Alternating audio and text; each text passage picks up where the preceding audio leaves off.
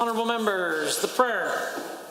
Lord, the God of righteousness and truth, grant to our Queen and to her government, to members of the Legislative Assembly and to all in positions of responsibility, the guidance of your Spirit. May they never lead the province wrongly through love of power, desire to please, or unworthy ideas, but laying aside all private interest and prejudice, keep in mind their responsibility to seek to improve the condition of all. Amen, and please be seated.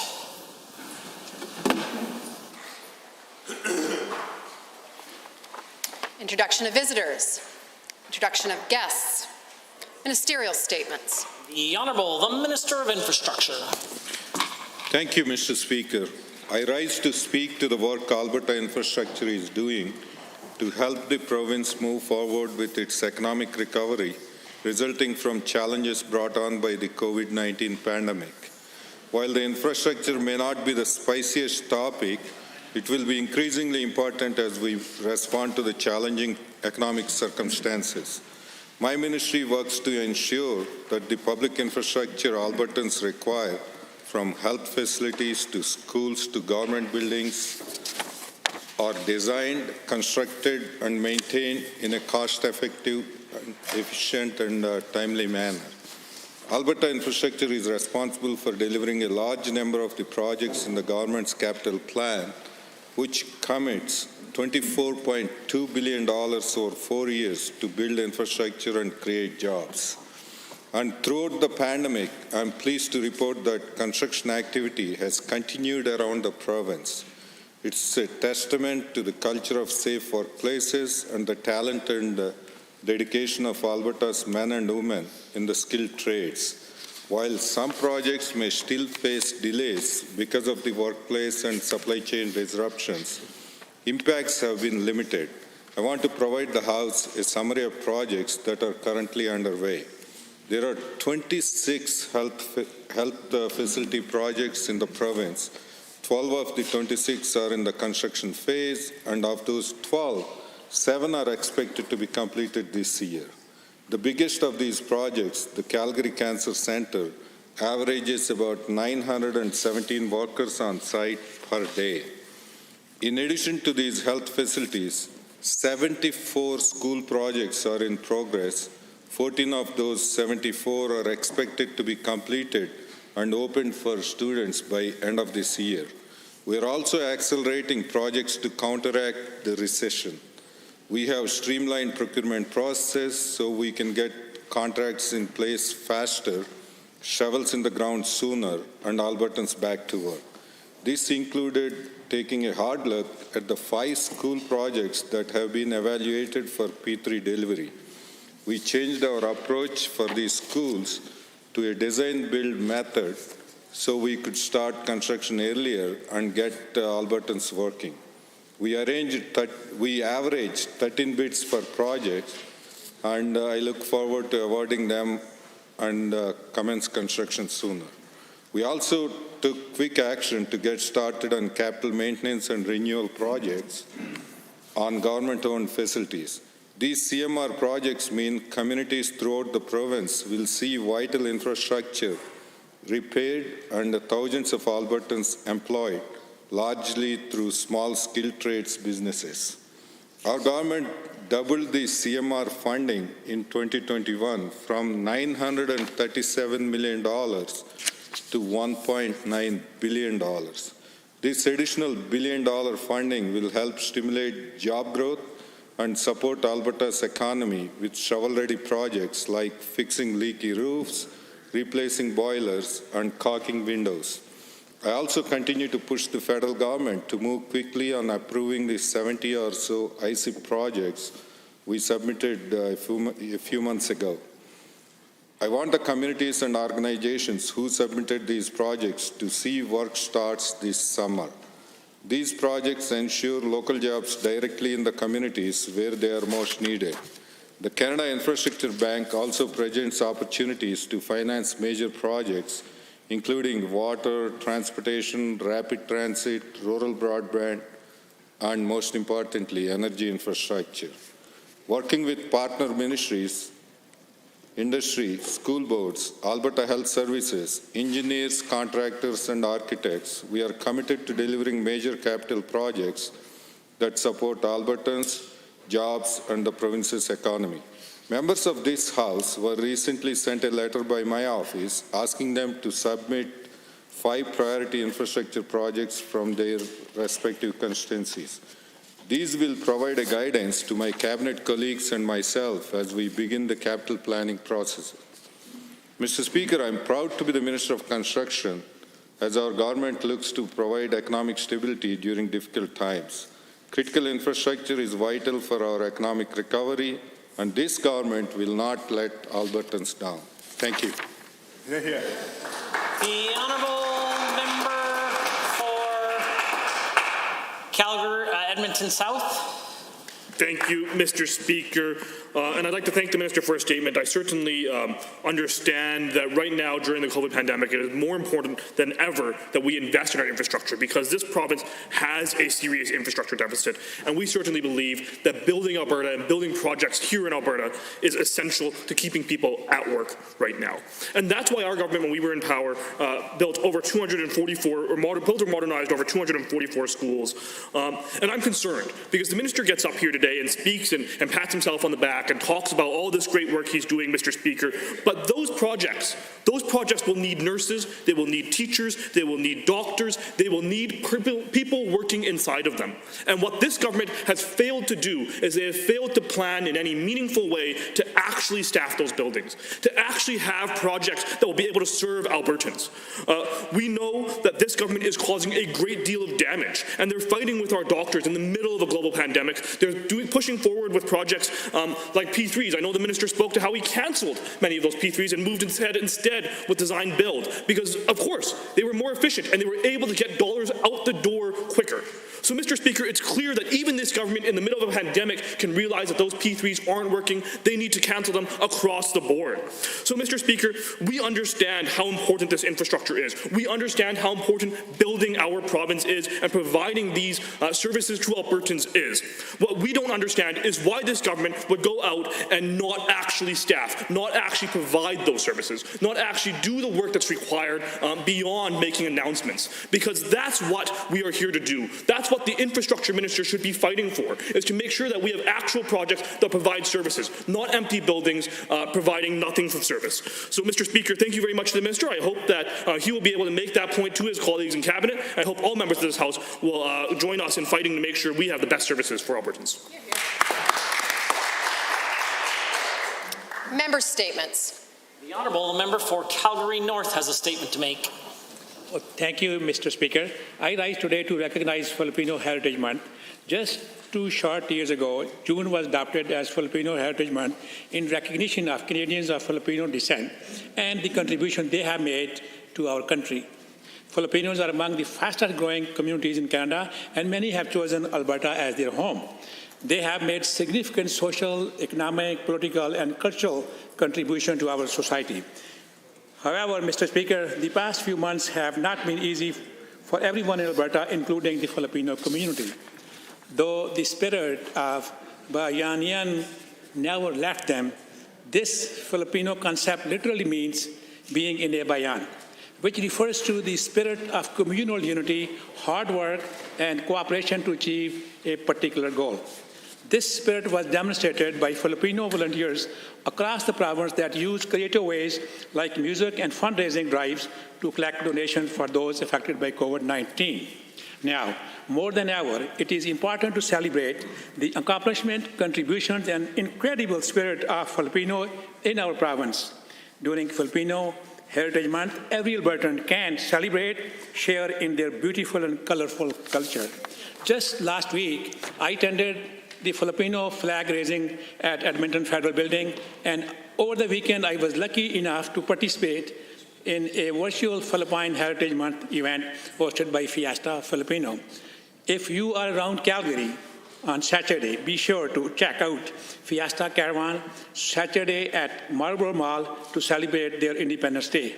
Mr. Speaker, in closing, I ask all honorable members of this House to join me in wishing Filipino across Alberta a very happy Philippine Independence Day. Thank you. The honourable member for Edmonton Rutherford. Thank you, Mr. Speaker. Recent events in the news and ongoing protests have raised awareness of the racism against both Black and Indigenous communities in this province and indeed this country.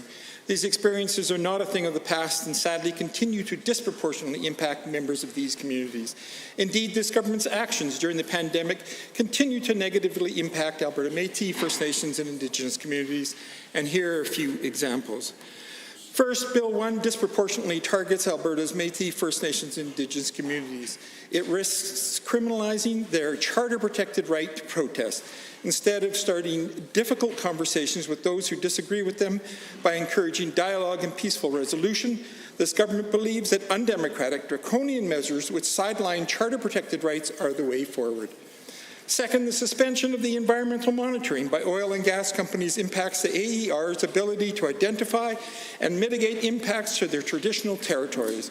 The Athabasca Chipewyan, Fort McKay, and Mikisew Cree First Nations say the decision was made unilaterally without the government fulfilling their consultational obligation to consult with First Nations communities. The heavy-handed decision suspends the monitoring of soil and groundwater, fumes and leaks of potent greenhouse gases such as methane. Third, the rise in domestic violence that our province is facing disproportionately affects Indigenous women. At best, this government has provided the bare minimum in support to these communities. Mr. Speaker, the work that we all do on reconciliation today will define our province and indeed our country for generations to come. The time to act is now, and the government can start by learning how to acknowledge the land that we all stand upon. Thank you. The honourable member for Athabasca Barhead Westlock. Mr. Speaker, Alberta has some of the best farmers in North America. They provide meat, dairy, poultry, and grain products to Canadians and to the world every day. All the food on your dinner table is thanks to a farmer. And it is important to remember that our agricultural industry is of vital importance to our economy as well. Agriculture is Alberta's largest renewable industry and second largest overall. Last year, agriculture was responsible for $6.15 billion of Alberta's total GDP. Farmers' Day, this Friday, is an important opportunity for everyone to support a farmer. The roots of Farmers' Day can be traced back to 1914, and it was solidified as an official holiday in 1951 by Premier Ernest Manning. Every second Friday in June, students would have a day off to celebrate a successful seeding and take a day of recreation before the busy haying season. Farmers' Day was amended in 1975 to be optional for schools, meaning most students no longer got the day off.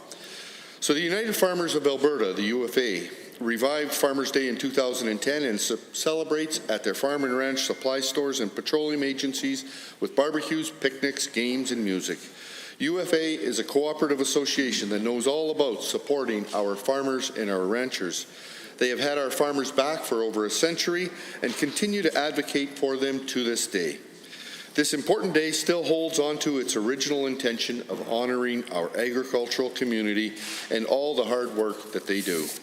This year, UFA will not host events due to COVID-19, but will, however, still be having a calendar contest where kids 17 and under can illustrate how they would thank a farmer.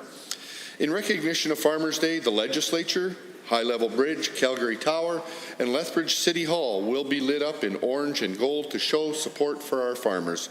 So this year, Farmers' Day is Friday, June 12th, so mark your calendars and don't forget to thank a farmer. Honourable members, I almost like I heard a cell phone infraction there during the member statement given by the member for Athabasca Barhead Westlock. I'm sure whoever it was will be more than happy to make a contribution to a charity of their choice for not following the very basic rules that the Assembly provides. Presumably it was the honourable member for Fort McMurray Wood Buffalo. I'm not 100% sure. The member for Edmonton Millwoods. Thank you, Mr. Speaker. Last year in November, the Minister of Finance described AIMCO's returns as, I quote, spectacular, 2 days ago, the minister downgraded his assessment to describe those returns, and I quote, to excellent. Yesterday, both the Premier and the minister changed their tune. The Premier said that anyone who's concerned about returns at AIMCO is, and I quote, economically illiterate. Mr. Speaker, is this a joke? Or is this government just so profoundly clueless about AIMCO and investments that they really don't get it? AIMCO returns impact every Albertan every day. AIMCO manages the government's short-term cash. AIMCO manages the Heritage Trust Fund. Simply put, there is a direct link between AIMCO's performance, the province's bottom line, and the money available to pay teachers in classrooms. As the institutional investor notes, AIMCO's latest blunder, Wall Street banks happily paid AIMCO for crash insurance and cashed in. This leading Wall Street publication quoted experts calling AIMCO amateurish. And so it's not surprising that Albertans and public sector pension holders are up in arms about Bill 22. They're screaming from the rooftops for this minister to take their hands off their pensions. And they simply don't believe a word the Minister of Finance says. He claims AIMCO returns are spectacular, but they haven't met LAPP's benchmarks in 44 straight quarters. That's 100% failure. Teachers are up in arms because the minister is moving their pensions to a manager with a track record of delivering poor returns relative to what they already have. And for teachers, if they don't get the returns they're used to, it's going to mean higher contribution rates, lower take-home pay. To make it worse, it's going to mean higher taxes on Albertans as government matches contributions. Mr. Speaker, this minister has sold Albertans a fairy tale, but it's actually a nightmare. Bill 22 is a disaster. Tens of thousands of Albertans are demanding he reverse Bill 22 and admit his mistake. If you agree, head to yourpensionisyours.ca and tell this UCP government they need to be listening to your voice. The Honourable Member for Central, Keith Notley. Albertans are incredibly giving people. I'm sure we can all agree on that. Part of what makes me so proud to be an Albertan is my fellow Albertans' willingness to give their time, money, and resources to help support the most vulnerable. It is deeply ingrained in our culture and who we are. One of the simplest ways to volunteer and make a difference is donating blood. This week marks the 12th annual National Blood Donor Week here in Canada. It is an occasion for us to highlight the importance of blood donations to our healthcare system and encourage Canadians to take some time to donate. That's why I've organized several caucus blood donor events where many of the members of our caucus, cabinet, and staff donated blood to help support the cause. And I'm sure they would agree that the process is safe, effective, and necessary. Blood and plasma are literal lifesavers, and the need for donors is high. For example, a single victim of a motor vehicle collision can require up to 50 units of blood. That means that up to 50 different donors are needed to save one person's life. We all know someone who has received blood or plasma to help them through medical emergencies or procedures. The COVID-19 pandemic has presented challenges for a national system of blood donations. Many of those who donate regularly are seniors who have had to cancel their donation appointments for their own health. Also, mobile clinics could no longer operate. But after a call to action put out by the Canadian Blood Services, Albertans in particular stepped in to donate. It is yet another way that the people across our province are taking action to support one another during COVID-19 pandemic. The process is simple. Go to blood.ca, book an appointment, show up for the pre-screening process, get hooked up, and relax. And of course, you get some good snacks and beverages when you're done too. I've often heard the phrase that volunteers are the lifeblood of our communities. Well, Mr. Speaker, when it comes to donating blood, this message can be taken literally. I encourage all Albertans to visit blood.ca and look into how they can easily help to save a life. Thank you.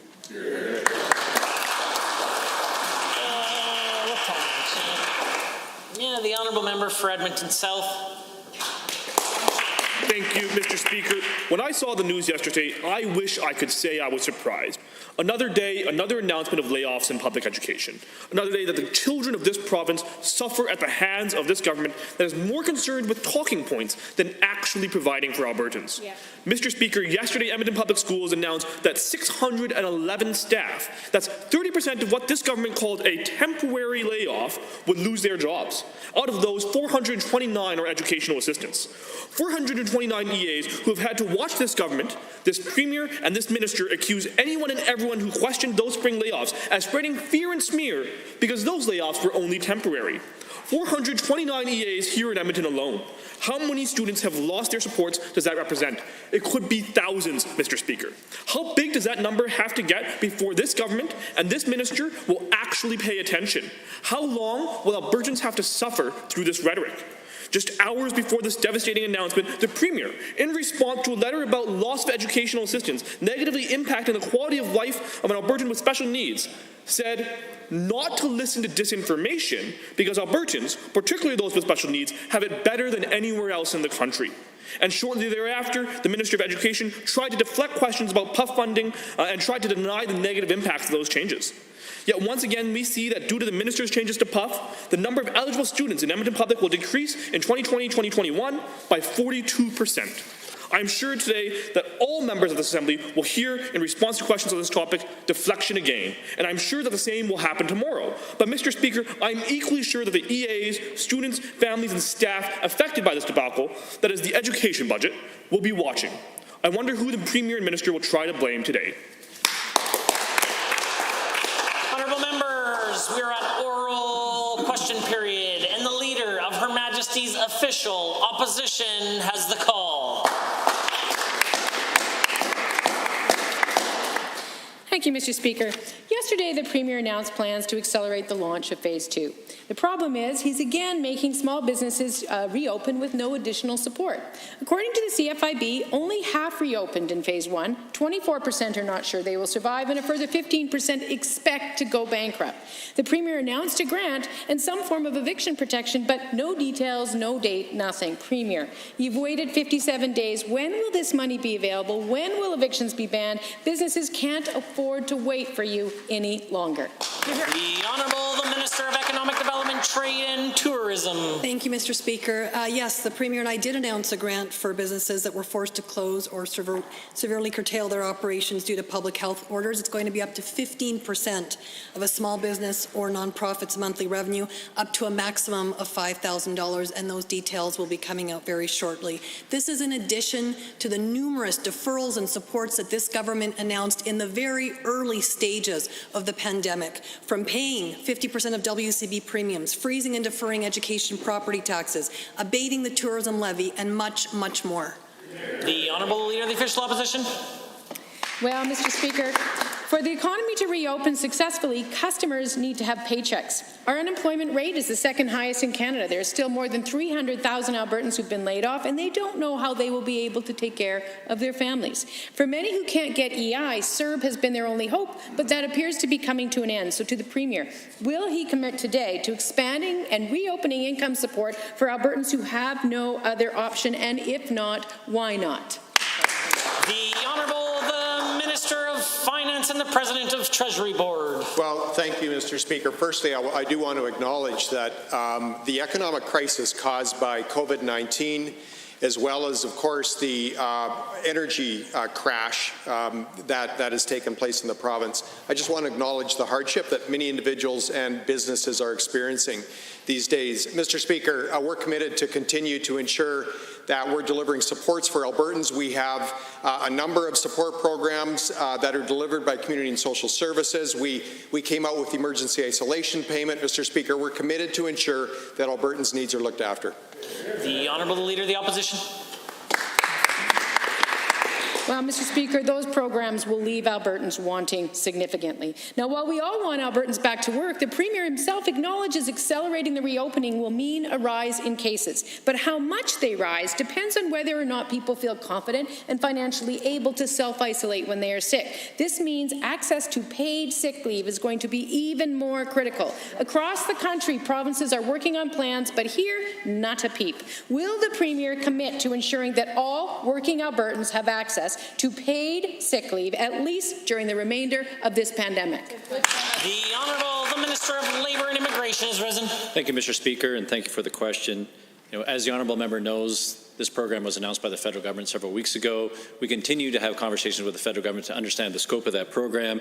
And I'd like to point out, Mr. Speaker, that our government took immediate action, recognizing the importance of providing Albertans with funding so they didn't have to make the choice to self-isolate and stay at home versus not receiving a paycheck.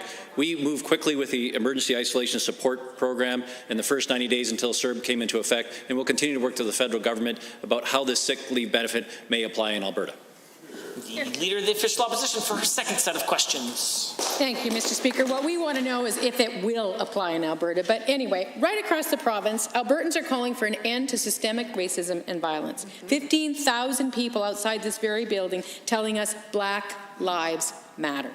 Racism is here. It never left. The shocking treatment of Chief Alan Adam alone demonstrates this. But yesterday, Alberta's Deputy Commissioner of the RCMP said he doesn't believe systemic racism in Canada policing exists. This is unacceptable. Will the Premier join me today in condemning these statements and calling for an apology? The Honourable, the Minister of Justice and the Solicitor General. Thank you, Mr. Speaker. And I made public statements on this. Racism is real, Mr. Speaker, and we have to do better. We have to do more. Thousands of people have spoken, Mr. Speaker. They want our policing to be more reflective of their communities, Mr. Speaker. We're calling on the federal government to take action like we're going to take action here at the provincial level, Mr. Speaker. We're going to expedite our review of the Police Act, make sure that policing is more accountable to the communities. Honourable, the Leader of the Opposition. Well, apparently the answer is no. The Justice Minister has committed to consulting with police chiefs, First Nations, and minority groups to find ways to act quickly. Good thing. But as the saying goes, justice must not only be done, it must be seen to be done. This is a significant moment, and we won't find meaningful answers behind closed doors. So, to the Premier, will he agree to establishing a panel, including members of the Anti-Racism Council, Indigenous leadership, and Black Lives Matter, to hold public hearings and make recommendations to this legislature no later than this fall? The Honourable, the Minister of Justice, Solicitor General. Mr. Speaker, we're working right now on our engagement strategy to make sure we go out and broadly consult across Alberta with Indigenous communities, community leaders, ethnic communities, Mr. Speaker, making sure that we hear the voices of those that came out to have their voices heard at protests across this province, Mr. Speaker. We're going to get this right. We're going to make sure that we listen, Mr. Speaker. The Honourable Leader of the Opposition. We need independent and open hearings, and that's not what we just heard about. Now, Mr. Speaker, over the last 2 weeks, our offices have been flooded by thousands of emails from activists and citizens concerned about Bill 1. They see it as this government's tool for expanding police authority over racialized communities. This legislation allows for the banning or restriction of protests across the province, thereby impeding and eroding the very rights and freedoms these Albertans are fighting for. Will the Premier commit today that Bill 1 will not receive royal assent until he has fully consulting with racialized communities on its impact? The Minister of Justice. Mr. Speaker, Bill 1 does not infringe on charter rights, full stop, Mr. Speaker. Lawful protests can continue. They were there last month. They can continue next month, Mr. Speaker. This bill targets illegal blockades, Mr. Speaker. We had a time in this country where we had our complete supply chains were jeopardized, Mr. Speaker. We can't have that going forward. That's what Bill 1 deals with. The right to protest existed last month. It'll exist after proclamation as well. Well, the member for Calgary Mountain View. Mr. Speaker, Devin Venables died tragically in 2002 after being sucker punched outside a bar. His mother, Karen, relied on victim services support personnel as her lifeline to navigate through the legal system. She joined me last hour to call on the Premier to immediately halt Bill 16, which will raid this fund and rob victims of crime of the supports they need during the worst times of their lives. To the Premier, will you listen to Karen and commit right now to halting these cruel changes to the Victims of Crime Fund? The Honourable Minister of Justice, Solicitor General. Mr. Speaker, the Victims of Crime Fund will continue to be there for Albertans. This is about more, Mr. Speaker, about $20 million more for victims of crime and public safety initiatives. The real question here, Mr. Speaker, for that member is why do they want to take $20 million away from initiatives like drug treatment courts? Earlier this year, we announced in Lethbridge the expansion of a new drug treatment court in that community. She might want to talk to the member from Lethbridge West about why they want to take that away from the people of Lethbridge. People that are recovering from addictions, Mr. Speaker, deserve drug treatment courts. Why do they want to take that away? The Honourable Member for Calgary Mountain View. Mr. Speaker, it is perfectly possible to fund drug treatment courts without taking from victims. The UCP should absolutely not be paying for their unfunded campaign promises with money they took from victims. Somehow, the UCP finds it acceptable to take federal money to pay themselves while they claim there's not enough money for victims of crime. If the Premier will not stop these cruel changes, will his government at least support further consultation on this bill so victims of crime and the organizations that support them at least have the opportunity to have their say? The Honourable Minister of Justice. Mr. Speaker, that person was the former Justice Minister. For 4 years, she had an opportunity to fund drug treatment courts and failed Albertans. They failed those that are suffering from addictions, Mr. Speaker. Shame on them for trying to take that money away from Albertans. The honourable member. You are causing so much pain and suffering. If you don't take the time to consult, will you at least accept amendments to this heartless legislation to make it a little better? Bill 16 limits the benefits victims of crime receive for injuries or death. That's right, it actually shrinks the pool available of funding to support victims. To the Premier, will you personally look into this cruel aspect of the bill and work with me to amend it or remove it? Provide some caution to the honourable member for Calgary Mountain View for her use of the word "you" in that context. The honourable Minister of Justice. Mr. Speaker, I think this member needs to explain to Albertans why she didn't come to rural communities to listen to those that have been victimized for years, Mr. Speaker. Why do they want to take away 400 law enforcement personnel that can respond to emergencies in rural communities, Mr. Speaker? Those people want to know that someone is coming to an emergency. They're yelling right now, Mr. Speaker. They didn't listen to rural communities when they're in office. They're not listening now. This is here to keep people safe, and it's also here to make sure we have compassionate abilities in our justice system to deal with addictions. We're going to announce another drug treatment court again tomorrow, Mr. Speaker. Why do they want to take that away? The honourable member for Edmonton Glenora has a question. A recent survey of over 8,000 teachers showed that they are stressed, exhausted, and isolated. Teachers need support, but the government did the opposite by laying off more than 20,000 education workers.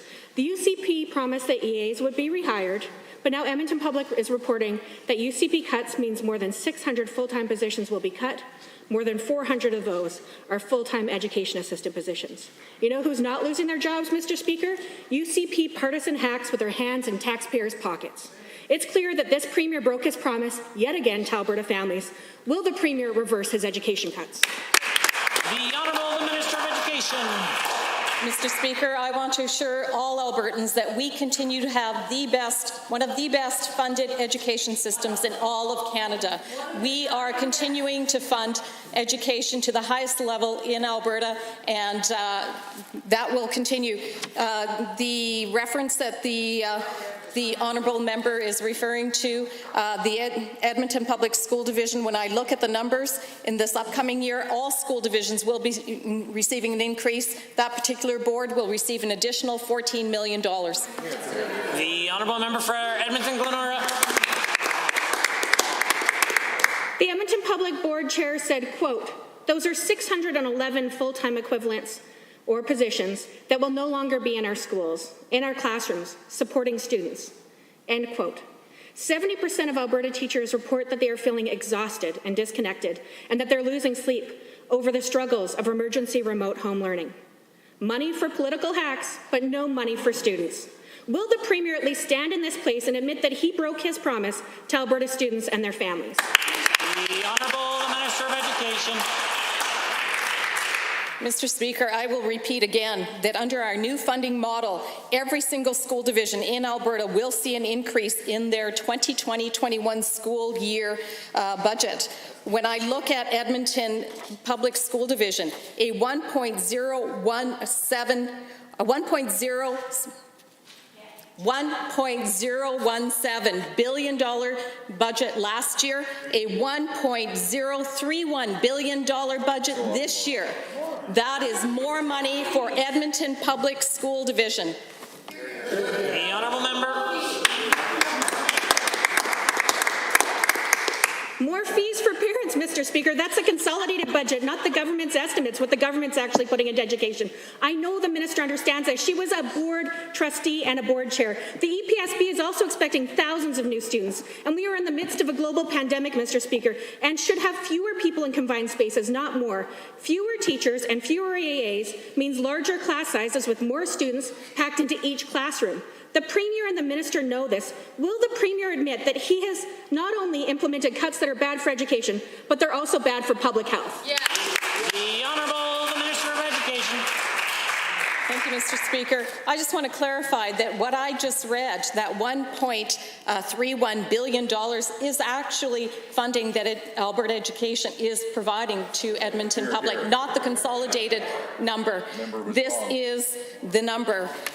Again, the new model that we have put in place has gone from 36 grants down to 15 grants. Same dollars that are being put out, more dollars in fact this year, and school boards have the maximum flexibility to direct those dollars to the classroom. The honourable member for Calgary-Curry has a question. Thank you, Mr. Speaker. Now, many Albertans were excited to hear about the potential rail connection between the Calgary Airport and Banff.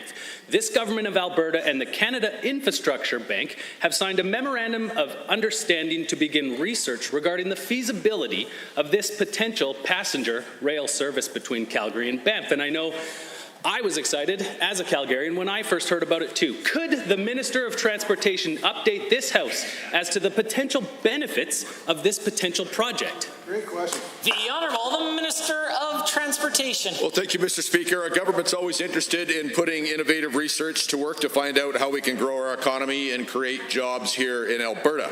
The Canada Infrastructure Bank brings big expertise on large, complex projects like this, and we value their opinion. The potential rail connection would support local economies in Calgary and Banff and the areas in between, but for more detailed answers, the honourable member probably needs to wait until the studies are complete.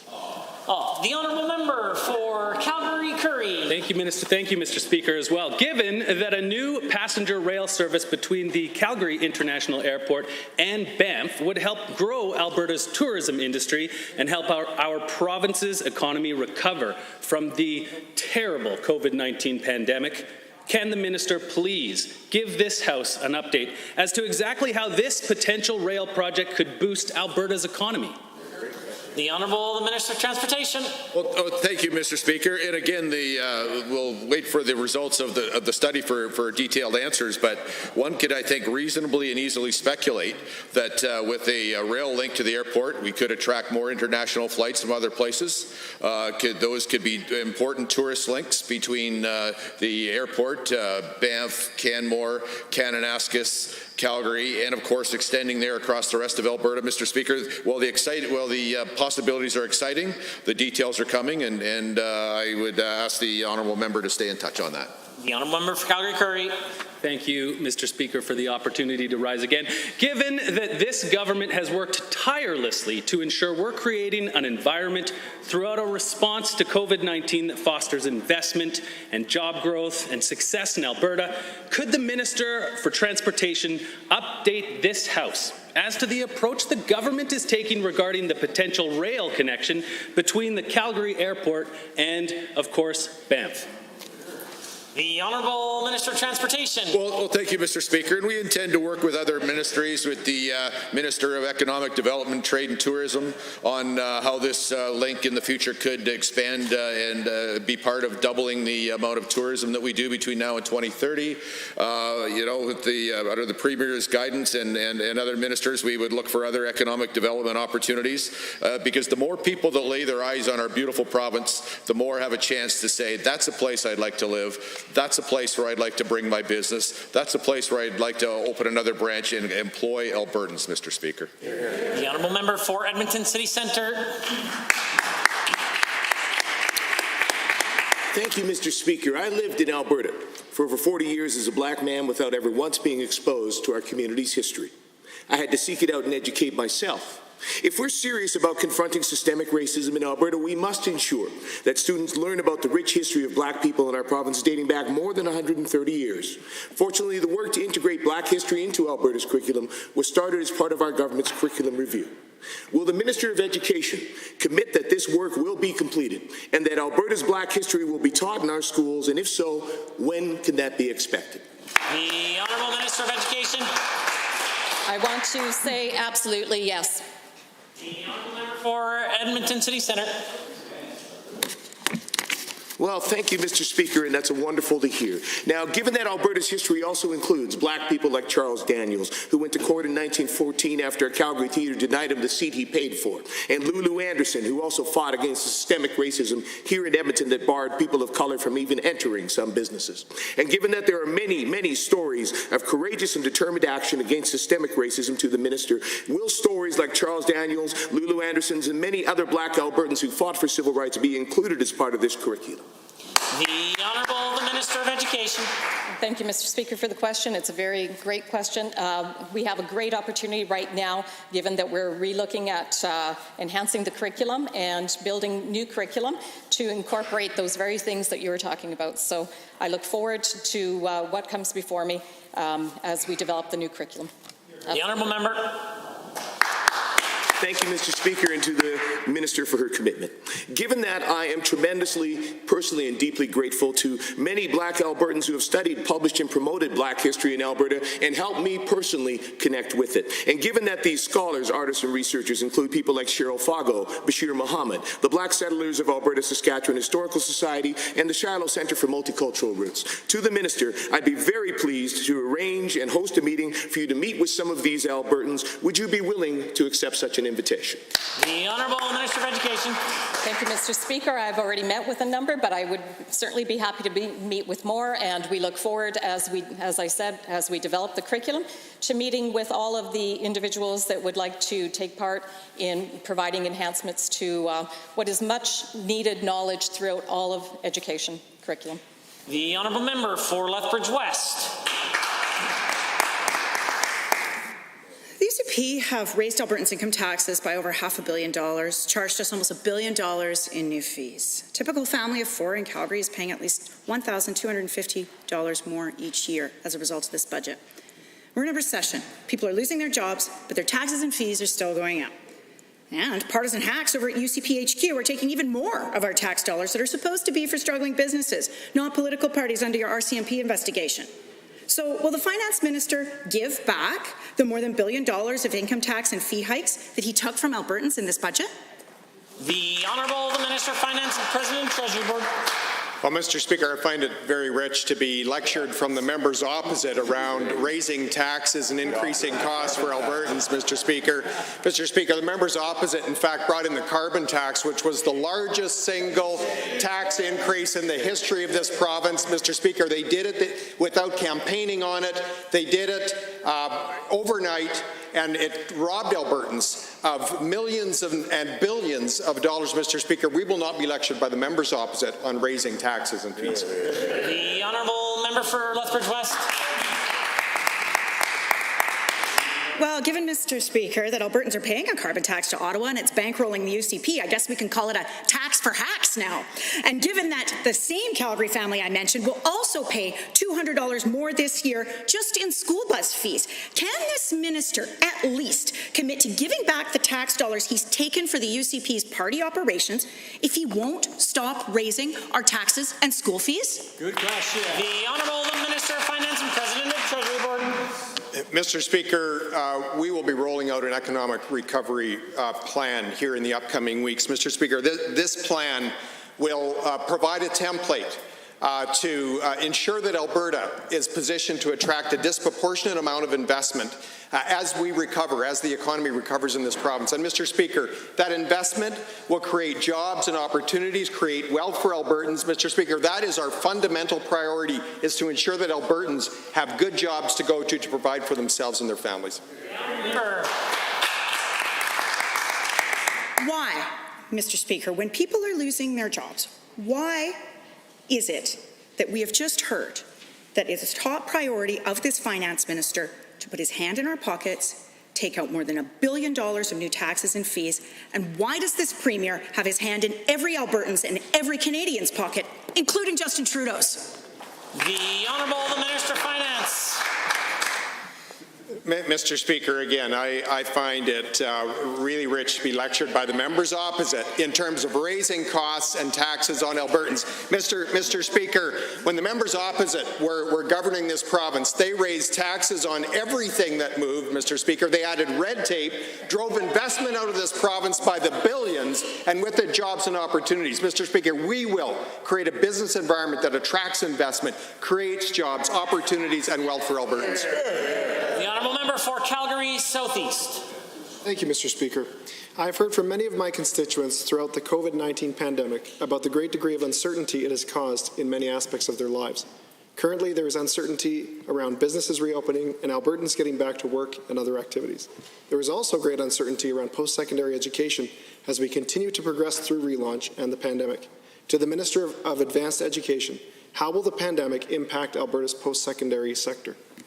The Honourable the Minister of Advanced Education. Thank you, Mr. Speaker, and thank you to the member for the important question. Of course, as the member has noted, the COVID pandemic has created a lot of uncertainty for all Albertans and as well for our post-secondary institutions. One of the ways in which our institutions have been affected has to do with revenue, of course, with students not being on campuses. There's declines in revenue associated with parking fees and things of that nature. But there's still continued uncertainty ahead, primarily around enrollment. The pandemic has limited students' ability to work over the summer and earn, and limited international travel, so enrollment still remains an uncertainty. The honourable member for Calgary Southeast. Thank you, Mr. Speaker, and thank you, Minister. Given that improving post-secondary outcomes and efficiency are key priorities of this government, and given that the Minister was set to implement a performance-based funding model, and given that the Minister delayed the implementation of performance-based funding until the next academic year, to the Minister of Advanced Education, which specific metrics and how did the uncertainty around these metrics lead to the decision to delay performance-based funding? The Honourable the Minister of Advanced Education. Well, thank you again, Mr. Speaker. Delaying performance-based funding for the time being is absolutely the right thing to do, given the uncertainty that the member has noted. Some of the specific metrics that we've been looking at, to give you an example, has to do with enrollment. And as I just highlighted a moment ago, there's still quite a bit of uncertainty with respect to enrollment patterns, both for domestic students and international students. So in this environment of uncertainty, it's very prudent to put performance-based funding on the shelf for the time being, but we will return to it next year in a more robust manner. The honourable member. Thank you, Mr. Speaker, and thank you again, Minister. Given that this government is committed to strong and sustainable post-secondary education, and given that there are numerous benefits to performance-based funding, such as ensuring institutions are connecting education to the demands of the job market, and given that students are more likely to earn higher wages if they have completed work-integrated learning, to the same Minister, how will performance-based funding incentivize institutions to create more work-integrated opportunities? The Minister.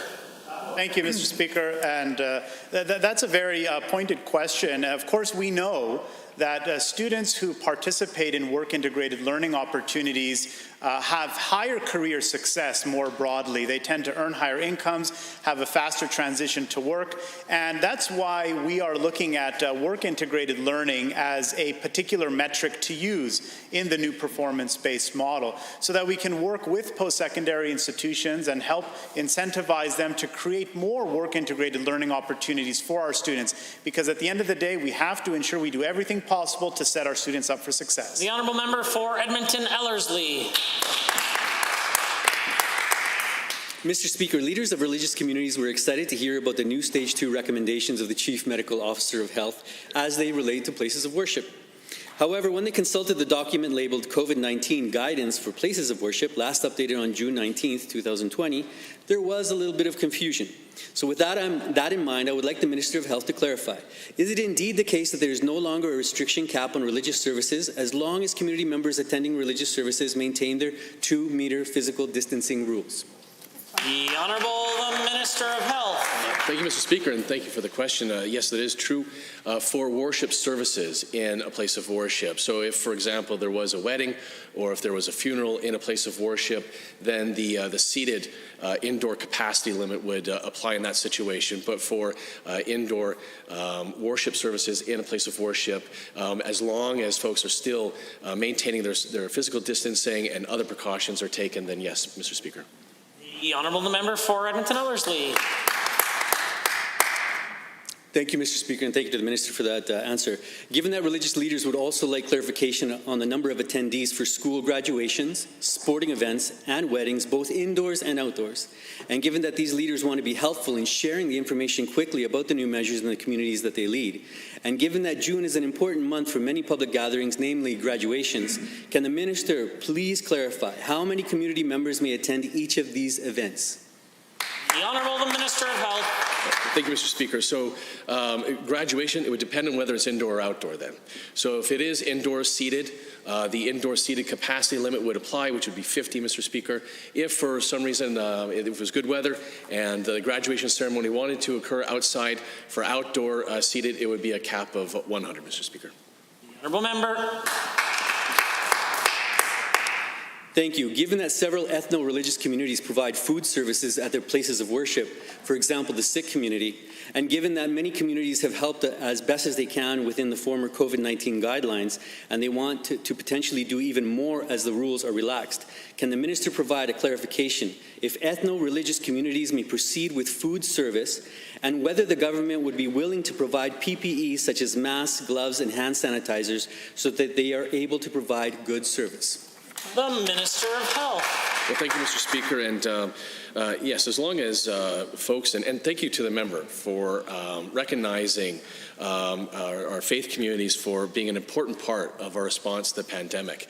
So as long as folks are still complying with the remainder of the recommendations and the guidance of the Chief Medical Officer of Health that remain in place, Mr. Speaker, as we enter stage 2 relaunch, the ability for the faith communities to be able to provide, continue to provide, as they've been an important part of the pandemic response, Mr. Speaker, they will be able to continue to do so.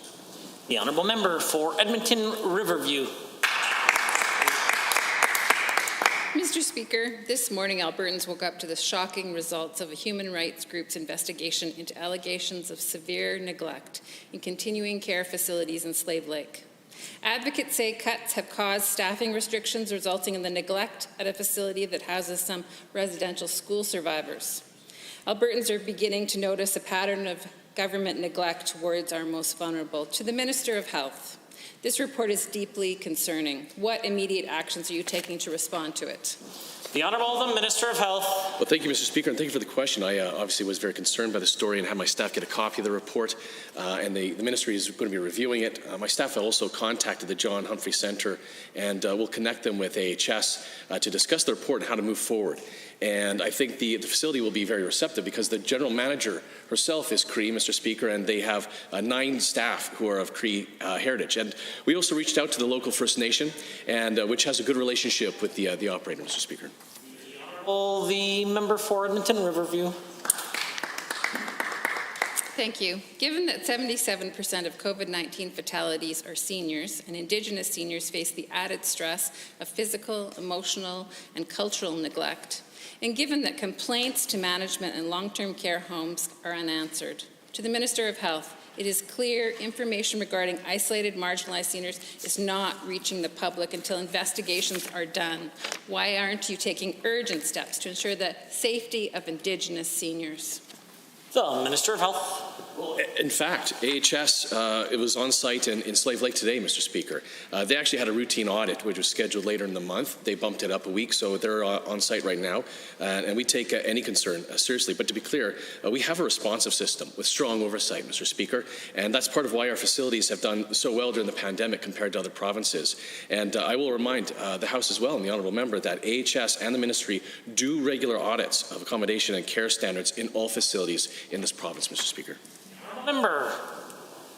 Well, given, Mr. Speaker, that the audit or review that was done in February found the organization in compliance. It was only an independent audit that brought this forward, and the investigators condemned the use of vulnerable seniors as a business commodity. And given that government inspectors did not catch these problems in Slave Lake during an inspection in February, to the Minister, do you agree with the human rights groups that an independent public inquiry needs to be done in relation to the reports of numerous violations at Points West Living?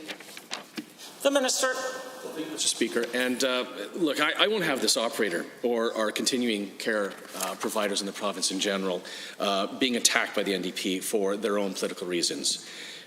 We take the report seriously, but this is a good system, including all of our independent providers in this province. And this is a good facility and a good operator. And the site is highly rated. I note on HQCA's resident and family surveys, they have no complaints to the protection for persons in care. And in fact, as we come out and out of the response to the pandemic, Mr. Speaker, they had no COVID cases in the facility. Well, the member for Calgary-Curry. Thank you, Mr. Speaker. The Associate Minister of Natural Gas and Electricity announced in December that he was drafting a vision for Alberta natural gas, a recommendation of the Natural Gas Advisory Panel. This panel, appointed by the NDP, advised the former government to prioritize public interest decision-making. This vision, widely anticipated by the industry, will support Alberta in strengthening our economy. To the Associate Minister, can you please update the House on when this vision will be made to the public? The Honourable Minister of Justice will know the use of names is wildly inappropriate. The Honourable, the Associate Minister of Natural Gas and Electricity. Mr. Speaker, our recent engagement with industry confirmed that Alberta has a huge opportunity to attract new investment to our natural gas sector. In addition, there are a number of channels within the natural gas value chain that we're going to explore, such as petrochemical and hydrogen. We are nearing finalization of our natural gas vision for Alberta, and I look forward to sharing more with you this summer, Mr. Speaker. The Honourable Member for Calgary-Curry. Thank you, Mr. Speaker, and thank you to the Minister. Given that Alberta is facing real financial hardships and we must work to strengthen and restore our economy, and given that the natural gas vision will help Alberta become a global supplier of clean, responsible, developed natural gas, and that strong regulations for resource development are as important as a strong economy. To the Associate Minister, how will this vision contribute to creating jobs and bringing investment back to Alberta? The Honourable, the Associate Minister of Natural Gas and Electricity. Mr. Speaker, we hear repeatedly that the environmental regulations in Alberta are the most stringent in the world. And we also hear, Mr. Speaker, that industry is concerned by the divisive nature of the NDP. Now, our natural gas vision, Mr. Speaker, is going to be a vehicle for a unifying front on the energy file. I would encourage members of the opposition to embrace this natural gas vision. Or is there ideological disdain for this industry going to be too much to handle? The Honourable, the Member for Calgary-Curry.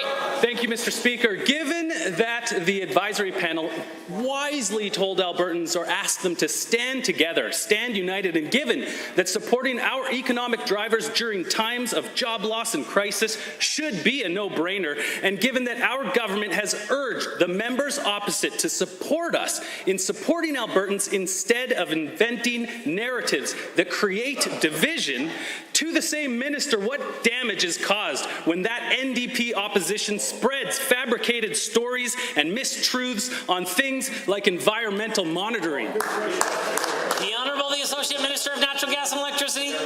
Mr. Speaker, in 2018, when the then Premier curtailed oil production in the province, we stood shoulder to shoulder with them, Mr. Speaker, and we said it was the right thing to do. And do you know why we did that? Because Alberta's success is not a partisan issue, Mr. Speaker.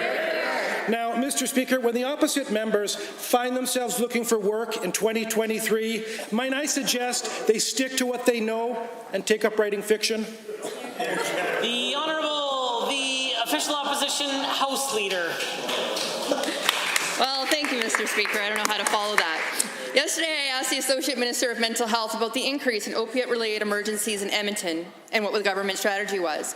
The Associate Minister claimed shockingly that he was optimistic that the number is going down. In fact, Mr. Speaker, the numbers have doubled. So, I'll try again. Mr. Speaker, the number of emergency calls related to opiates more than doubled from the last time this year. To the Associate Minister, how do you have the facts so wrong? And what will you do here now to address the opiate crisis? The Associate Minister of Mental Health and Addictions. Mr. Speaker, the COVID-19 pandemic affects all Albertans. We know that with people who are suffering from mental illness and addiction, it's tougher for them. That's why we prepared one of the most comprehensive mental health and addiction recovery action plan in Canada. Our $53 million investment doubled all the provinces combined. Honourable, the official opposition House Leader. Well, thank you, Mr. Speaker. Given that the Associate Minister also dismissed the more than doubling of opiate emergencies by saying, and I quote, "With COVID-19, we anticipated that there will be more increases coming. And given that those struggling with addictions, the families and loved ones struggling with addictions, and those who work to support those struggling with addictions deserve more than this minister's brush off with COVID-19, will the minister offer an apology for dismissing the pain and struggle that the doubling of opiate emergency calls have created among our first responders and families, and tell them when they can expect him to act in response to the doubling of opiate emergencies that have caused all this harm?" The Associate Minister of Mental Health and Addictions. Thank you, Mr. Speaker. In the face of unprecedented COVID-19, nobody knows how severe that will impact us. But make no mistake, Albertans through our government, we prepared the most comprehensive plan to address that. On top of that, we also ensure that naloxone kit is widely available throughout the province. We have increased availability of opioid substitution treatments and ensure that more Albertans can get treatment. Mr. Speaker, we're going to continue on that route. The Honourable Member. Well, thank you, Mr. Speaker. Given that the Associate Minister actually cancelled the IOTS program, I'm not sure where the alternatives are. And given that there was an increase of 138 cases of emergency EMS calls in Edmonton over the last year, and given that the Associate Minister has claimed to be laser focused on this issue, but when presented with the increase, he could only point out that a report was being released next week. And given that I couldn't get an answer yesterday, I will try again. Minister, lives are at risk and people deserve answers. Why can't you give us any? The Honourable, the Associate Minister. Mr. Speaker, thank you. It looks like whatever the answer you give, that falls into a deaf ear. Let me reassure that Albertans are working with our government. We have a plan. We have a comprehensive plan. Our plan is going to focus on recovery. We're going to focus on getting people out of addiction. Mr. Speaker, we're going to fund detox. We're going to fund treatment center. We're going to get people into recovery and live on a life of wellness. Thank you. The Honourable Member for St. Albert has a question. Disabled Albertans on AISH have met strict eligibility criteria around the severity and permanence of their disability, as well as profound difficulty maintaining employment. AISH is their primary source of income, and despite the UCP spin about the generosity of these benefits compared to other jurisdictions, disabled Albertans who rely on AISH live well below the poverty line. The UCP chose to cut AISH benefits by de-indexing in 2019, stating they would consider indexing these benefits when the financial situation increases. So please, to the Minister, explain what the criteria is and what disabled Albertans can expect. The Honourable, the Minister of Community Services. Mr. Speaker, first of all, I would like to say that during this pandemic, our government's focus has been on making sure that vulnerable Albertans are taken care of, and that includes individuals who have disabilities. AISH benefits continue to be maintained as they have been. Regulations haven't changed at all, and benefits will continue to remain in place as they have been. The Honourable Member for St. Albert. Thanks, Mr. Speaker. Given the cost of poverty includes additional pressures on health care, mental health supports, emergency housing, and food banks, but given that the UCP thinks its better use of tax dollars is subsidizing the cost of partisan fundraising, will the Minister describe the cost-benefit analysis completed prior to the elimination of indexing AISH benefits or de-indexing AISH benefits, and really, what is the anticipated cost of this poverty that is continuing to accumulate every year that benefits aren't indexed? The Honourable, the Minister of Community Services. Mr. Speaker, the reality is when we were first elected and we became aware of our government's fiscal situation, it became apparent it was much, much worse than what was let on. And that's why some of these decisions were made to suspend indexing government-wide. In terms of moving forward, we know that we're going to be seeing double-digit unemployment rates, and we know that we're going to be seeing a greater caseload growth in our income support program, and we are committed to making sure that vulnerable Albertans are getting the supports that they deserve. The Honourable Member. Given that this government has said the best social innovation plan is employment, and this is not a reality for the vast majority of Albertans with disabilities. Every year that goes by, they slip further and further behind. You cut AISH, you de-index. What is their role in your economic recovery plan? Because you know what? They're not buying the spin that you continue to generate. Yeah. The Honourable Minister. Mr. Speaker, once again, we did not cut AISH, we did not cut benefits, eligibility remains intact, and I'm actually quite disappointed that the member opposite takes every opportunity she can to create additional fear and anxiety within the disability community. This government is committed to rejuvenating our economy, particularly after this pandemic, and we will continue focusing on employment and taking care of the vulnerable. Here, here. The order. The Honourable Member for West Yellowhead has the call. Mr. Speaker, spring can be a perilous time for Alberta's forests. The snow has melted and typically dry, warm weather follows. With the deadfall in our forests plentiful, there's a higher risk of a devastating large-scale fire.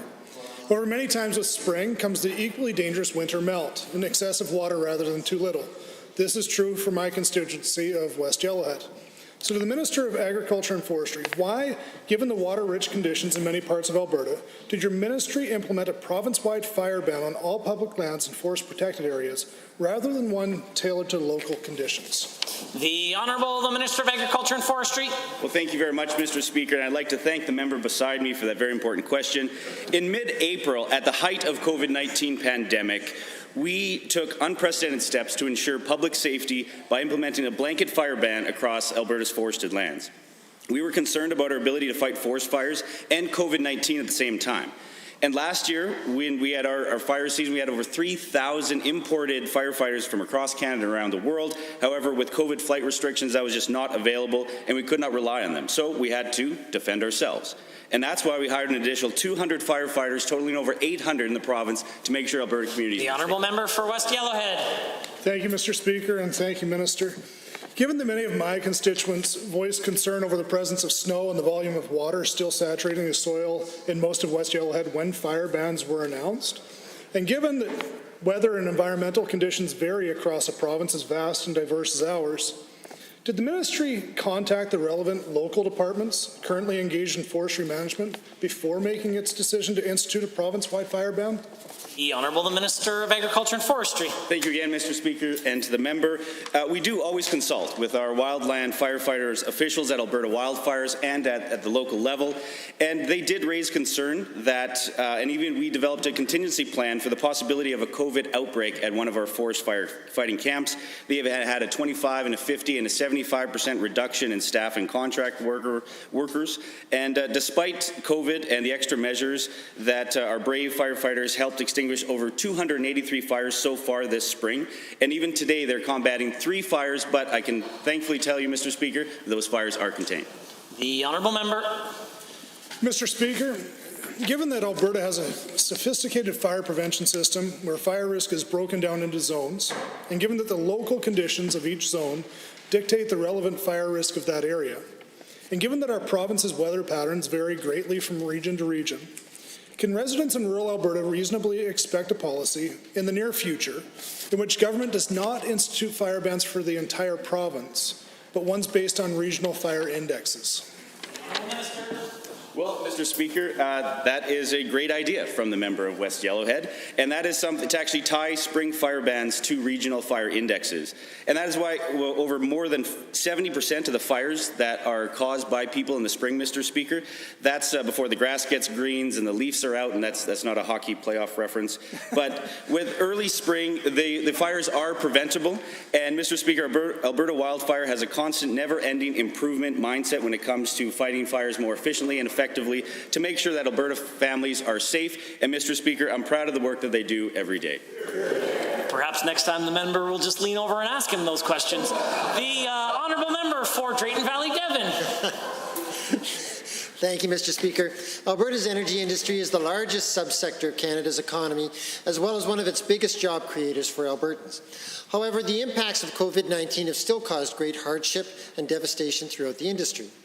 I'm confident that our government will come together to ensure that these hard-working, proud Albertans will still have the means to provide for their families. But to the Minister of Energy, you are a strong voice for Albertans in our energy sector. What will you be doing in response to the real economic hardships Albertans are facing?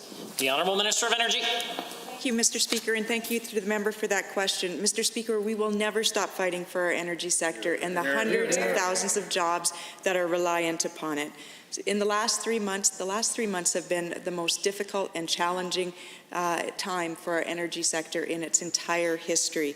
And Mr. Speaker, since the onset of the pandemic, our government has been taking measures to help. We've deferred payments and levies. We've deferred the WCB. We've worked with our sector to get access to federal loans. We'll never stop supporting them. The Honourable Member for Drayton Valley Devon. Thank you, Mr. Speaker. Given that oil and gas service sector in Alberta, and especially in my constituency, are struggling, and given that the jobs for Albertans start with the companies that employ them, and given that I have heard many stories in my constituency about operating costs exceeding funds coming in, and given that more bankruptcies mean more job losses across the board, to the Minister of Energy, the site rehabilitation program has several rounds of funding for Alberta companies that will have many direct and indirect benefits on employment and the economy. Can you tell this House how many jobs this program will create across Alberta? The Honourable Minister. Mr. Speaker, the site rehabilitation program, supported by $1 billion of funding from the federal government, will create about 5,300 jobs in this province. We launched the program on May 1st, and there's been enormous interest in the program. There's been over 36,000 applications for round one. In addition to the jobs that it will create indirect jobs and benefits in communities right across the province, communities like our the honourable members' communities.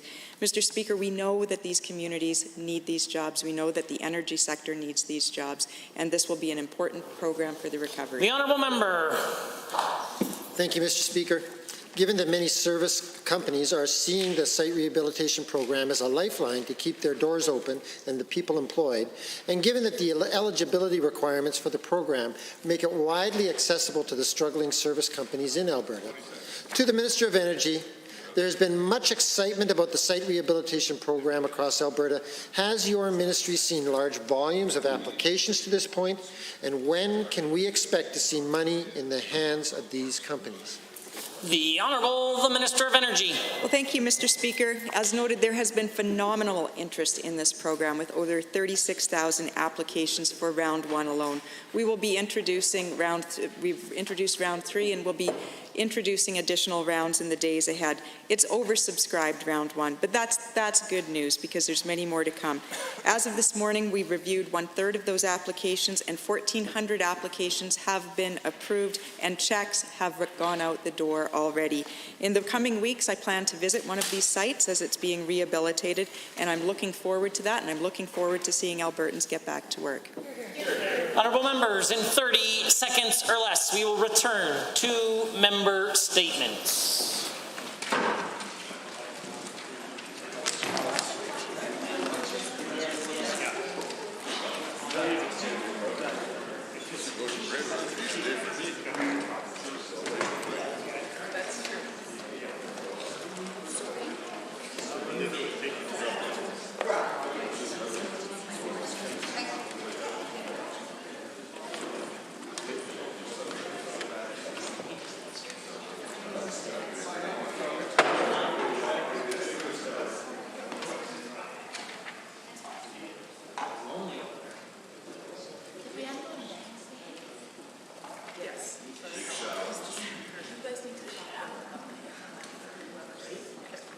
The honourable member for Camrose has a statement to make. Well, thank you, Mr. Speaker. Near the end of last year, it was my pleasure to have a tour of all the Bethany Care sites in Camrose. I'm told Bethany is the largest employer in the city, and their annual payroll and benefits exceed $43 million for the communities they serve. They specialize in seniors care by providing independent living through Seniors Care Contained and Life Lease options, continuing care, DSL-3, DSL-4, DSL-4D, home care, day programming, affordable housing, community housing, DTRS, and PLRS. In total, they serve 2,855 Albertans. The Bethany Group is a public not-for-profit organization providing healthcare and housing services in 28 communities throughout central Alberta. Every cent they receive is put towards their clients. They were originally established in 1922 by the Lutheran Church to operate a home for the aged in Banff, Alberta. They are governed by the Bethany Nursing Home and Auxiliary Hospitals Act. What strikes me most about the Bethany Group is that it invests resources to improve the lives of its clients, places an importance on building relationships, not just with its clients, but with similar organizations. Through its work with partners, Bethany allows all organizations to pull resources and better respond to the changing direction of community needs. There are over 700 direct employees of the Bethany Group and 130 employees of partner organizations. As I walked through these sites, I was met by smiling residents and warmly greeted by employees who have a very friendly working relationship with the volunteers on the board. Since my visit, the world has suffered from one of the worst pandemics in recent memory. I continue to give all those residents and their families my best wishes. I also want to acknowledge the tireless work of those employees during such a difficult time. Thank you. The honourable member for Edmonton, Highlands, Norwood. I'm exhausted. I miss seeing my kids and being able to check in with them. My school kids mean the world to me. It's been so hard mentally and emotionally on top of the work, trying to balance being a mom, working with my kindergarten-age teacher, with her schoolwork and my toddler. It's been a journey involving lots of tears and breakdowns. I was ready to walk away today. I'm so done. And then I got a message from one of my students. She needed me more than I needed to quit. So I will walk another day for the people who matter, my students, who I miss dearly. On top of being exhausted from the last 10 weeks of online prep, support, and delivery, I've also lost my position after this year because of funding cuts. Where is this going to end? Am I even going to have a job next year? These are just some of the many comments from teachers who reached out to me to tell me that they're struggling. And these aren't just the feelings of a few. These are the feelings of most teachers. In fact, thousands of teachers across the province have just been surveyed, and the survey results confirm that teachers are tired. They're worried. They're struggling with their mental and physical health. They're losing sleep, thinking about their students who are falling through the cracks. Teachers have done incredible work making the transition to online learning. They've gone above and beyond to meet the complex needs of their students.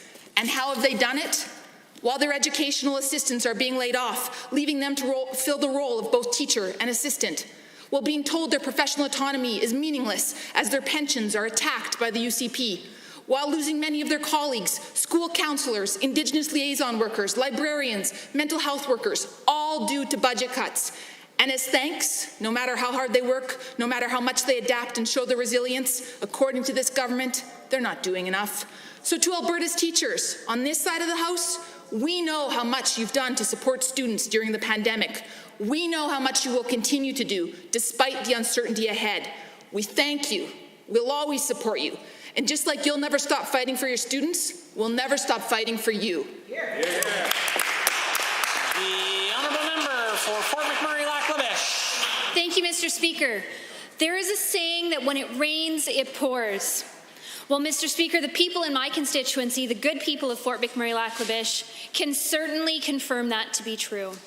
Only weeks after a 1-in-100-year flood left downtown Fort McMurray underwater, heavy rains have caused major flooding throughout Lac-La-Biche County and the Lakeland region. Now, Mr. Speaker, you may remember when I spoke about the Fort McMurray floods in this chamber, I made a special mention of the help that was pouring in from across the province. While help was coming from across all of the province, no region was quicker or more generous in offering assistance than the people of Lac-La-Biche. I know the people of Fort McMurray won't forget, just as we won't forget the help that they provided during the fire. In fact, the Regional Municipality of Wood Buffalo's Emergency Services has already offered help to the Lac-La-Biche Emergency Coordination Centre. Mr. Speaker, as you may know, in rural Alberta, your neighbours aren't just folks that live down the street, but they're people in small towns and communities know that we are stronger together, and living 3 hours apart does not stand in the way of that notion. In fact, just today, I had constituents and friends reaching out to see how they could help the people in Fort McMurray, help the people in Lac-La-Biche. I can say from my own experience that Lac La Biche has always been a great neighbor, and not just to Fort McMurray, but the time has now come for us to honor that and give what we can. I have been in constant contact with elected officials from the Lac La Biche region, and I drove through the area of Lac La Biche and Plamondon this past Sunday to see some of the damage firsthand. Mr. Speaker, the people have spoken with in Lac La Biche are optimistic that we will be able to weather this storm and get back on their feet, but we will need help. Thank you, Mr. Speaker. Presenting reports by standing and special committees. Presenting petitions. The honourable member for Edmonton Gold Bar. Mr. Speaker, I rise to table a petition that has been signed by thousands of Albertans urging the members of the Legislative Assembly to give priority to funding education according to student enrollment growth.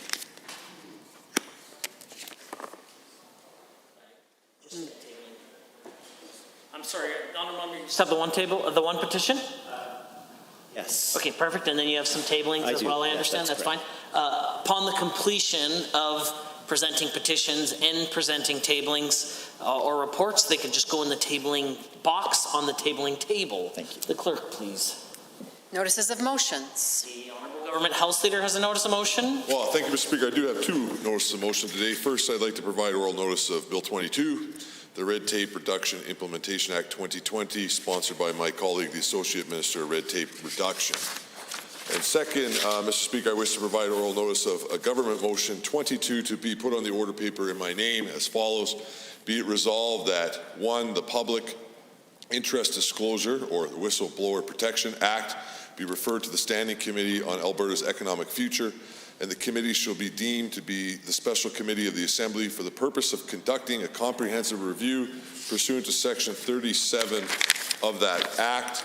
And 2, the committee may, without leave of the Assembly, sit during a period when the Assembly is adjourned or prorogued. And 3, in accordance with Section 37 of the Public Interest Disclosure, Whistleblower Protection Act, the committee must submit its report to the Assembly within 1 year after beginning its review, and that report is to include any amendments recommended by the committee. Introduction of bills. Tabling returns and reports. The Honourable Member, the Minister of Education has a tabling. Mr. Speaker, I rise with the requisite number of copies of a document entitled Expected Operational Funding for 2020-21 School Year, which highlights school board funding for the 2019-2020 and for the 2020-21 and clearly indicates that every school board is receiving an increase. The Honourable Member for Edmonton Gold Bar. Speaker, and I will take advantage of your generous and magnanimous patience because I have 3 tablings that I'd like to make today. The first is the appropriate number of copies of a report developed by the Alberta Sand and Gravel Association called Aggregate Development in Alberta, Recommendations Related to Delays and Inconsistencies on Environmental Permitting. The second is the appropriate number of copies of a letter from a group of concerned Edmontonians who desire to see current monuments to Western Canadian history be improved to offer more balance and accuracy in their commentary on Western Canadian history. And then on behalf of the member from Edmonton Riverview, I'd like to table the appropriate number of copies of a document called Human Rights Group Alleges Indigenous Seniors Neglected at Slave Lake Continuing Care Facility. Honourable members, are there other tablings? Seeing none, the clerk. Tablings to the clerk. I wish to advise the Assembly that the following documents were deposited with the Office of the Clerk. On behalf of Honourable Mr. Shandro, Minister of Health, pursuant to the Health Professions Act, Alberta College's Speech, Language, Pathologists and Audiologists Annual Report 2019, pursuant to the Public Health Act, Public Health Appeal Board 2019 Annual Report. Honourable members, that brings us to orders of the day. Orders du jour. Committee of the Whole.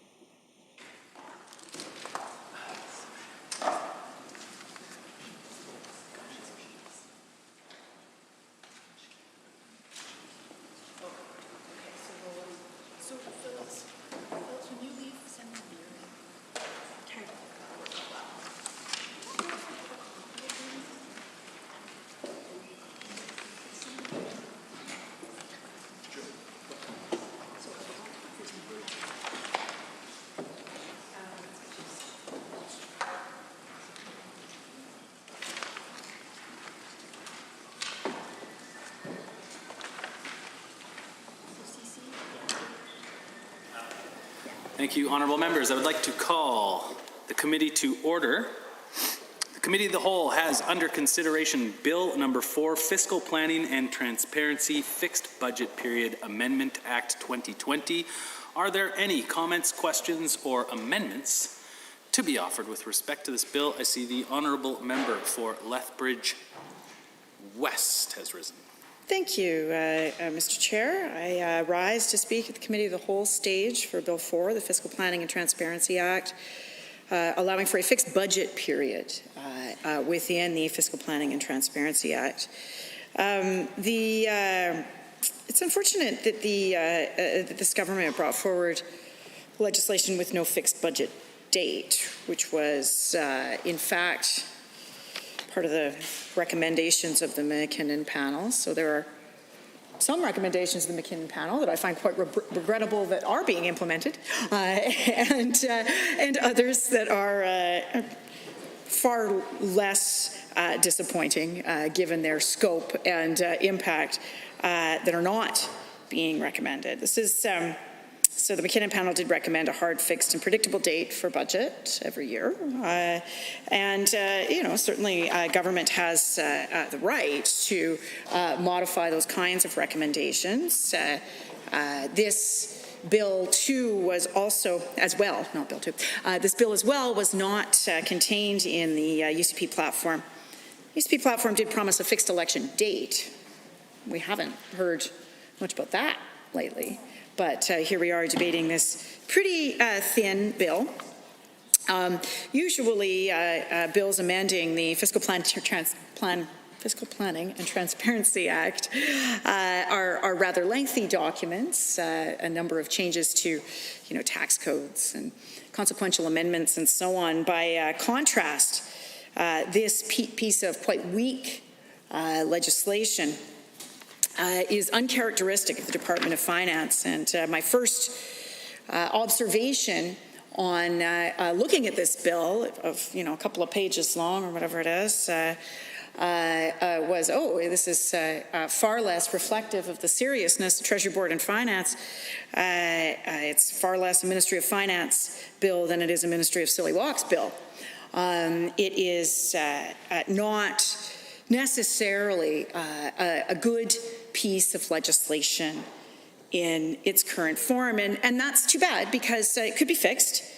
This is all this budget does is suggest a budget window, so Albertans will know the month of the year when the government brings forward plans to do things like raise their taxes, and Albertans will know roughly the month that the government brings forward plans to raise their fees and the money flying out of their pockets by almost $1 billion. So we will at least know a budget window, a window of time when this is going to be happening, a window of time when mass layoffs and cuts to post-secondary institutions will ripple through communities like Lethbridge, hurting both the public and the private sector employees in cities like Lethbridge. We'll at least have a window on that. And I will at least have a window on what kinds of, for example, in the back of the budget, you have enumerated a bunch of the transfers from the federal government. Now, we already know that there's one specific transfer coming from the federal government to the UCP to fund their partisan operations, but we'll know what other transfers are coming from the federal government, their amounts, and so on. So we'll have a window for that. That's good. But this bill itself doesn't contain within it any incentives or sanctions. That is to say, generally speaking, in legislation, there's a consequence for doing the wrong thing. I know that not always with this government there's a consequence for doing the wrong thing, but in general, that's what legislation provides for. So that's one of the things that really weakens this bill, is that there's no carrot, no stick to ensure that Cabinet actually abides by a range of dates set forth in this bill. So then the question is, why are we doing this? Why are we spending our time doing this when there's no real sanction for doing it, for not doing it, rather?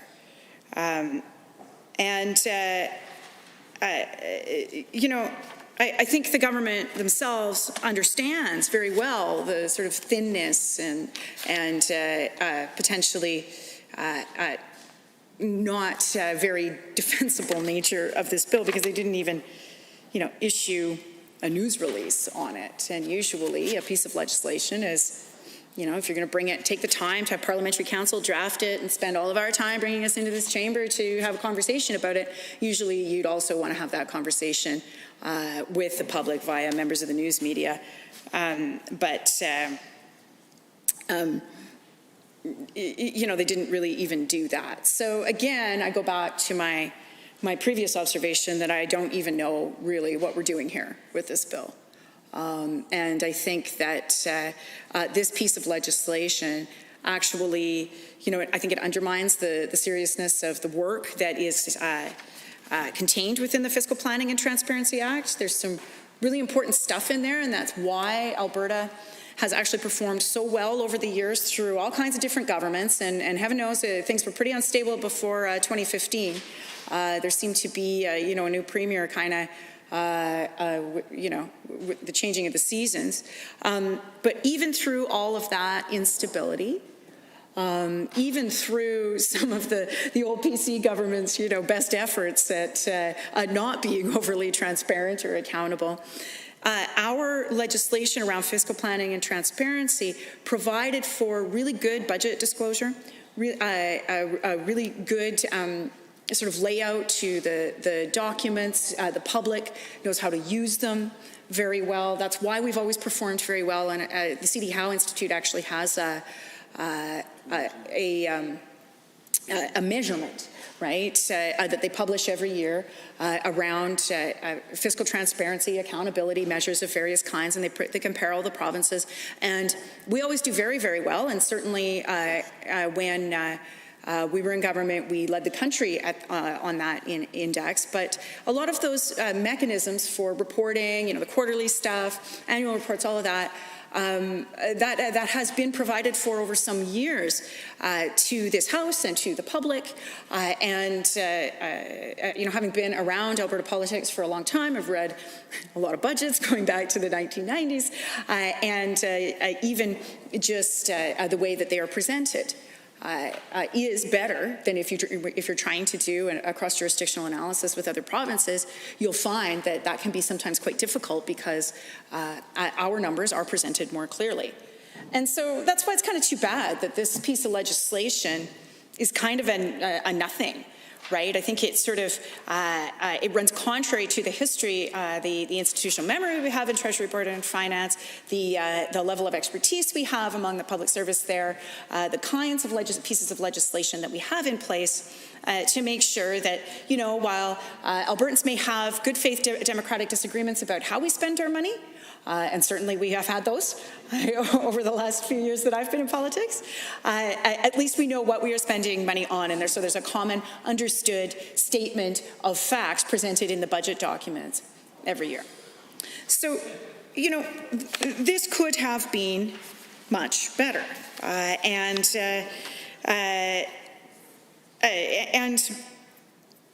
it really could be a lot better in terms of building on or fixing this suggestion of a budget window.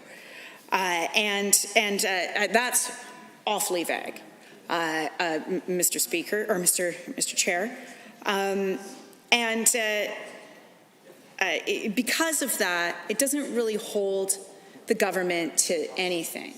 And heaven knows, I think this is a government that needs to be held to its commitments.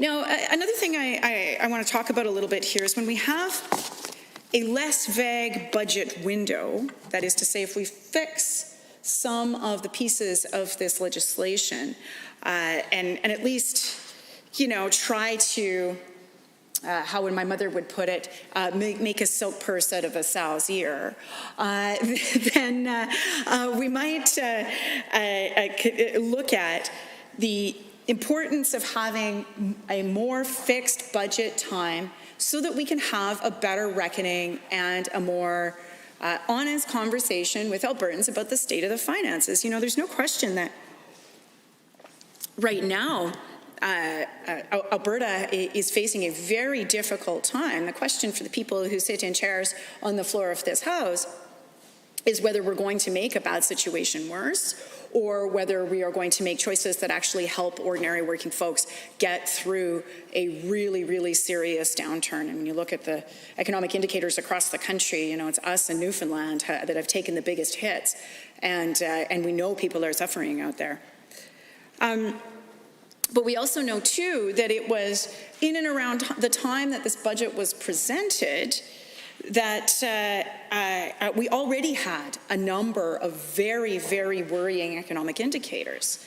And I think it's important to recognize that Albertans were suffering economically and jobs were being lost by the tens of thousands before this 2020 budget was introduced on February 27th, and certainly by the time that it was rammed through with extremely extraordinary, the government using extremely extraordinary powers to move through a committee of supply process, I would argue quite undemocratic process, quite frankly, given the way that it was done.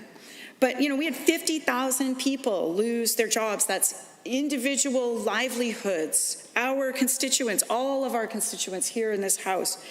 You know, our deficit was already off by $1 billion. Our projections were already completely offside of what economic projections were happening in the big banks. And, you know, I don't know about you, Mr. Chair, but when I look at what, you know, if I compare between what a government is saying and then a whole bunch of big banks that stand to make a whole bunch of money if they get the projections right, I think I'm going to go with the folks that are making decisions in the investment houses around economic growth projections, and not the stuff that appeared in this fairly politicized document in 2020, when we saw that the government of Alberta projecting 2.5% growth. And then you see the TD at 1.8, Scotiabank at 1.6, Royal Bank at 1.7, CIBC at 1.8. You know, it was nobody in the corridors of finance in this country believed what was written down on the page by the government of Alberta. And in fact, you know, when the budget was introduced, even just a few days later, the finance minister claimed that Rome was burning around him. You know, that's not exactly the sign of strong economic growth. And so, you know, there are a number of problems with contained within that budget. There are a number of problems with how the budget was moved through. I would say that it is at the very least against the spirit of the Fiscal Planning and Transparency Act, and at the very least against the spirit of our previously very good ratings from folks who watch these things and compare them across the country. It is certainly not consistent with most norms in the Westminster democratic system in terms of how we came to have a budget in 2020. There's no question about that. But now we're kind of seeing a little bit more of this politics introduced into the budget system. And you know, like I said, Mr. Chair, you know, I've been around this House for a long time, not on the green carpet, Mr. Chair, but in the annex, in the back rooms, whatever, and even in the Klein years, you know, the budget forms took a certain. The budget papers took a certain form, very, very similar with almost no deviations from what we did while we were in government. The projections, all of those things, you know, you could quibble with the contents of those documents, but in general, they conformed to some interpretation of the truth. And now we're seeing another amendment to the Fiscal Planning and Transparency Act that just kind of introduces this vague political element where it absolutely doesn't belong.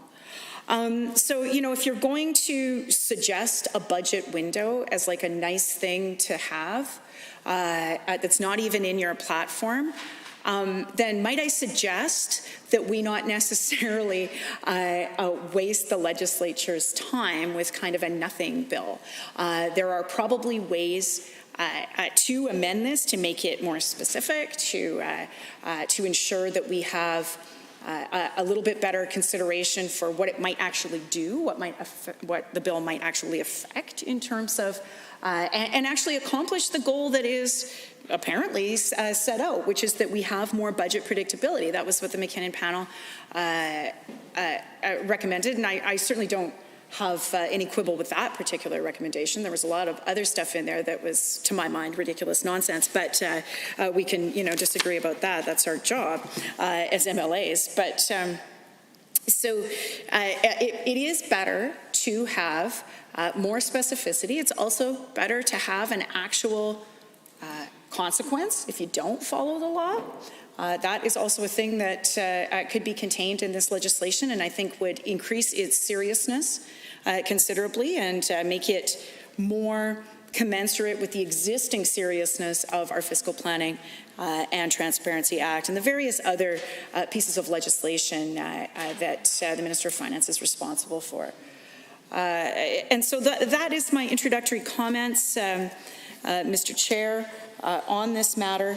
And I'm sure we will continue to have a robust debate, even though, at this current time, I'm not sure that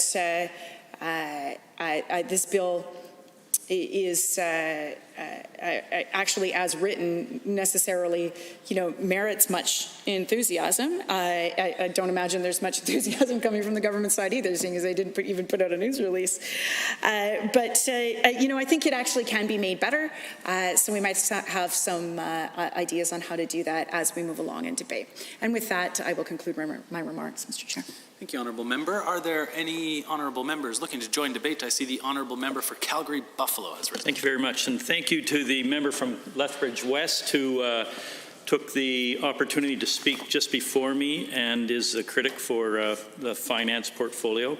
And I think there's many great things that she covered there, and I won't cover all of them because she's done an excellent job. But, I think the first thing I'd like to start with is I think this bill is misnamed. I think it should be called not a fixed date for budget and a lack of transparency in delivering the budget, because that's what we're really seeing here. I mean, the period is great, 128 days. It can happen in February, but there is no fixed date. And so this is pretty thin gruel in terms of a bill that's before us.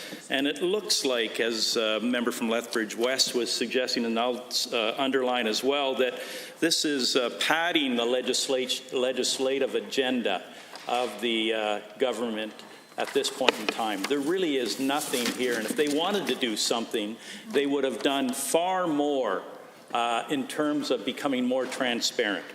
So I know that, of course, there's fixed election dates in this province now once every 4 years. The third Monday in October, municipal elections take place, and as do school board elections. And everyone knows that. Everybody works towards it. They have that information years in advance, and they benefit from kind of knowing that and getting their acts together and putting their papers in and et cetera, getting their teams together. It is more democratic. It is better for people who want to get involved in the democratic system to have a fixed date, and it's happened for decades in this province, and it works quite well. Now, the government had an opportunity to do that same sort of thing here, but they didn't. So you have to wonder why they didn't. What's the benefit to the government by not having a fixed date? And I can think of many. For instance, they can drop a budget whenever they want to drop a budget. And watching the news and the way that government is being perceived, and then timing the drop of the budget to benefit the government itself. And Again, it's not very democratic. It looks to take advantage of many sectors of society, not the least of which is the opposition, to keep them on their toes. And who benefits from that? Just the elected officials in the room who are on the government side. Who doesn't benefit from this incredible lack of transparency? I can think of three groups right off the top, of course. All Albertans don't benefit from not having a fixed date, something that they would, if there was a fixed date, they would be able to look to it, look at the documents that are dropped that day, try and understand if it's in the best interest of Alberta society, and then make some decisions about are they happy? What do they want to see more of? Can they get involved in pushing for something further in the next budget? The second group that's not benefited, of course, is stakeholder groups who are involved in the work of government, who liaise with government, who want to advocate or lobby with government. They are not benefited at all by having a period or an uncertain time for a budget. And the third group that is not benefited by the lack of transparency that this government seems to win the prize for, and that's not just me, that's other people who are saying that they're looking at the financial documents that this government is bringing forward and really sort of not seeing where they meet the test. The third group is the bureaucracy of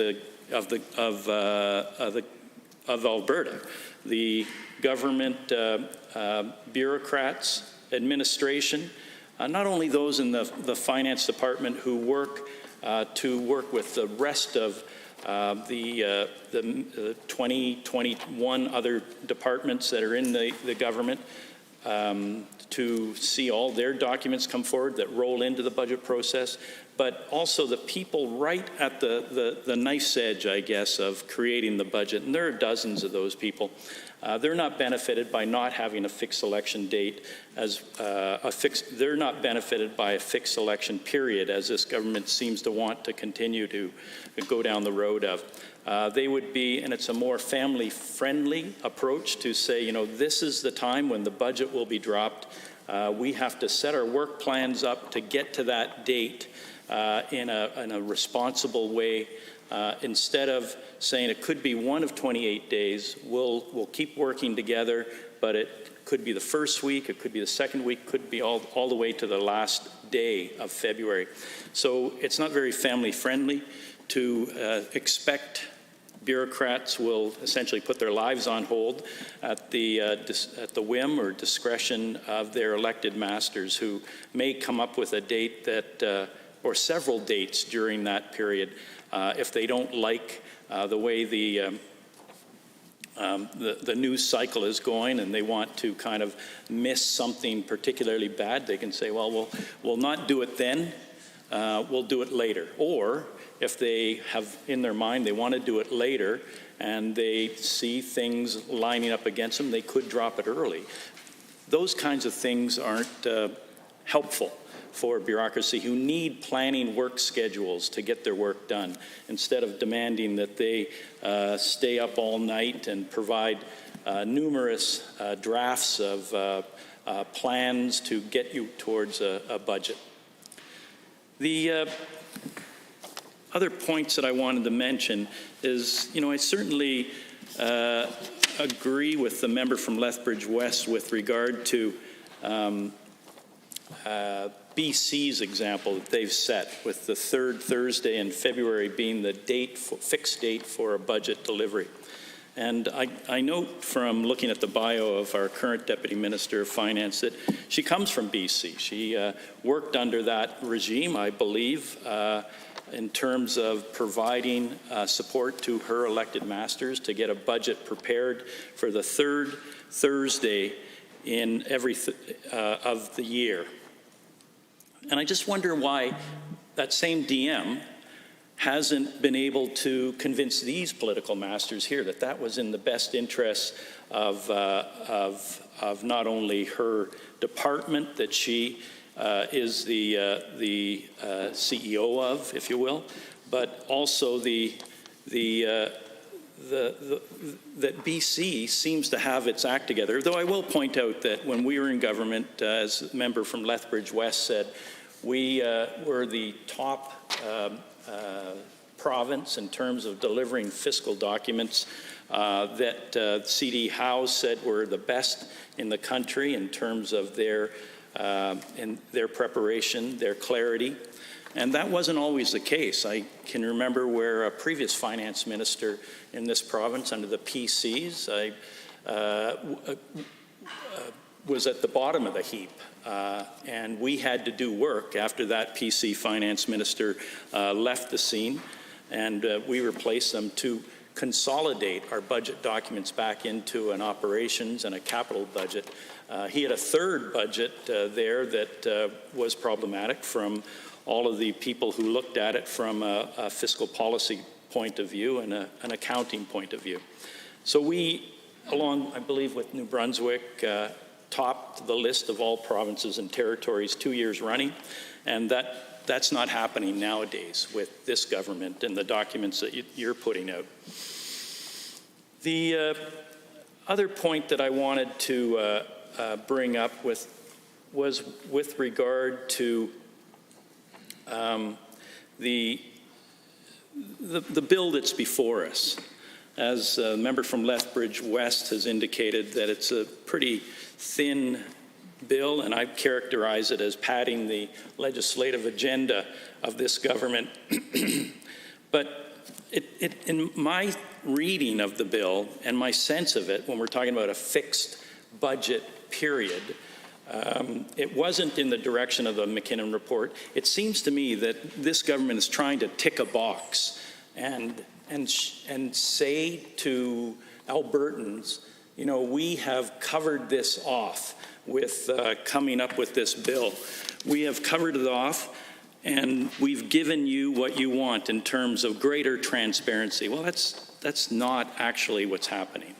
As the member from Lethbridge West indicated, it was quite egregious in terms of the supply that we all went through here before COVID on February 27th, and before, where there were 6 or 7 ministries delivering their estimates in this room for 6-hour period. And I've never seen that sort of thing. We certainly never would have considered doing that. We had estimates for weeks when we were government. And the fact that this government thought that it would be okay to be in this room together and have 6 hours of debate for 5 or 6 different ministries for a budget that's in the $50+ billion range, like it just was mind-blowing to me. I come from City Council, where we spent longer on budgets, with much smaller budgets than this government ever contemplated providing us as opposition, and Albertans, not only the opposition, but all Albertans who get an opportunity through the estimates to watch it on the channels, or to watch it on computers, or to come down and take part in it, not part in terms of speaking, but to oversee it. It was egregious in my estimation of a government who believed they could ram through that sort of approach and not even blush at the wrong-headedness of the whole thing. So, Mr. Chair, as I've mentioned, I think there are many groups that are not benefited by the bill that's before us. I think the only people who are benefited is the government, and the fact that they can be less transparent. If they wanted to name this bill correctly, it should be not a fixed date for budget and a lack of transparency amendment act. That would seem to be more accurate than what we're dealing with here today. And just before I take my seat, I will say that the third Thursday in February, as is done in BC, is in the interests of greater clarity and democracy. And those are the things that we should be striving for as a group, as opposed to being somewhat sneaky about when a budget gets dropped. And I think I'll look at taking my seat now, and thank you very much for the opportunity to address this bill in its, in its entirety. It's quite a brief bill. Thank you. Thank you, Honourable Member. Are there any Honourable Members? I see the Honourable Member for Bonneville Cold Lake. Thank you very much for the opportunity to stand up and speak. I'll just be brief. I'd just like to point out that there's a very good reason why this was never dealt with under the NDP government, and that's the fact that we never were back early enough in February to promote a budget date in February. So the idea that a fixed budget date would come out in February, probably it goes against the grain of the NDP government because they don't like to come back to work in the spring that early. Thank you, Honourable Member. Are there any Honourable Members wishing to speak? I see the Honourable Member for Calgary East has risen. Thank you, Mr. Chair. I rise to express my support for Bill 4, the Fiscal Planning and Transparency Fixed Budget Period Amendment Act 2020. Before talking about the importance of this legislation, first I would like to express my deepest sympathy and condolence to all the families and friends of those who have lost their lives in the COVID-19 pandemic. I also would like to say my appreciation for the hard work of all the frontliners, the doctors, nurses, caregivers, and every medical staff, as well as the essential service workers who committed to be there and provide the needed service to Albertans during the time of crisis. The same appreciation goes to all government officials and staff who worked tirelessly to make sure that the health and safety of everyone is well protected. Lastly, to all Albertans who have worked together and helped each other while following all the government's guidelines and recommendations. Going back to the bill, let me start by stating my appreciation to the President of Treasury Board and Minister of Finance for introducing this fixing the period on when the budget be tabled for the new fiscal year.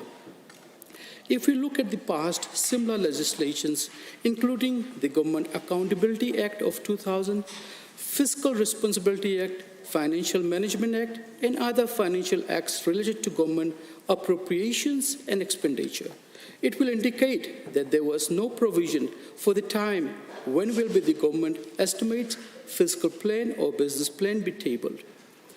Bill 4 would provide enough time for effective discussion and debate on policy choices for the oncoming fiscal year. It creates certainty and assurance for effective budgeting.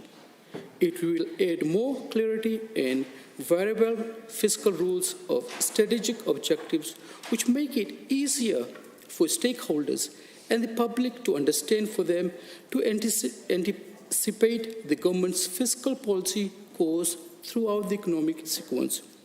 We all know that presenting materials in the budget estimate have a significant impact on a government's approach on planning and overall management of strategic programs, service and expenditure, and on the quality of information provided to stakeholders.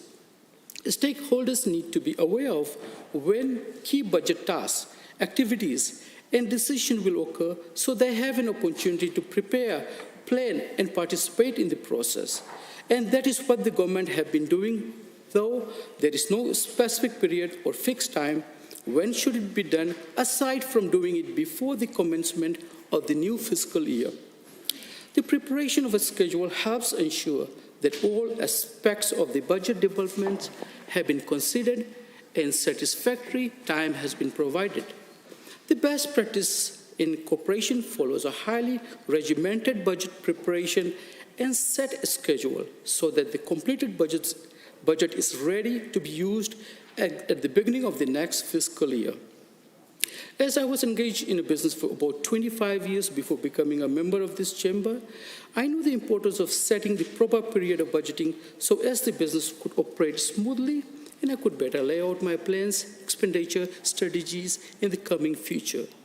This bill provides the consistency and clarity to the existing financial legislation and is a great help to all government, ministries, agencies, and publicly funded organizations to have a sound financial information for them to intelligently and make adjustments and certainty on decisions making for the coming fiscal year. Also, it has been mentioned by the Minister, it is one of the recommendations of the McKinnon panel report on the improvements on fiscal reporting and transparency, which stated that Alberta should establish a fixed budget date.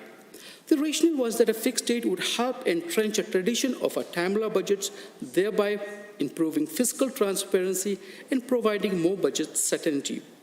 It is also stated in the report that the lack of fixed budget date can cause considerable uncertainty to organizations and entities which depend on provincial budgets to determine their own budget plans. Thus, this bill corresponds to the recommendation wherein we will be seeing the tabling of budget estimates within the month of February before every new fiscal year. This will also provide ample time to the ministries and government officials in planning and preparing budgetary estimates to be tabled and debated thereafter. Accordingly, the government will have a flexibility to choose the proper date to table the budget so it could adjust to the changing market conditions while at the same time assuring stakeholders to have it done on the month of February. Some may have commented that it is not the exact recommendation in the mentioned report. But if you look at it carefully, the spirit and the intent of the recommendation is within this amendment. This is also in line with the commitment of the government, which is to provide organizations and stakeholders the needed time to plan their budgets. The amendment being introduced by this bill, Mr. Chair, is a genuine commitment by the government to express a message that we are dedicated with respect to transparency and accountability. We want to stop the practice of the past governments by introducing their budgets in a manner where stakeholders were left with a limited time of days to prepare and adjust to what has been laid out for them. The province of British Columbia has a determined date of tabling their budget since 2001, Mr. Chair, and that is the third Tuesday of every February and 1 week after the opening of spring session of their Legislative Assembly. So if we would compare it to the bill, Mr. Chair, we have all the days of the month of February to table it.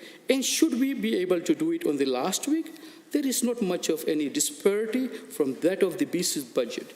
And on the other hand, if everything is doing well, let's say there is no much of any market changes and everything has been flowing as planned, and we could even table it earlier than BC.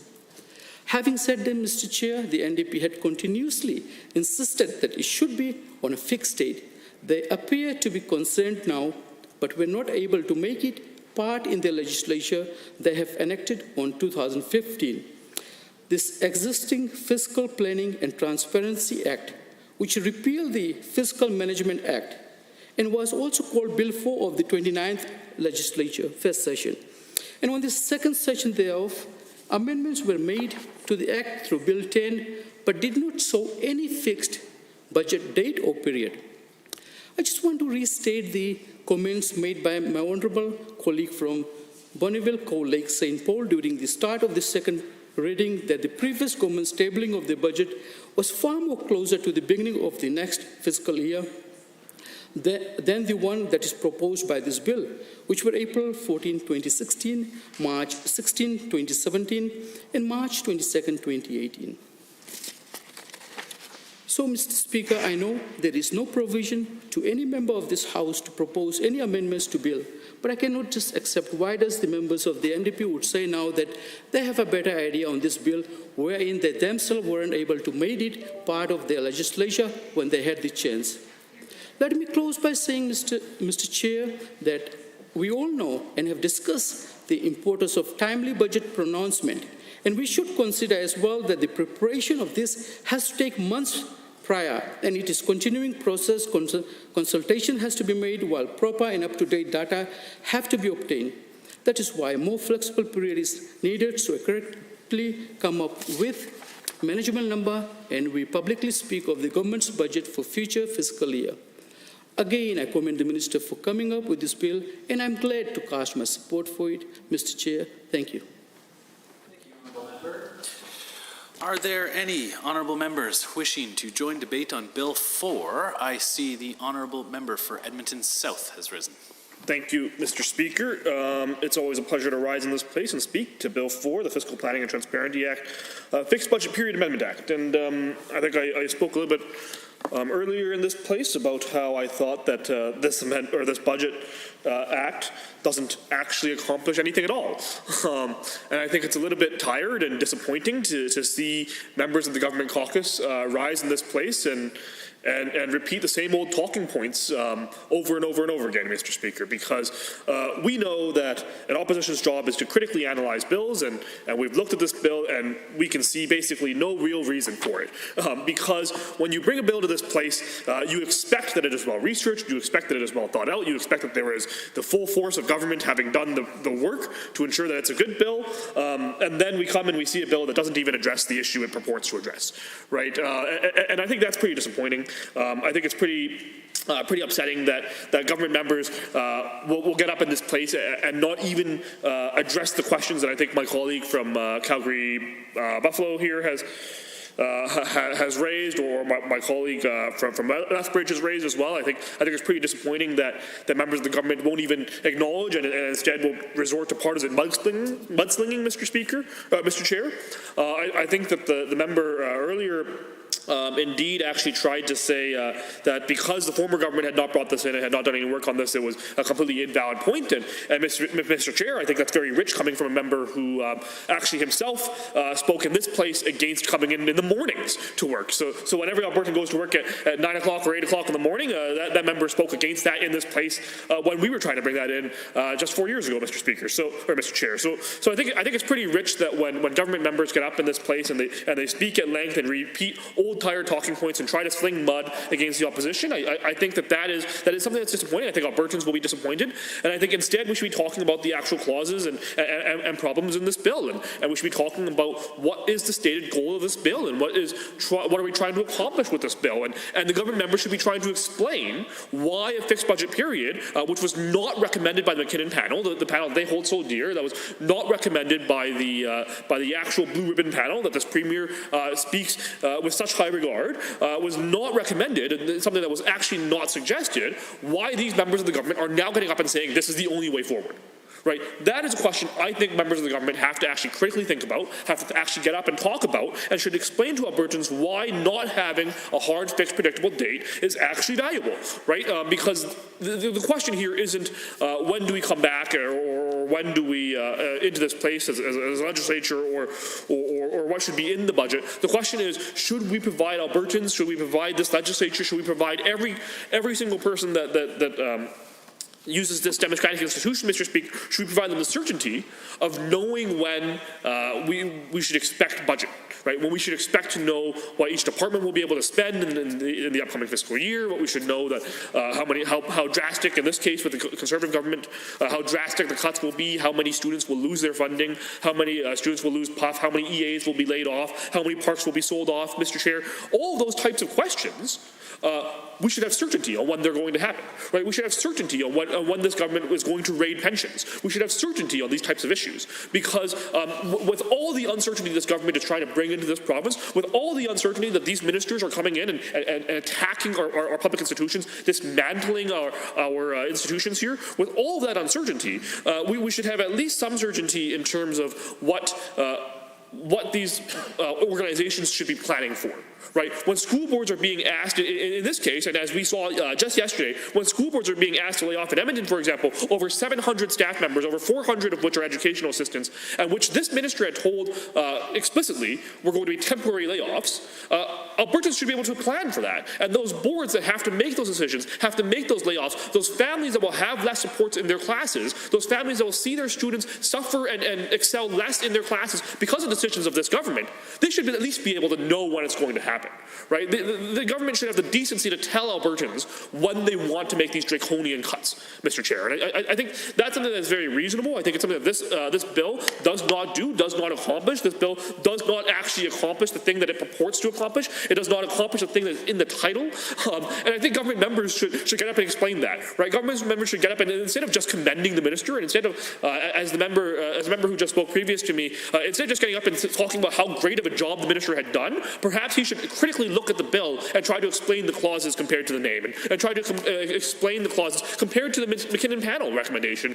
compared to the Blue Ribbon panel's recommendation. I think those are all very important things that government members should get up in this place and do. Government members should get up in this place and perhaps they should do their jobs, right, and criticize and think about what the bills that are being proposed are doing. Because simply put, Mr. Chair, this is exceedingly weak legislation. It's legislation that does not have provisions that speak to whether there will be a punishment or incentive for ministers to accomplish this, to accomplish the fixed budget period. And I know, Mr. Chair, that the members that were here in the previous legislature and members that were here when our government brought in changes like this, they spoke at length to that. And I know my colleague here from Calgary Buffalo will remember that, but members of the now government and then opposition spoke at length to how it was important to have actual sanctions in place or to have actual incentives in place so that legislation is followed. Because at this point, this government could simply choose to ignore this amendment. They could ignore Bill 4 and do nothing and say, well, there's this 28 possible days, but we're going to go on day 29 because they want to. And the government could absolutely do that because there would be no penalties. There would be no problem with the government breaking their own law, right? So when government members can't even get up and speak to that and can't even get up and explain why that would be okay, why they would be okay with their own ministers breaking the rules of this place, then that is something that I think we need to actually take a critical look at. And I think we should have some real discussion about it. I'm excited here in committee of the whole. I expect that there will be some very exciting amendments coming forward that will address some of these problems. I think that in its current incarnation, it's absolutely a bad bill. It's a bill that doesn't accomplish those goals. It's a bill that doesn't accomplish its stated intent. And it's a bill that government members should actually look at and wonder why a bill that, and I think my honourable colleague from Lethbridge earlier mentioned, normally when you look at a fiscal planning and transparency amendment, it's going to be a big bill, right? Because this is a complex topic and a lot goes on. But instead, we see this very short bill. We see this with lack of any substance, with lack of any forethought, with lack of any measures in place to actually accomplish the things it wants to accomplish. I think that's going to be very disappointing. I think that government members should get up and they should speak to that, and they should explain to Albertans why they think that's okay, why they don't want to hold their own government to account, why they don't want to represent their constituents by holding the government to account. And I think those are questions that we're going to need to see answered, and we're going to need to see explained, and Albertans are going to want to see answered and explained. So I mean, it is really interesting because it's something that just wasn't in the Conservative platform. The government likes to speak at length, Mr. Chair, to how thorough their platform was. It was hundreds and hundreds of planks. It was hundreds and hundreds of points, Mr. Chair, and they speak at length about that. And then they come in and they say, well, we have to do this because the McKinnon panel recommended it. Well, newsflash, the McKinnon panel did not actually recommend this, and then it wasn't in the platform. So if they want to speak to how great and important this is, then they should explain that. They should explain, other than just saying, well, the minister did such a great job, congratulations. They should actually get up in this place and explain why the minister brought this forward, or the minister should get up and explain why this is important. But government members seem to be unable to do that. Government members seem to be unable to do anything other than repeat talking points. And I think that's disappointing. I think the government members are not thinking critically of why we are in this place, of why we are actually talking to this bill, of why we are actually in this legislature doing these debates. And I think it's interesting because this simply does not align with what they have stated and have tried to do in the past, which is implement the things that are either in the platform or in the McKinnon panel.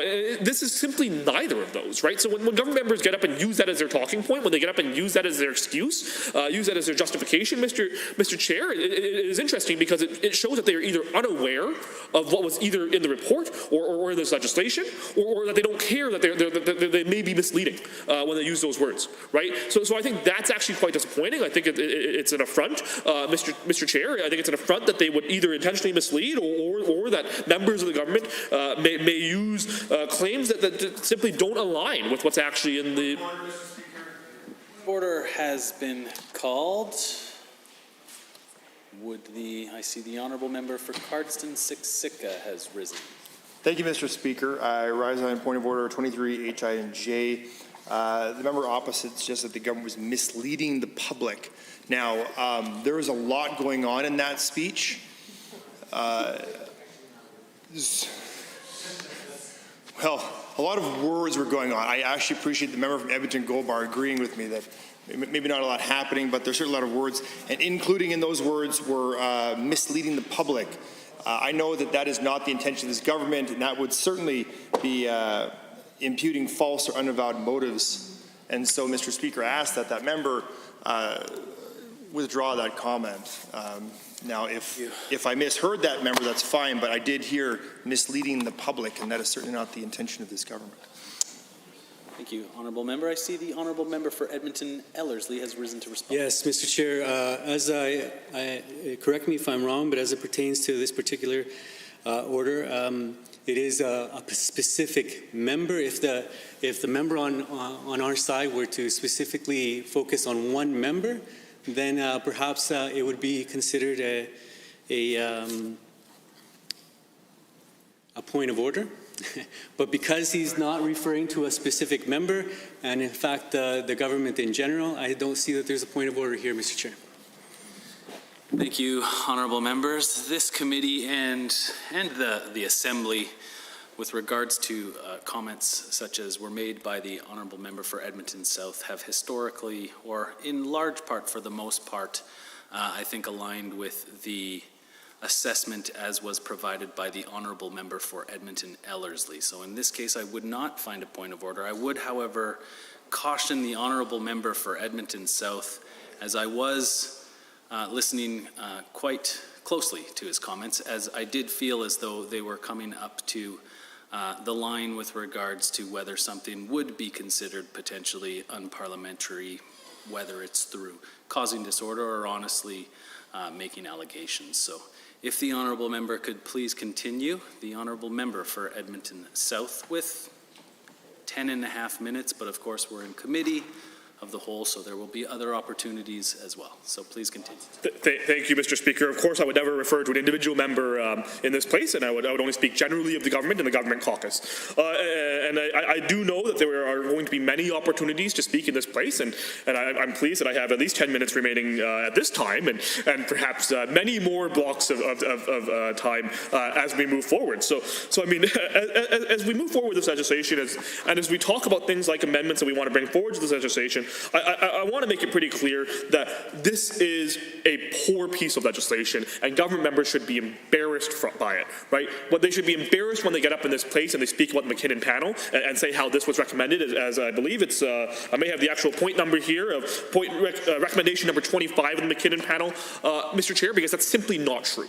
It's simply not true when government members say that this was point recommendation 25 of the McKinnon panel. Instead, what the McKinnon panel actually recommended to this place, Mr. Chair, what they actually recommended to this government, Mr. Chair, was a fixed election date. And this is obviously not a fixed election date, right? It obviously gives 28 possible days. And then on top of that, when it gives 28 possible days, it doesn't actually say, well, if the government decides to go before or after, what's going to happen anyways, right? And we know that this government has a habit, Mr. Chair, this government has made a habit and a pattern of sometimes not listening to the rules, right? Sometimes not following the rules and not doing the things that are prescribed in the legislation. And that's the choice of this government. They have the right to make that choice, Mr. Chair. But what we've seen before and we've seen happen in this place, indeed, is sometimes those rules get ignored. And we don't want that to happen. If we do want to support this piece of legislation, if we do want, and I think if government members want to move forward with this piece of legislation, then they should pretty clearly say, we want to make sure it actually gets followed. We want to put in things like sanctions. So the government should be penalized if they fail to. The government should have penalties or some sort of incentive, whatever it may be, so that this government will actually follow this legislation. And it's pretty disappointing that members of the government caucus won't get up and actually explain why they think it's okay that the government can continue to get away with breaking the rules, can continue to not follow the rules. And I think that the rules that we want to bring forward, if we do bring them forward, they should be they should be abided by. I think that's pretty clear. So I mean, I think there's a lot going on in this House, but in this bill in particular, sometimes there's not a lot going on. So I mean, it's pretty shocking because when the finance minister, the Minister of Finance and President of Treasury Board brings forward a bill, you usually expect it to have some meat. Right? You usually expect there to be a lot going on because it is one of the most complex ministries, and I know my colleague here will agree with me, it is one of the most difficult ministries in the entire government. And that's a good thing because the finances of the $50 billion of Alberta's money should be complicated. It should be hard to, and it should be something that we strive to manage with the best expectations. And Albertans should be able to reasonably expect to know when we're going to be making those decisions and how we're going to be making those decisions, and when they can expect things like consultations to happen, when they can expect things like review of those processes to happen, when they can expect things like estimates to be happening, and all that would be possible if this government had done what was in the McKinnon report, had done what was in the recommendation, which is actually set a fixed election date. And of course, again, I'll say it wasn't in this multi-hundred plank, super well thought out platform that who was the biggest mandate, this government. This government talks about how big their mandate and platform was, Mr. Chair, and when they talk about how big their platform are, they keep on talking about how it was the most well thought out platform, and it was the most amazing platform, and everything in this platform will get accomplished. They've accomplished over half of this platform already. Well, this wasn't even in the platform, right? It wasn't even in the platform. It wasn't in the McKinnon report. So what is this government doing? It becomes very difficult to explain. It becomes very difficult to understand. And instead of actually getting up and trying to explain why it wasn't in the platform that they said was so thoroughly thought out, they didn't need to do anything else because everything was in the platform already. And instead of explaining why it wasn't in the McKinnon report, because the McKinnon report actually recommended the opposite of this, Mr. Chair, this government has just gone up and said, wow, finance minister's doing a great job. Congratulations. That's the actual talking point they're using, Mr. Chair. It's surprising because the bill is so short that our finance critic has basically outlined that it's unprecedented to amend the Fiscal Planning and Transparency Act with such a short bill, right? And I think it's something that we need to look critically at, and I think government members should look critically at, and get up here and explain to Albertans, explain to their constituents, explain to the opposition why this is okay, why that this pattern of behavior of bringing in bills that don't actually accomplish their goals was so weak that in fact the government actually didn't put out a press release on it. Not only was it not in the platform, not only was it not in the McKinnon report, the government was so ashamed of bringing forward a piece of legislation like this that simply didn't have anything in it and didn't come from anything other than perhaps the finance minister's congratulations from his own caucus. They were so ashamed that they even neglected to put out a news release on this, right?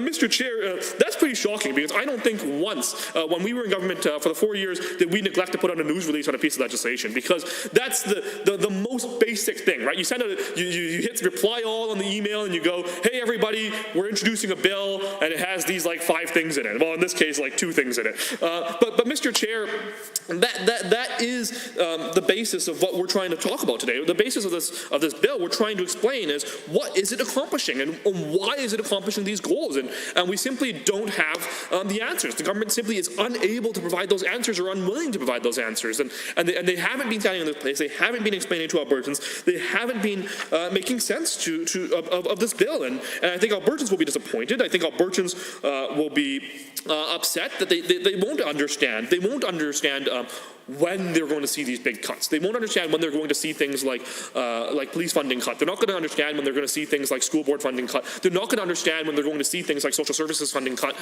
children's services funding cut, and all of these types of programs, because this government refuses to actually accomplish the things that they were recommended to do.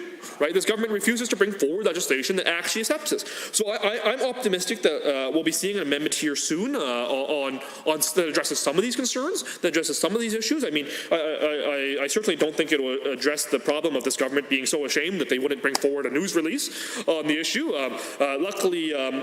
Luckily, we'll be able to speak to that. We'll be speaking to the public about that as well. I mean, it certainly doesn't address the fact that these government members have been unable to provide any justification for why they support the bill, other than they think the finance minister is doing a great job. And I mean, that's a little bit disappointing. It's a little bit disappointing that they go on and they speak about these issues. They speak about this legislation. They speak about how the McKinnon report and their platform and all of these things, and then can't even justify why this bill exists.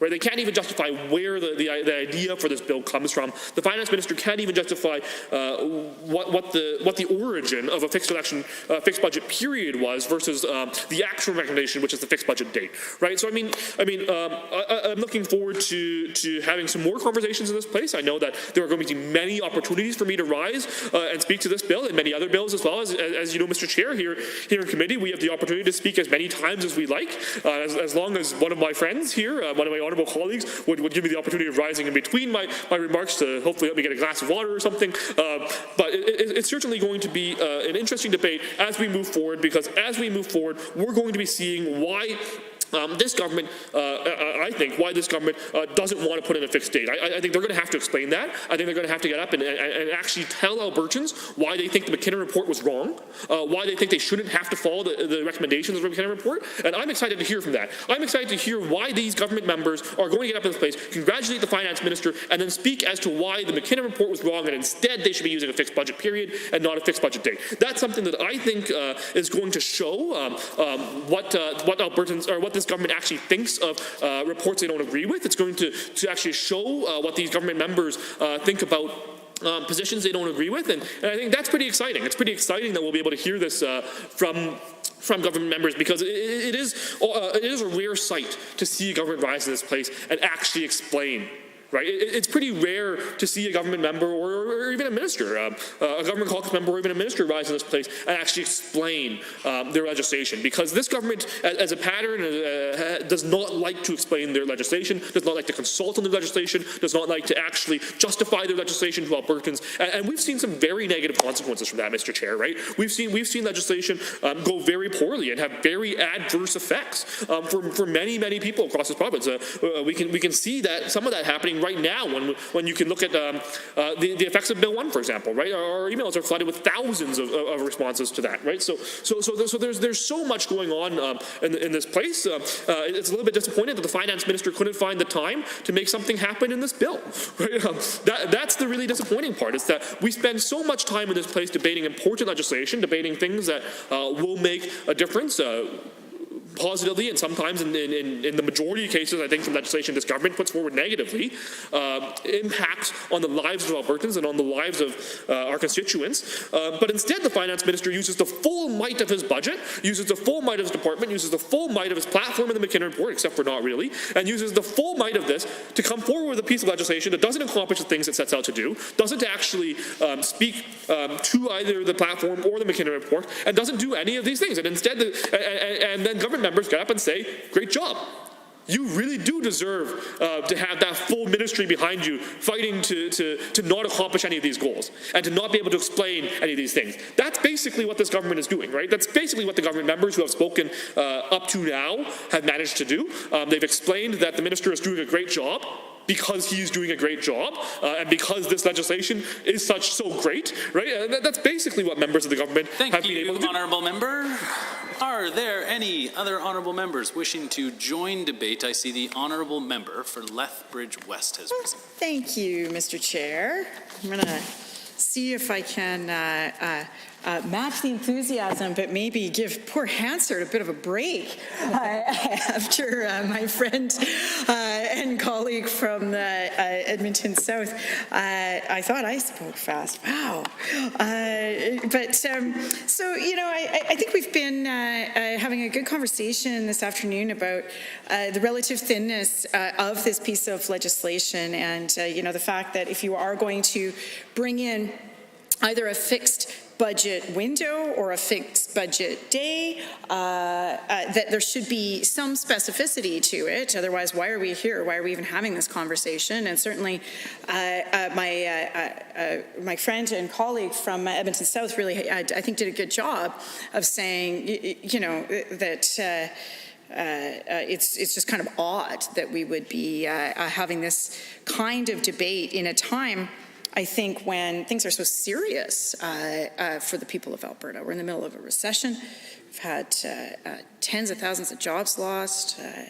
Hundreds of thousands of people have lost income and security, and parents are feeling very stressed about the end of the school year and what is to come. just a lot of really serious stuff happening right now in Alberta. So to be, debating a tiny little piece of legislation that doesn't really, I guess, clarify anything in terms of the budget-making process or help communities plan for the future and what their budgetary allocations are going to be, because there's no sanction if the government doesn't follow the law. It's just quite silly, Mr. Chair. And so we're going to endeavor to help out a little bit. So we will be moving an amendment, which I have the copies here, Mr. Chair. So if you could just guide me through what the process is now, because I haven't done this since social distancing time. Sure. Easiest process is just grab them. Okay. They will bring us copies. If anybody, we need the original. And if anybody would like them to share a copy with them in this house, just put up your hand. But otherwise, we'll just put them into the tables, the tabling tables in the back corners. Thank you, sir.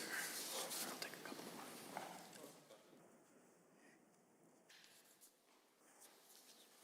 Thank you.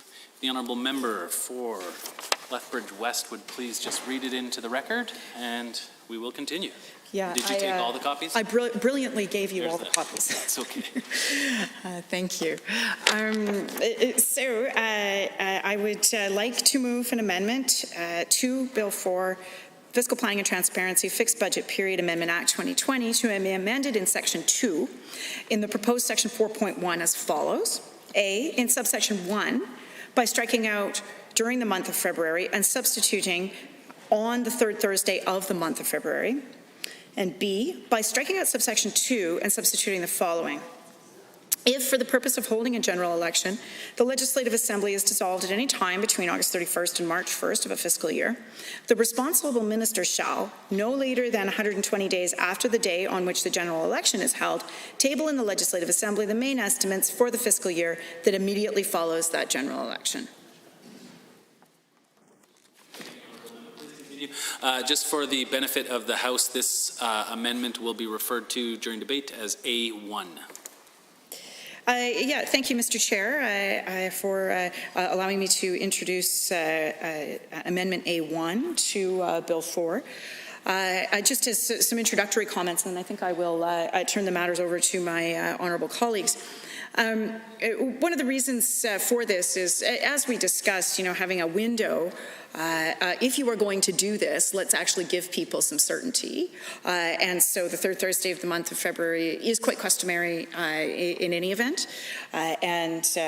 So that that's why that is there as it is. It's been in and around that time for many years.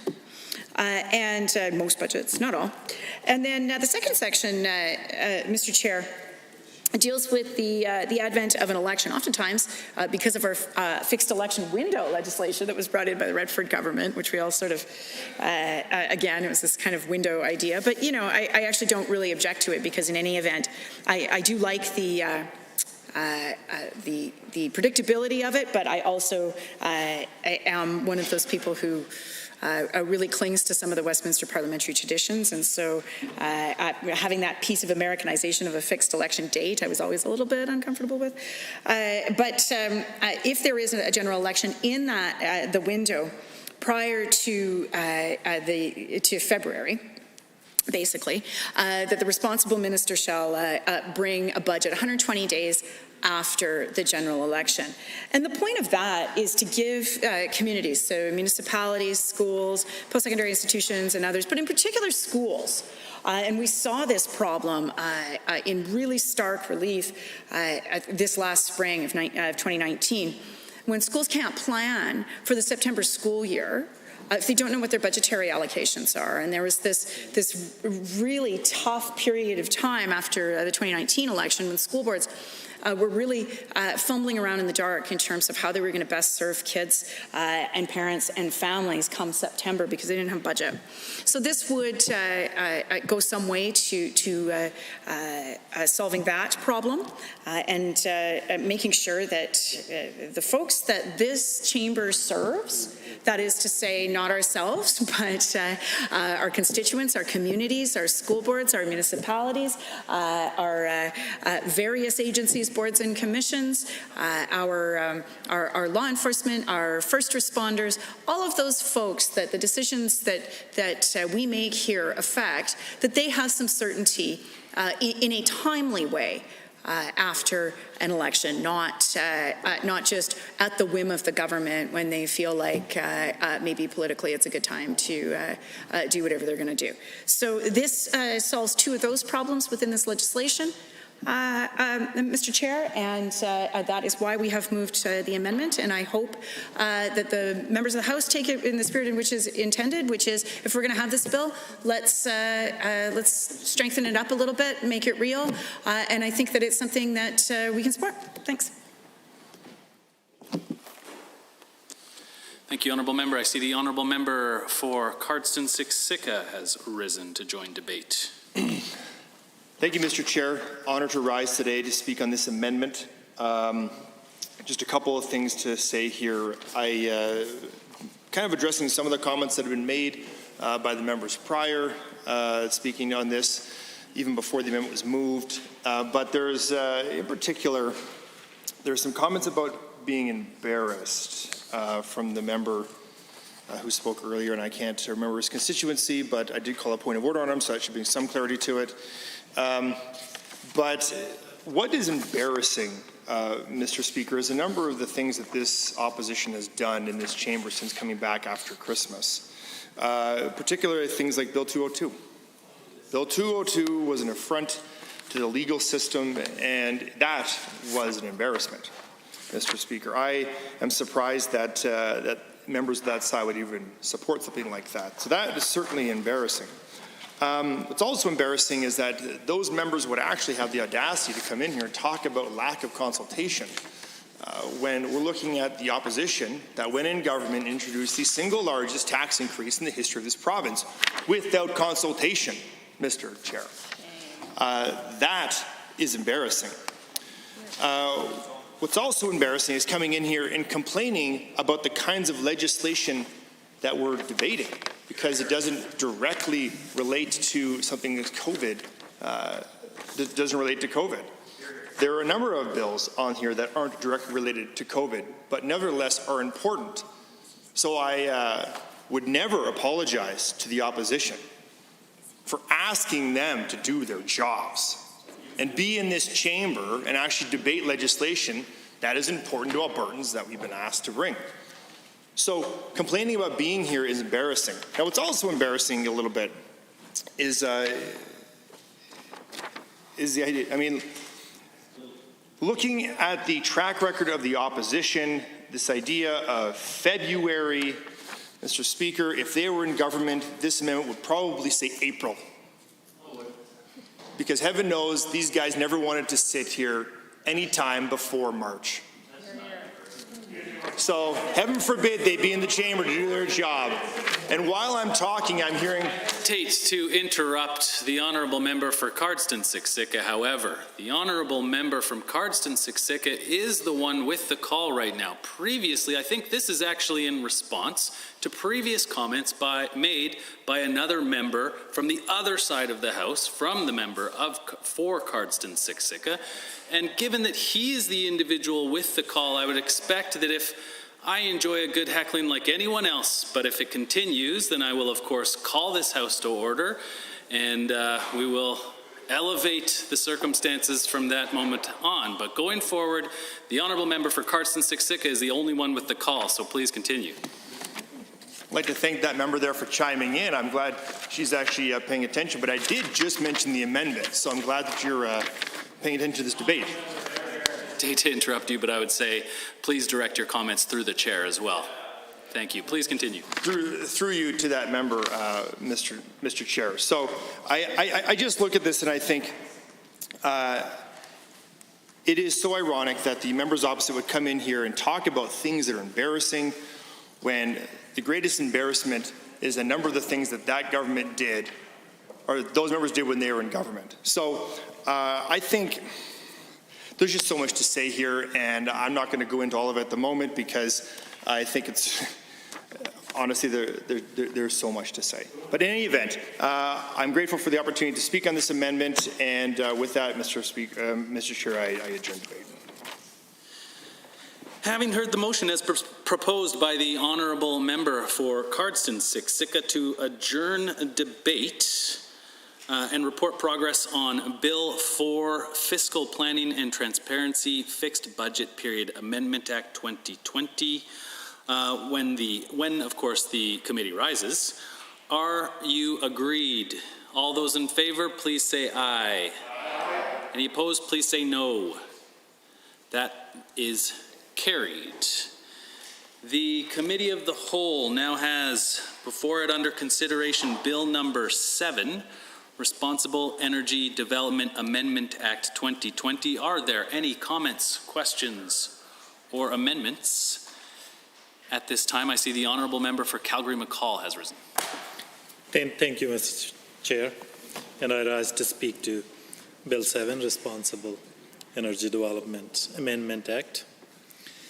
I spoke to this bill before, and I reiterated our commitment that we do agree in principle that for greater certainty of everyone involved with our industry, we need to have streamlined process. We need to have timelines that people can be assured of, that things will be moving smoothly. But at the same time, I think it's important that we also take consultations and assessments involved in the process very seriously. And in particular, when we talk about consultations and assessments, we are also talking about, for most part, consultation also relate to Indigenous rights and Indigenous communities. And when we were in government, we supported Indigenous consultation, and we actually worked with them to develop their capacity to build that consultation, build that capacity for them to be a part of the process. And I think we need to be very careful when we are setting some kind of arbitrary timelines, because we have many examples in past that we can learn from, that when we walk roughshod over Indigenous rights, when we try to create shortcuts, things end up in court and do cause further delays. That's happened with Northern Gateway. That happened with Trans Mountain Pipeline. So that those examples, I guess, necessitate the need for the government to take consultations very seriously, in particular when it comes to consultation with Indigenous communities, because their right to consultations are enshrined in Canadian Constitution, and it's their constitutional right to be consulted. So with that backdrop, I would like to move an amendment which reads that member from Calgary-McCall to move that Bill 7, Responsible Energy Development Amendment Act 2020, be amended in Section 5 by striking the proposed Section 63 and substituting the following. 3. A regulation made under this section. Yeah, honourable member, I hesitate to interrupt you. I think just for the purposes of effective debate, what we will do is we will circulate the amendment first so the members have an opportunity to see it, and then and then after we'll read it into the record. This, for the benefits also, once debate restarts, will be referred to as Amendment A1.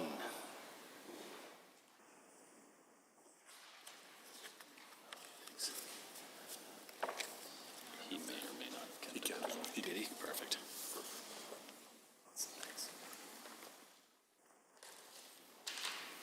Thank you, Honourable Member. If you could please continue. If you could do me a favor and just restart reading it into the record, that would be appreciated by me. Thank you, Chair, and I will. Member for Calgary McCall to move that Bill 7, Responsible Energy Development Amendment Act 2020, be amended in Section 5 by striking the proposed Section 60 sub 3 and substituting the following. 3. A regulation made under this section, A, prevails over any rule that is made or amended by the regulator with which it conflicts or is inconsistent to the extent of the conflict or inconsistency, and B, must be construed so as to uphold existing Aboriginal and treaty rights recognized and affirmed under Section 35 of the Constitution Act 1982, and not construed so as to abrogate or derogate from those rights. So this amendment is important for a number of reasons. I think first and foremost, it sends a strong signal. It sends a strong message to our Indigenous communities that this legislature will respect and uphold the rights that are guaranteed under the Constitution. Secondly, I think this amendment is a reminder as well that when we do assessments, when we do consultations, that we learn from the past projects, how they were dealt with, how consultations were done in those projects, and learn from the court decisions respecting consultation on those projects, and make sure that for any future projects, we take consultations seriously and we get consultation right to avoid any delays and to avoid ending up in lengthy court battles with Indigenous communities. So with that, I urge all members of this House that support this important amendment. This will make this bill better.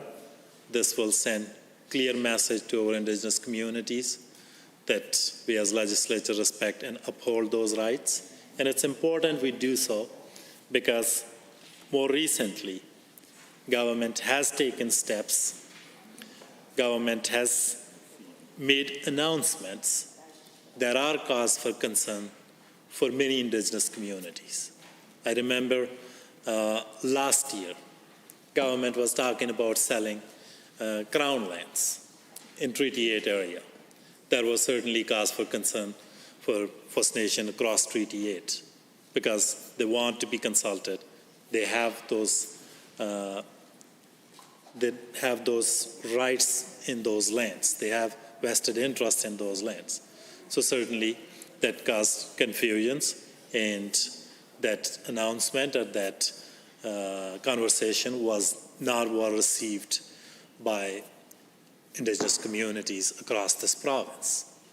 Secondly, I think it's important that we do so because more recently government AER suspended environmental monitoring, and they did that without any consultation with Indigenous communities across the province. And we have asked government many times about that, and they were saying that's AER decision, and they were hesitant to intervene in that decision, notwithstanding that they had the power to do so. And then we found out that Indigenous communities wrote to this government that they are not happy with that decision, and they wanted government to overturn that. They wanted government to reinstate monitoring, and they wanted government to consult them going forward in decisions that impact their rights, that impact their communities.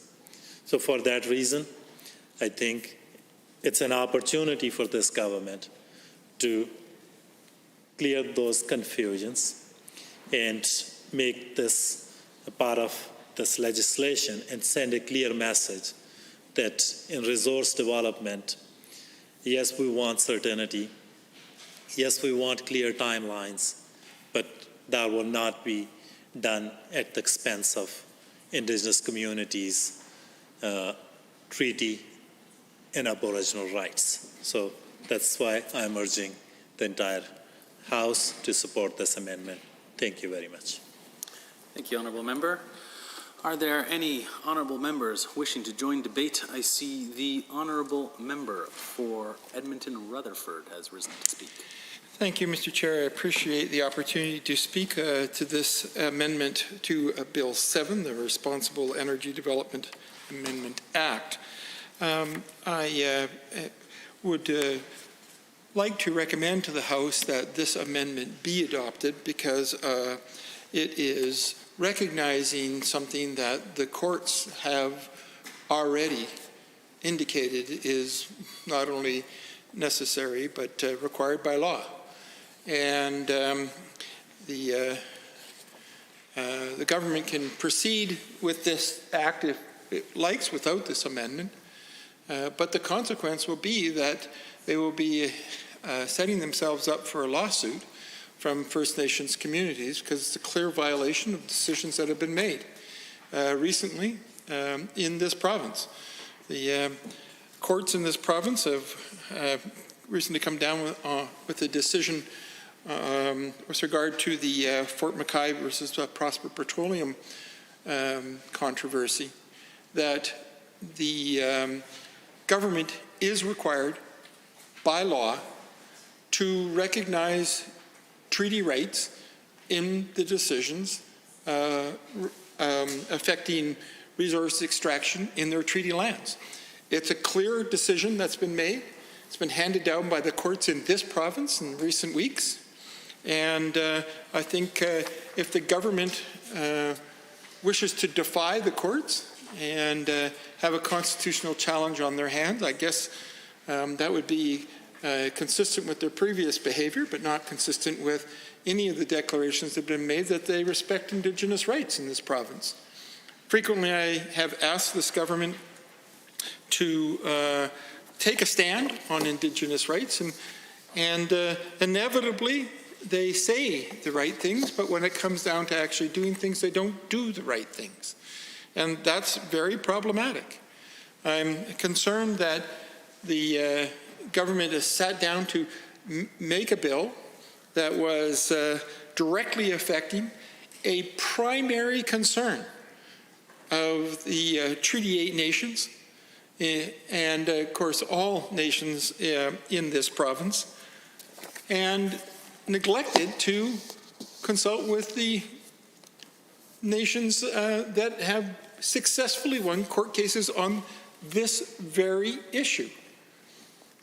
Now, how the government feels like it can deny the rules that courts have laid out in recent weeks and deny everything they say about honoring the Truth and Reconciliation Commission and the United Nations Declaration on the Rights of Indigenous People and their commitment to reconciliation, and then present a bill to the House that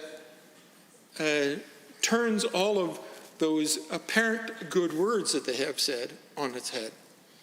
I'm very concerned.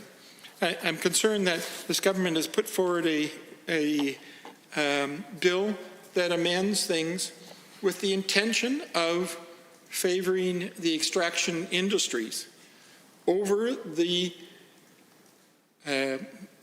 rights of Indigenous people in this province. It's not like they couldn't have sat down with the Indigenous people and come up with a much more complex and thoughtful bill that introduced changes to the process.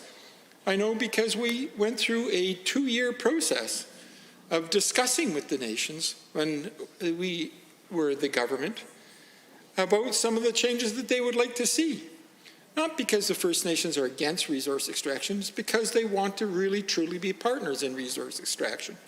And I noticed this government put this bill forward without any reference to any of the requests made by First Nations for changes in the consultation process regarding resource extraction. I mean, that's a complete denial of everything they've said about their commitment to Indigenous people. How could you possibly do that? And I can give some very specific examples about that.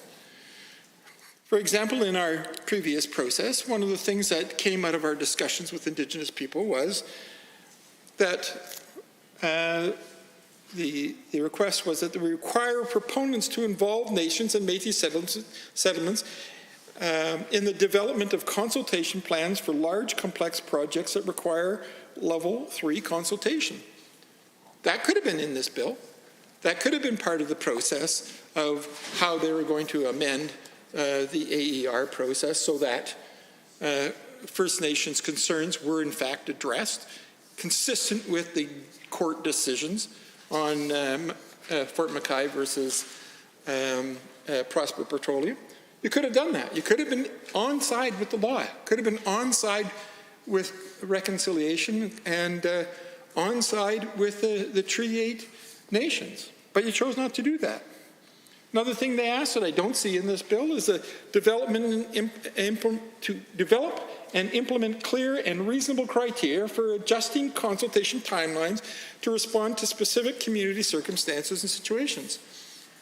That directly relates to the content of this bill.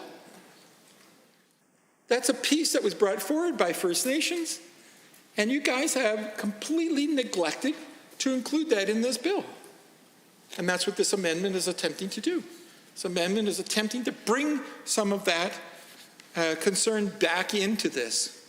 You say out of one side of your mouth that you respect First Nations communities in this province, and then you act differently. This is really unacceptable. Another thing that the First Nations have been asking with regard to this consultation process is to change Alberta's definition of accommodation to, quote, avoid, minimize, or mitigate adverse impacts of a Crown decision on First Nations treaty rights or traditional uses, or Métis settlement members harvesting or traditional use activities through measures such as adjust projects, develop mitigation measures, change proposed activity, attach terms and conditions to authorization, project rejection, or financial compensation, end quote. That's a very comprehensive, very clean request of this government, and yet you completely neglected to include it in this bill. It seems to me that there is a very difficult balance to be made in this province between resource extraction and the appropriate desire to have an efficient and satisfactory process for appropriate resource extraction, and the balance with our moral and legal responsibilities to First Nations communities under the treaties that we have signed in this province and that we have said that we will agree to. And you have completely neglected that balance and have simply made a decision to ignore the requests from the First Nations about how consultation on resource extraction could be conducted, and instead went to your pals in the resource extraction industry and said, whatever you do, doesn't really matter what the First Nations think about it. We're going to do what you want us to do. Too bad for the nations. All those things we said about concern for First Nations and respect for reconciliation really don't mean anything if we can build our tight relationship with a few members of industry, and it's completely unacceptable. I don't know how you can sit here and allow yourselves to conduct yourselves in this way. Another one that I notice is completely neglected in this is the request from Métis Nation settlements and First Nations to, quote, invite First Nations and Métis settlements to provide a written submission prior to final adequacy decisions, which, end quote, which actually applies only to level 3 consultations. I notice that's not in here. And I can go on. I've got 14 of these. And I certainly will, as we talk about this bill in future, introduce more of these ideas, because these are ideas that were built in a 2-year process of speaking to First Nations and Métis settlements about how it is they'd like to see the consultation process change. And it really is disturbing to see this government come in and throw out a 2-year-long process with our First Nations and Métis partners after you pretended to believe in appropriate reconciliation with First Nations. Clearly, it didn't matter at all when it came time to write a bill, did it? It didn't matter when it was time to sidle up to your buddies and get something good for you and good for them. Doesn't matter how that affects the First Nations at all. Very disappointed to see the government act in this particular way. A government that is free to wag their finger whenever they get a chance to raise their eyebrows at us on this side of the House, and yet don't have the moral strength to stand up for it when they're actually writing a bill. I think it's important that we accept this amendment, because as the amendment says, that we must uphold existing Aboriginal and treaty rights recognized and affirmed under Section 35 of the Constitution Act. It's the law.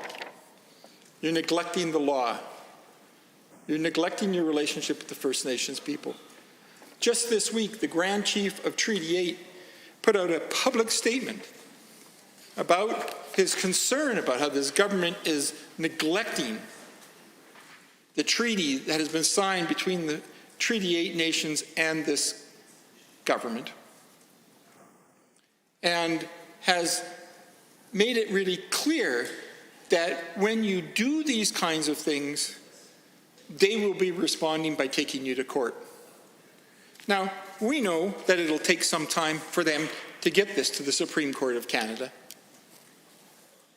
But we know from all the decisions that have been made up to this time that they'll win when they get there. The courts have been very clear about our responsibilities regarding First Nations rights under the Constitution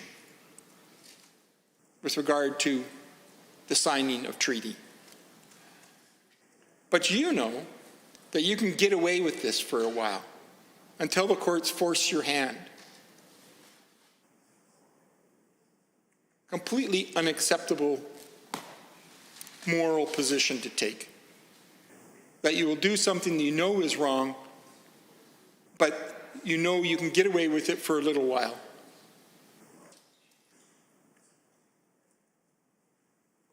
I think it's important that we adopt this amendment and that we stand up and actually commit ourselves to doing something for First Nations, to recognize the fundamental thing that they have asked of us, and that is to respect their rights under the law.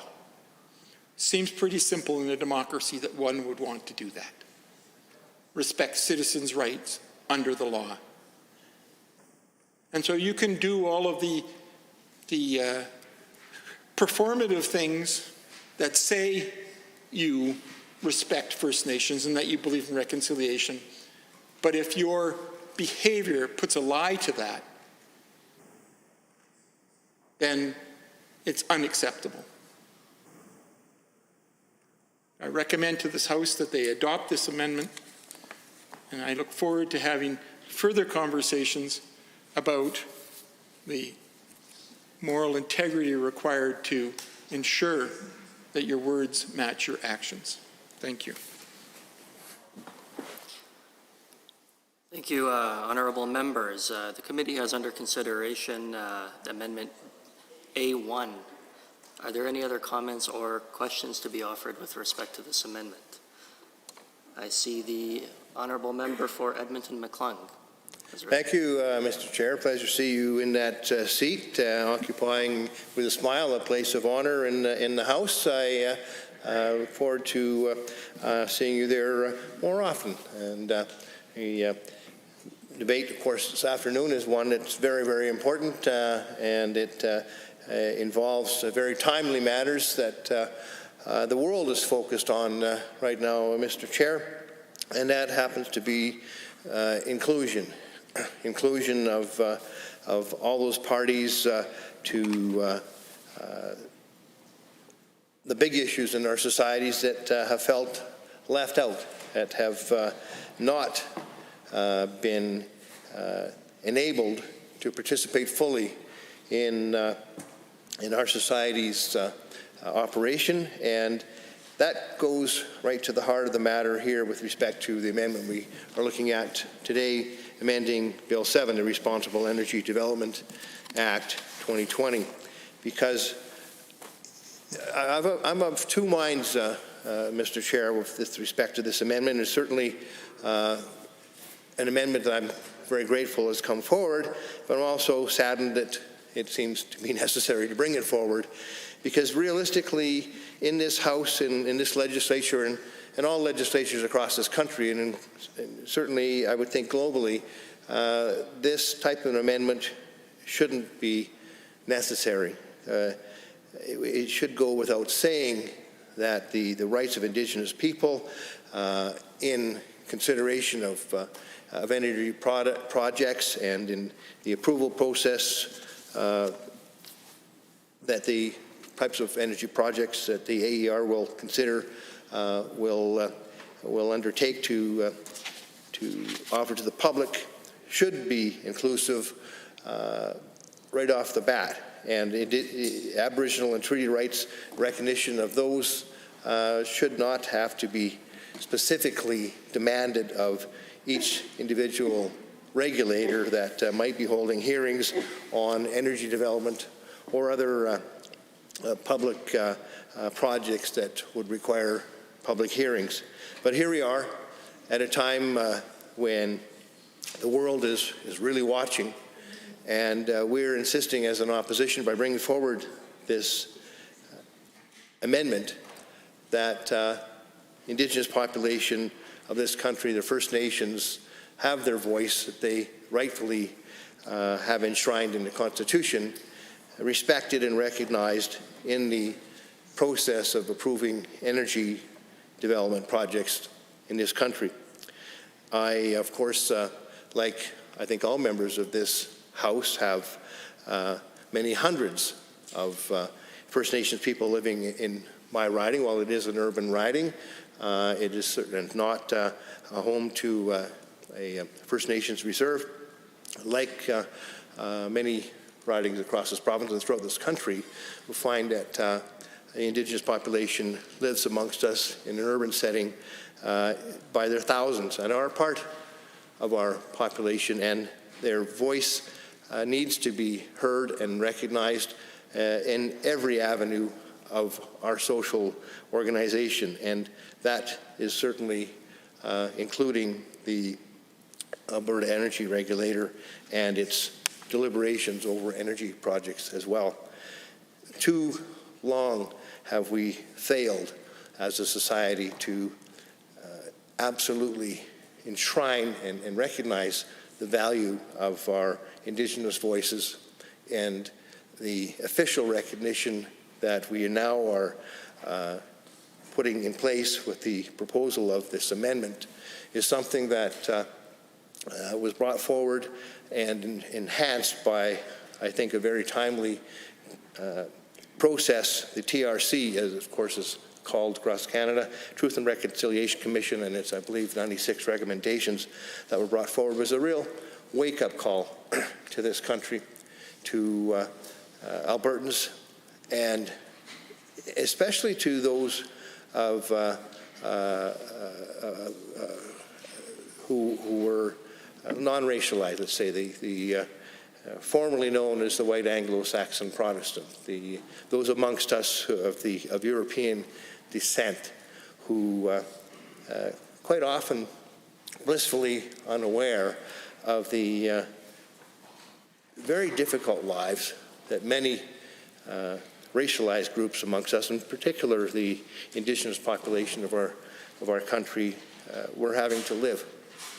And I remember hearing stories about even on farms in the Thorhild area, where the only times that generations of people who were born in my mother's era, that's the only time that she would have heard about the Indigenous population, wasn't of having schoolmates in her classes, but it was of itinerant farm laborers who would come in the fall to help harvest, and they would live in granaries or some type of tent accommodation, and there was labor that was relied upon, and it was hard work, but that was the only interaction, really, short of perhaps some Indigenous participation in the Thorhild Rodeo, that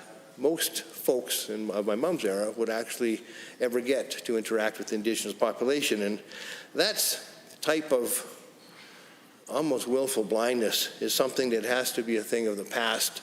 And I think we're seeing today, this week, this month, the past couple of months in this province, seeing 15,000 people on the grounds of the legislature talking about Black Lives Matter and the racialized population demanding that they be heard, recognized, valued, respected, and not subject to some of the horrific treatment that they have been subjected to. In this day and age, it's important to not only say that we believe that, as we do in this amendment, that Indigenous First Nations people need to be heard via the process of the regulators, the energy regulators in this province, but we enshrine that and make it clearly visible. It's kind of like saying one thing and backing it up with our behavior. And enshrining this in the legislation, Mr. Chair, is the type of thing that our First Nations population, I believe, rightfully deserves and have been demanding. I mean, lip service is something that First Nations people in this country and globally have been subjected to for years. They hear lots of things. I remember reading a book that I think is something that all members of this House should avail themselves of. When I was in university and was study of First Nations people, I did some courses in First Nations history and Aboriginal title to land in this country under the tutorship of then chair of the anthropology department at U of A, Dr. Michael Ash. And the book was written by Dr. George Manuel. It was called Fourth World.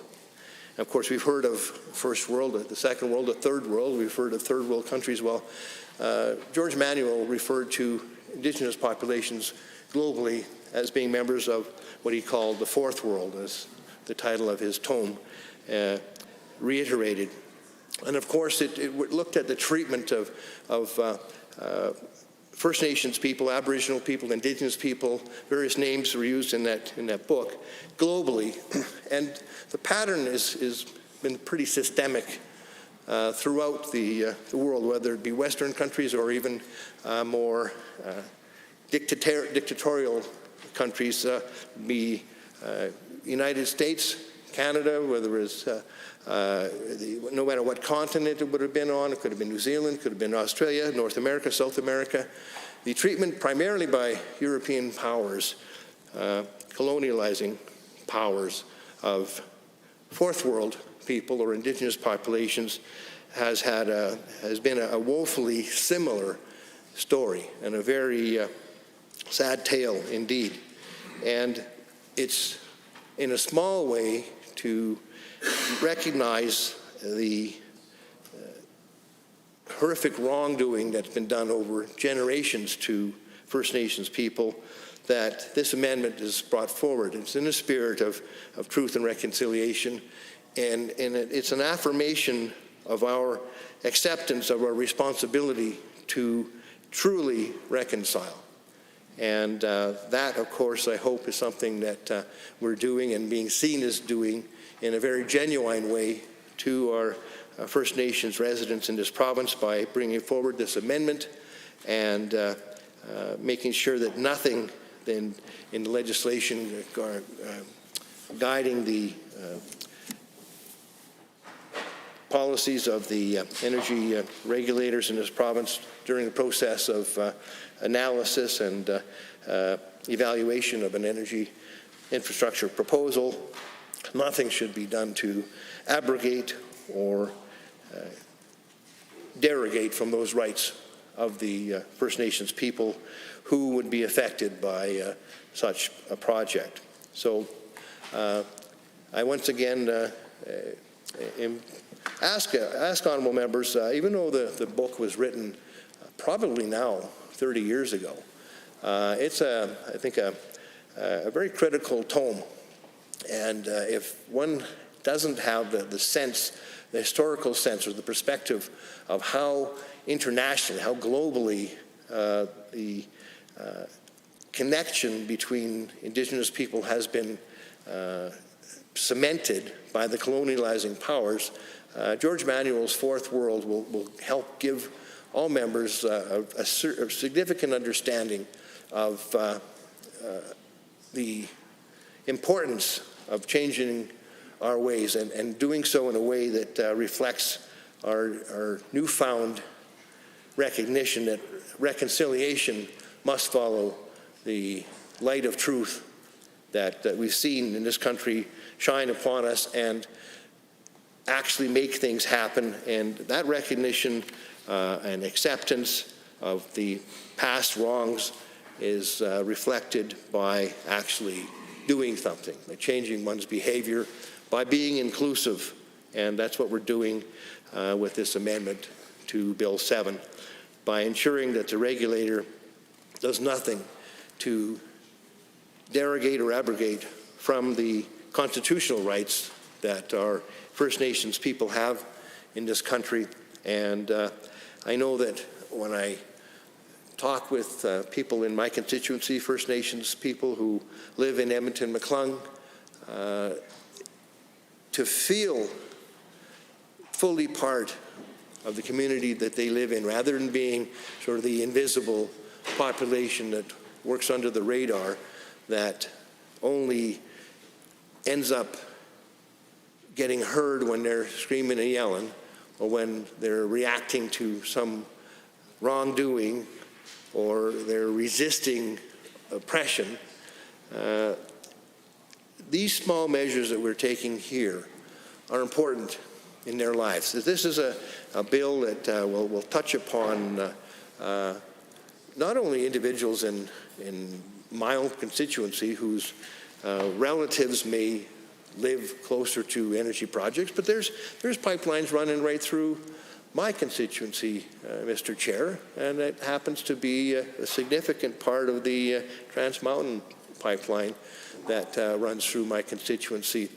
And for even the West End residents of Edmonton McClung to know and to read an amendment, if it should be passed in this House today, that demands that the First Nations population who live amongst us, even in West Edmonton, must have their rights recognized and upheld by an energy regulator as it deliberates on a project that goes through their neighborhood in West Edmonton.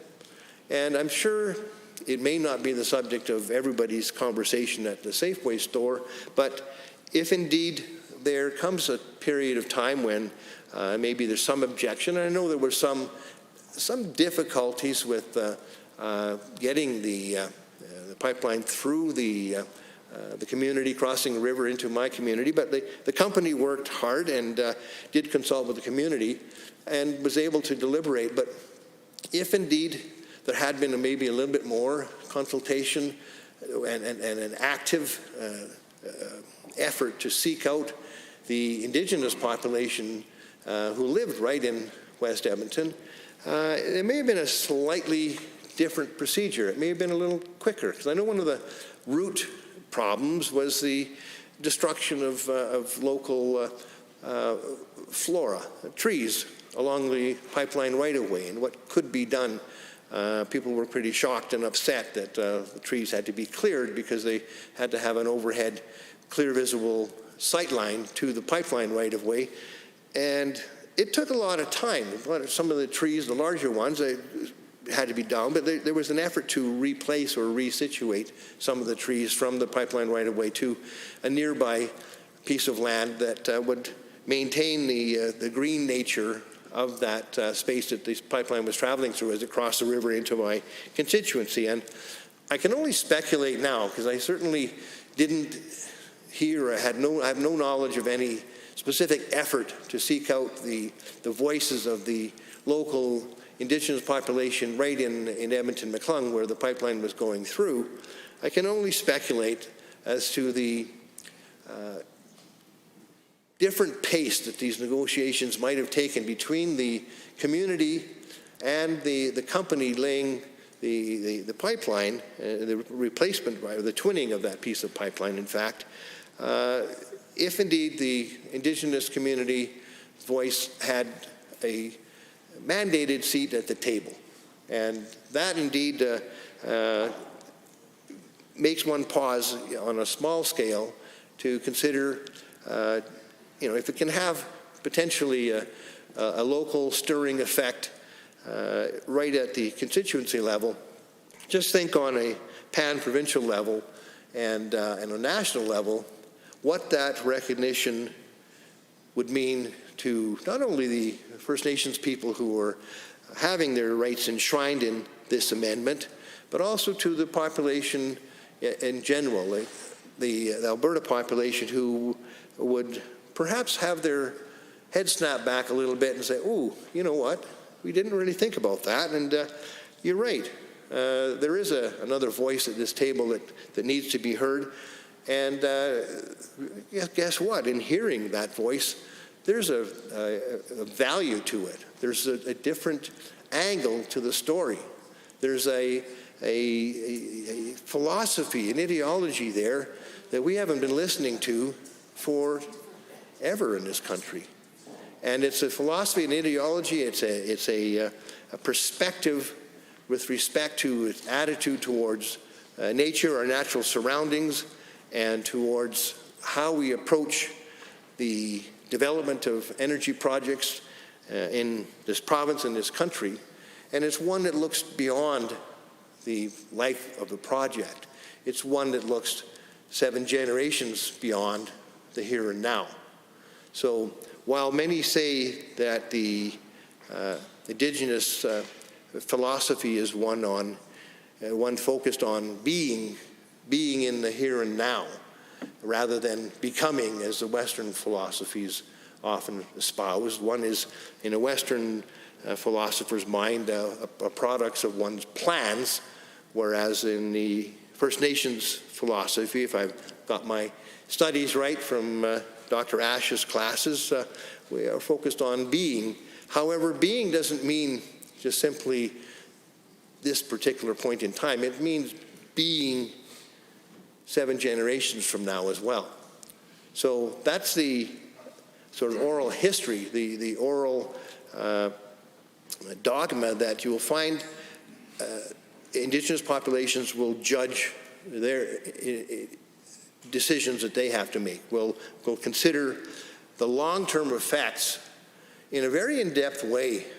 And this amendment, Mr. Chair, is an effort to, in some small way, enshrine that long-term thinking and to attempt to exact some of the value that the First Nation population of this province can bring to the process of developing our energy resources in the future. Rather than seeing the First Nations population as an obstacle to energy development, one should see the value that they bring to the table as a very productive and positive force in ensuring that they are enshrined in our process forever. Thank you. Thank you, Honourable Member. Are there any Honourable Members looking to join debate on A1? I see the Honourable Member for Edmonton Goldbar has risen. Thank you, Mr. Chair, and I want to start my comments by thanking my honourable friend from Calgary McCall for bringing forward this important amendment to this legislation. This amendment, I think, tries to strike the right balance between timeliness of review by the Alberta Energy Regulator with appropriate consultation with parties that will be affected by the decisions that the regulator will make. And I thought it might be valuable to talk about a couple of things. First of all, I want to go back to the foundations of the Alberta Energy Regulator and talk a little bit about the work that was done to set that regulator up and why I think this amendment is important to getting the regulator back to the original vision that was set out for it when it was created in 2013. And I also want to talk a little bit, build on some of the comments from my friend from Edmonton McClung made about Indigenous consultation, because I think those are two really important considerations that we need to keep in mind when we decide how we're going to vote on this amendment. Now, when the Alberta Energy Regulator was set up in 2013, the intention was to create the best-in-class energy regulator. And a lot of the work that was done to inform what a best-in-class energy regulator would look like was done by a professor named Kerry Coglianese, and I'm sorry if I'm butchering the pronunciation, but he's a professor at a university in Pennsylvania. He's widely lauded as one of the foremost academics with respect to regulators and how they perform their work. And he said that that any world-class regulator needs to be founded on utmost integrity, stellar competence, and empathic engagement. And now I won't address the issues of utmost integrity and stellar competence when it comes to the Alberta Energy Regulator. I think that they're maybe falling short on those two goals. But with respect to empathic engagement, we certainly see this government rushing to reduce or eliminate the role of the energy regulator to conduct this kind of empathic engagement and sacrifice engagement on the altar of timeliness.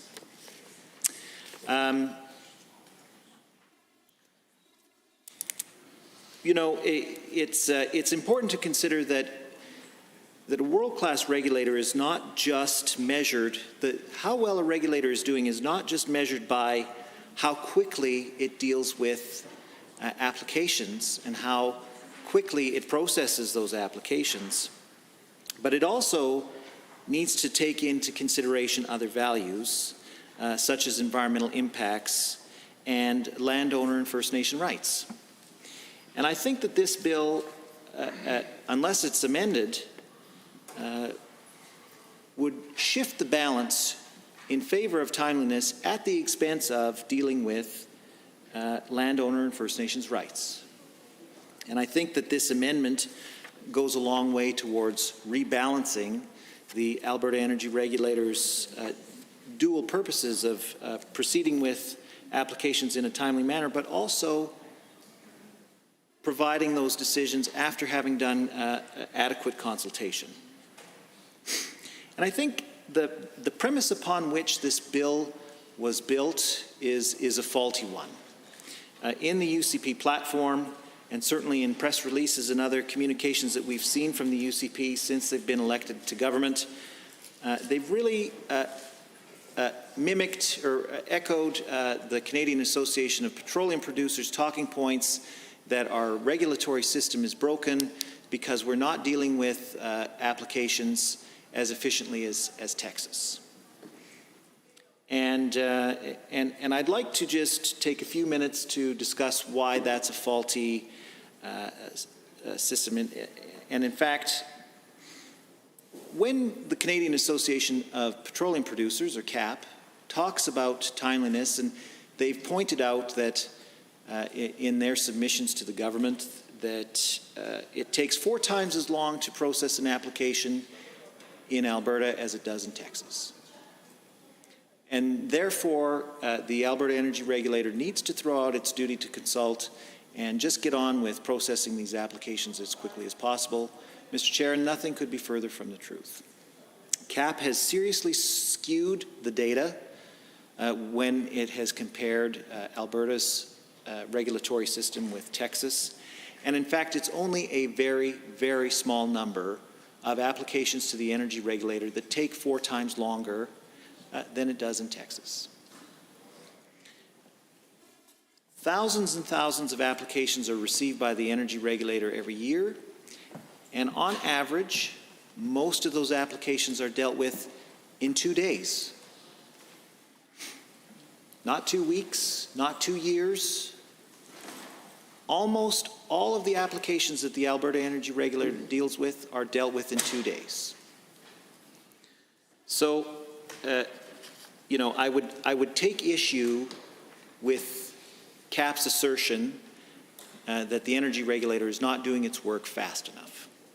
Because when the bulk of the applications are dealt with in 2 days, Mr. Chair, honestly, I don't know how much faster we could possibly process these applications, unless, you know, it's the true intention of the government to throw out the regulatory process altogether.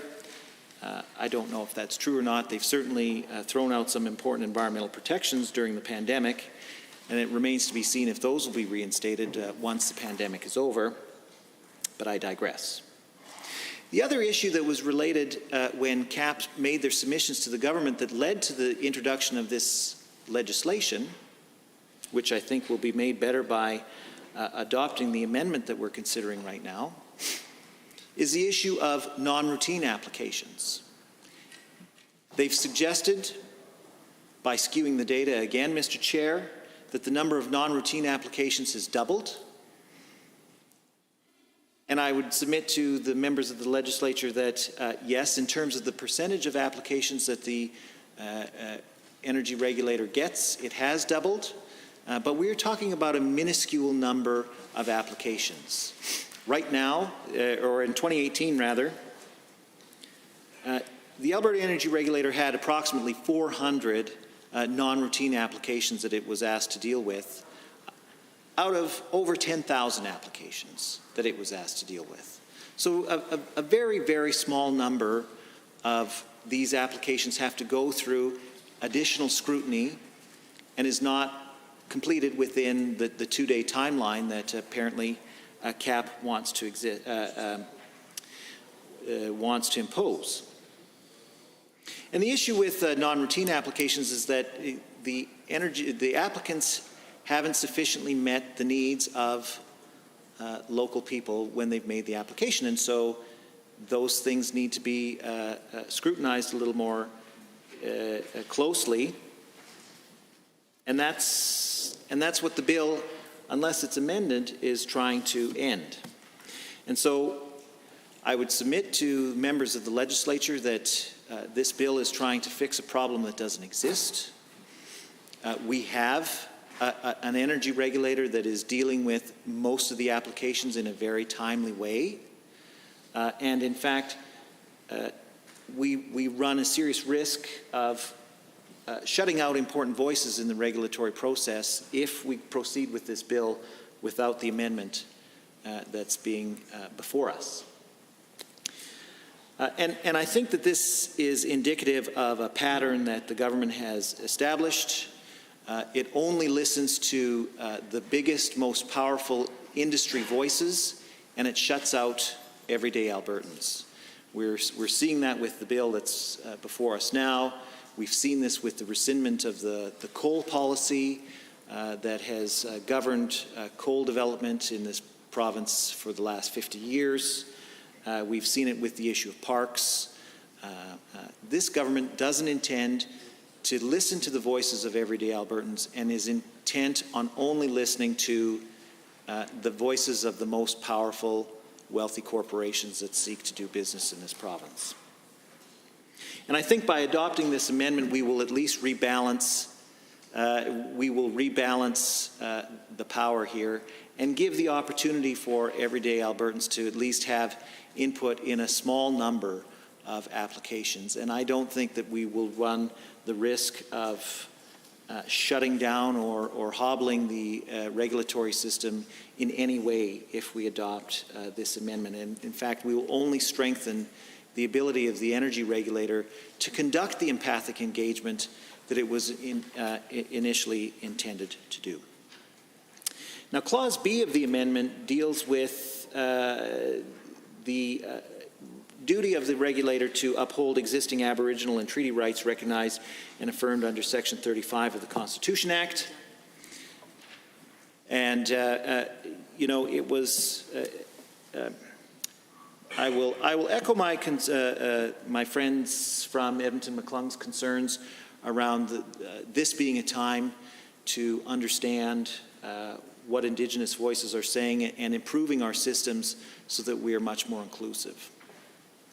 Now, I can't speak with any knowledge or experience about the Indigenous experience here in Alberta. I don't come from that community. I am probably the whitest person that anybody will ever meet. But it is incumbent upon me as a white person, I think, to understand what Indigenous people have experienced in life in this country. And it's especially important when we're considering this bill and this amendment to understand what the experience of Indigenous people has been with respect to resource extraction in the province. And I found a very good article that explained very succinctly the experience of Indigenous folks, and it was written by Rob Houle, and it's dated June 1st, 2020.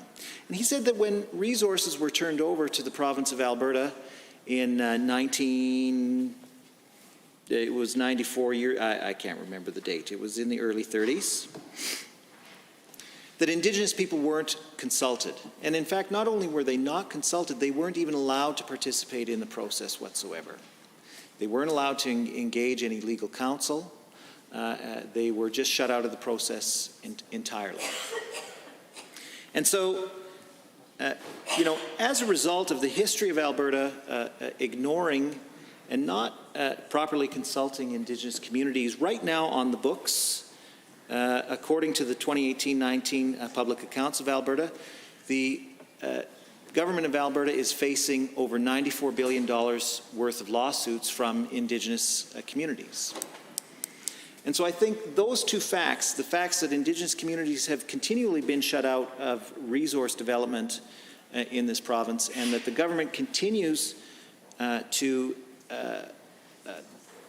engage in lawsuits because they haven't done an adequate job of consulting with First Nations before they're dealing with these extraction issues.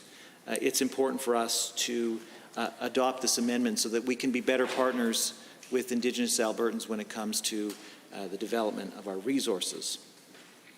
So because Albertans need to have their voices heard in the regulatory processes, and especially Indigenous voices that have been too long shut out of the process, I think it's important for all members of the House to vote in favor of this amendment and improve the work that the Alberta Energy Regulator does on behalf of the people of Alberta. And with that, Mr. Chair, I would move to adjourn debate. Thank you, Honourable Member. Having heard the motion as proposed by the Honourable Member for Edmonton Goldbar to adjourn debate and report progress on Bill 7, Responsible Energy Development Amendment Act 2020. And just prior to the vote, a quick reminder for the House that we will also be reporting progress on Bill 4, as we previously voted on that. So, regarding Bill 7, to adjourn debate and report progress when the committee rises. Is the House agreed? All those in favor, please say aye. Aye. Any opposed, please say no. That is carried. So here's that. What's that?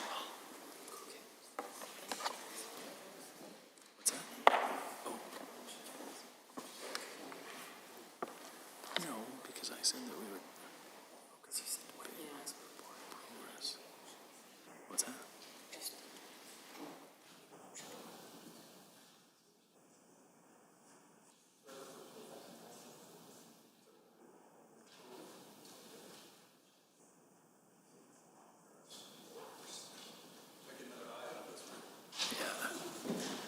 Mr. Chair, I move to rise and report progress of the committee.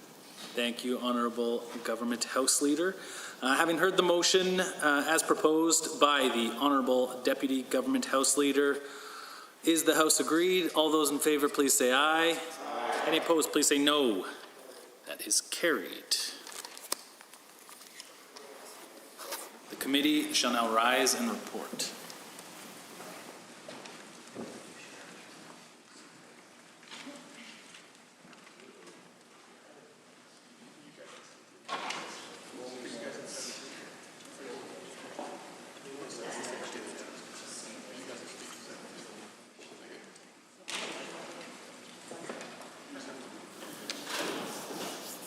The Honourable Member for Lac-La-Biche, Bonnyville, Cold Lake, St. Paul. My first day. Good morning, Mr. Speaker. The Committee of the Whole has had under consideration certain bills. The committee reports progress on the following bills, Bill 4 and Bill 7. Mr. Speaker, I wish to table copies of all amendments considered by Committee of the Whole on this date for the official records of the Assembly. Does the Assembly concur in the report? All those in favour, please say aye. Aye. Any opposed, please say no. In my opinion, the ayes have it. Motion is carried and so ordered. The Honourable, the Deputy Government House Leader and the Minister of Justice. Thank you, Mr. Speaker. I wish to ask for unanimous consent to revert to notices of motion. Honourable members, the Minister of Justice has requested unanimous consent to revert to notice of motions. I will ask only one question. Is there anyone opposed to granting this request? If so, please indicate so now. Hearing no opposition, unanimous consent has been granted. The Honourable Minister of Justice. Thank you, Mr. Speaker. I wish to make a correction to the notice provided for Government Motion 22 by the Government House Leader. The substance of the motion is to remain the same, but the reference to the Standing Committee on Alberta's Economic Future should instead be replaced with the Standing Committee on Resource Stewardship. Thank you. You want to go government or... Under Government Bills and Orders for second reading, Bill 17, Mental Health Amendment Act 2020, adjourn debate, Mr. Deal. Honourable members, we are at second reading of Bill 17. Is there anyone wishing to add additional comments? The Honourable Official Opposition House Leader. Well, thank you, Mr. Speaker. It's a pleasure to rise and speak to the Mental Health Amendment Act. As the critic for mental health and addictions, I feel that it's something that is actually an important topic that we're discussing in the House. Now, just to give a little context and a little bit of history around the Amendment Act, historically it has had a sunset clause in it, which has automatically always referred it to a committee to look at the Act, the implications of the Act, and to see if at any point it should be revised. Most recently, that happened in 2016. And there were recommendations that were made by the Committee on Communities and Families and Communities. Some of which were followed through on, and some that were still outstanding. What has happened since then, however, and what has brought us here today, of course, is the court challenge for an individual that was treated at the Foothills Hospital in Calgary. Now, what we know from the court challenge and from the rulings that occurred was that there were recommendations made to the government that needed to be addressed in regards to ensuring that individuals' rights were not being infringed upon when these orders were being put forward or imposed on the individuals by our medical teams and our health professionals. So we know that the court ruling stated that Section 2, Section 4, Subsection 1, 4, Subsection 2, 7, Subsection 1, 8, Subsection 1, and 8, Subsection 3 were considered charter infringements. Now, the interesting thing about the charter infringements is that what we've seen in the legislation as of right now is that we've only amended Section 2 and Section 8, Subsection 1. So currently, Sections 4 have not been amended. Section 7 has also not been amended, and Section 8. So this brings up some questions around why it is that only certain sections of the Act have been amended, and why different parts of the court ruling have not been addressed specifically by this piece of legislation. Now, in addition to that, I have been starting to hear from stakeholders around these pieces of legislation. There were recommendations made to the Minister of Health by a variety of stakeholders in regards to what they would have liked to have seen with the changes to this piece of legislation, given the fact that it was being opened. And so, although I appreciate that, the health minister chose to address specifically some of the recommendations and the rulings by the lower courts, there was an opportunity here to do some really great consultation and actually implement some of the consultation and some of the recommendations that our community partners have made. My understanding in speaking with some of the community partners is that that is not actually what happened, and that is not the case. That the pieces that were amended were only specific to the court case, and again, not all of them. And the opportunity to strengthen this piece of legislation and to actually make it work with the different community partners that are actually supporting individuals when they are not being dealt with in healthcare settings would have been something that would have been beneficial. We do know that community treatment orders are part of this piece of legislation, specifically in Section 37. And when we look at community treatment orders, we're looking at the fact that an individual is actually being ordered to maintain treatment while living in the community. Well, we know that there are a variety of agencies that provide additional supports to individuals when they're living in the communities. And again, they had recommendations around how they could continue to support individuals, but ensure that the legislation was enabling them to be able to do that effectively. So these are some considerations that have come forward in consultation that I've been having, recognizing we've only had the bill for a few days, and so I'm sure I will be hearing from more partners, and there will be more requests for consultation. And so because of that, Mr. Speaker, and because of the history of how this piece of legislation historically has been treated, I would like to move an amendment. And the amendment, I will wait till you have a copy of it. And grab the original for the table and me a copy, and then I'll call upon you to proceed if you wouldn't mind.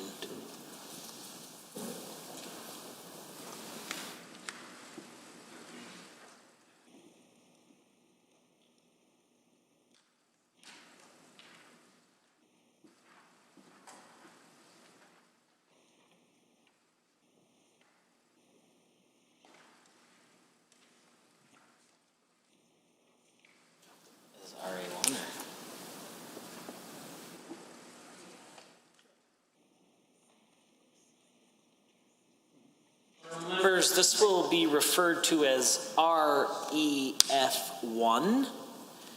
And if you are requiring a copy of the amendment, please indicate by show of hands. The LASS will be happy to deliver you one.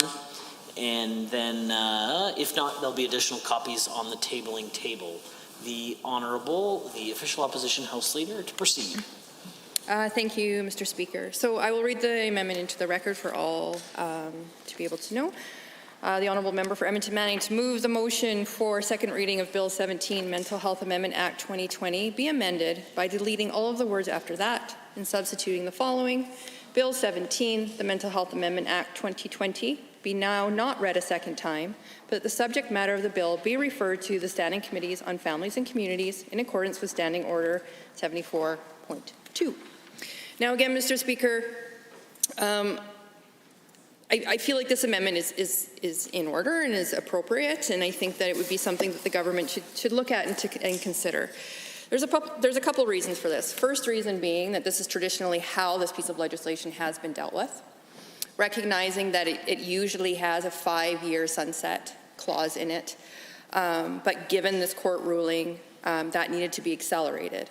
Now, the reason that this typically is referred to Committee on Families and Communities is because this gives the opportunity for individuals who are impacted by this piece of legislation, so family members, individuals that may have been under a mandatory treatment order, a community treatment order, to have an opportunity to come to the legislature to speak to their elected representatives and to talk about their experiences and how things could be done differently. I do recognize that there was, of course, this court challenge and there was rulings based on that, but there was an opportunity here. And the opportunity was to make sure that all Albertans had a say in how this act is used and how it impacts Albertans. I think the important thing we have to recognize is that the Mental Health Amendment Act really restricts an individual's freedoms. It can and it is used to ensure that individuals who may be at harm to themselves or to others can be treated in a hospital setting without necessarily having the full consent of the individual. They are diagnosed and they are assessed by medical professionals that deem that them having access to treatment is in their best interest and therefore overrides what we would typically consider our own individual freedoms. We know this because the court has ruled that the use of this act and the way that it was implemented and the requirements of how people were reporting and how the reassessments were being done and the ability of individuals to have access to legal representation and, of course, advocates was not upheld in this piece. And so because of that, we need to take this piece of legislation quite seriously. So again, I think that this is an opportunity to send this back to the Standing Committee on Families and Communities to hear from Albertans and to really look at how these orders are used and how we can ensure that the voices of the individuals that are being impacted by this piece of legislation's voices are being heard. So there might be a conversation around maybe legal counsel is a mandatory referral. Maybe that goes to legal aid. Maybe that ensures that there is an opportunity to ensure that there is some form of legal representation when these orders are put in place. Maybe it has to do with ensuring that we expand and we look at the role of the mental health advocate and whether or not when these orders are put in place there needs to be an automatic referral to the advocate to ensure that the advocate is actually sitting down with individuals and making sure that they understand what their legal abilities are and how they can work through the process of these assessments. It would also be looking at how Alberta Health Services ensures patients and families are provided the necessary information that they are required to have. So they understand the difference between a community treatment order and the actual being held under a treatment plan within a hospital. Or how they could even have a community treatment order eliminated. So there's lots of opportunities here again, I have to reinforce to the Associate Minister of Mental Health and Addictions, as well as to the Minister of Health, that I am hearing from community members, I'm hearing from agencies that say they weren't consulted, that they may have been consulted with, but the recommendations and the ideas that they had around how this piece of legislation could be expanded and dealt with have not been respected, nor have they been implemented in any of these pieces of legislation, or in this piece of legislation. And so again, having them be able to come to the committee, to have their voices heard, to be able to provide the recommendations to the members of the committee so that they can determine whether or not this piece of legislation is actually doing what it's intended to do. And that they can also, make sure they understand what a qualified health professional is. I don't know if the actual conversation has happened with the Psychiatric Association or with the United Nurses Association or the physicians around whether or not they're open to the qualified health professionals and expanding that role. And in fact, if you look at the definition within the Act, it also includes like our audiologists and speech pathologists and a variety of different professionals that are not specific to working with individuals with mental health. So, they may have some concerns of being able to have this ability and this power within a piece of legislation that is definitely outside the scope of their typical practice. So there are a variety of different things that I think the committee could look at. I also think that there needs to be a recognition by the government that they actually removed the sunset clause out of the piece of legislation. So now there is no requirement for this piece of legislation to even be reviewed ever again, which we have a fundamental problem with on this side of the House, because again, this is a piece of legislation that has the capacity to infringe on the freedoms of an individual.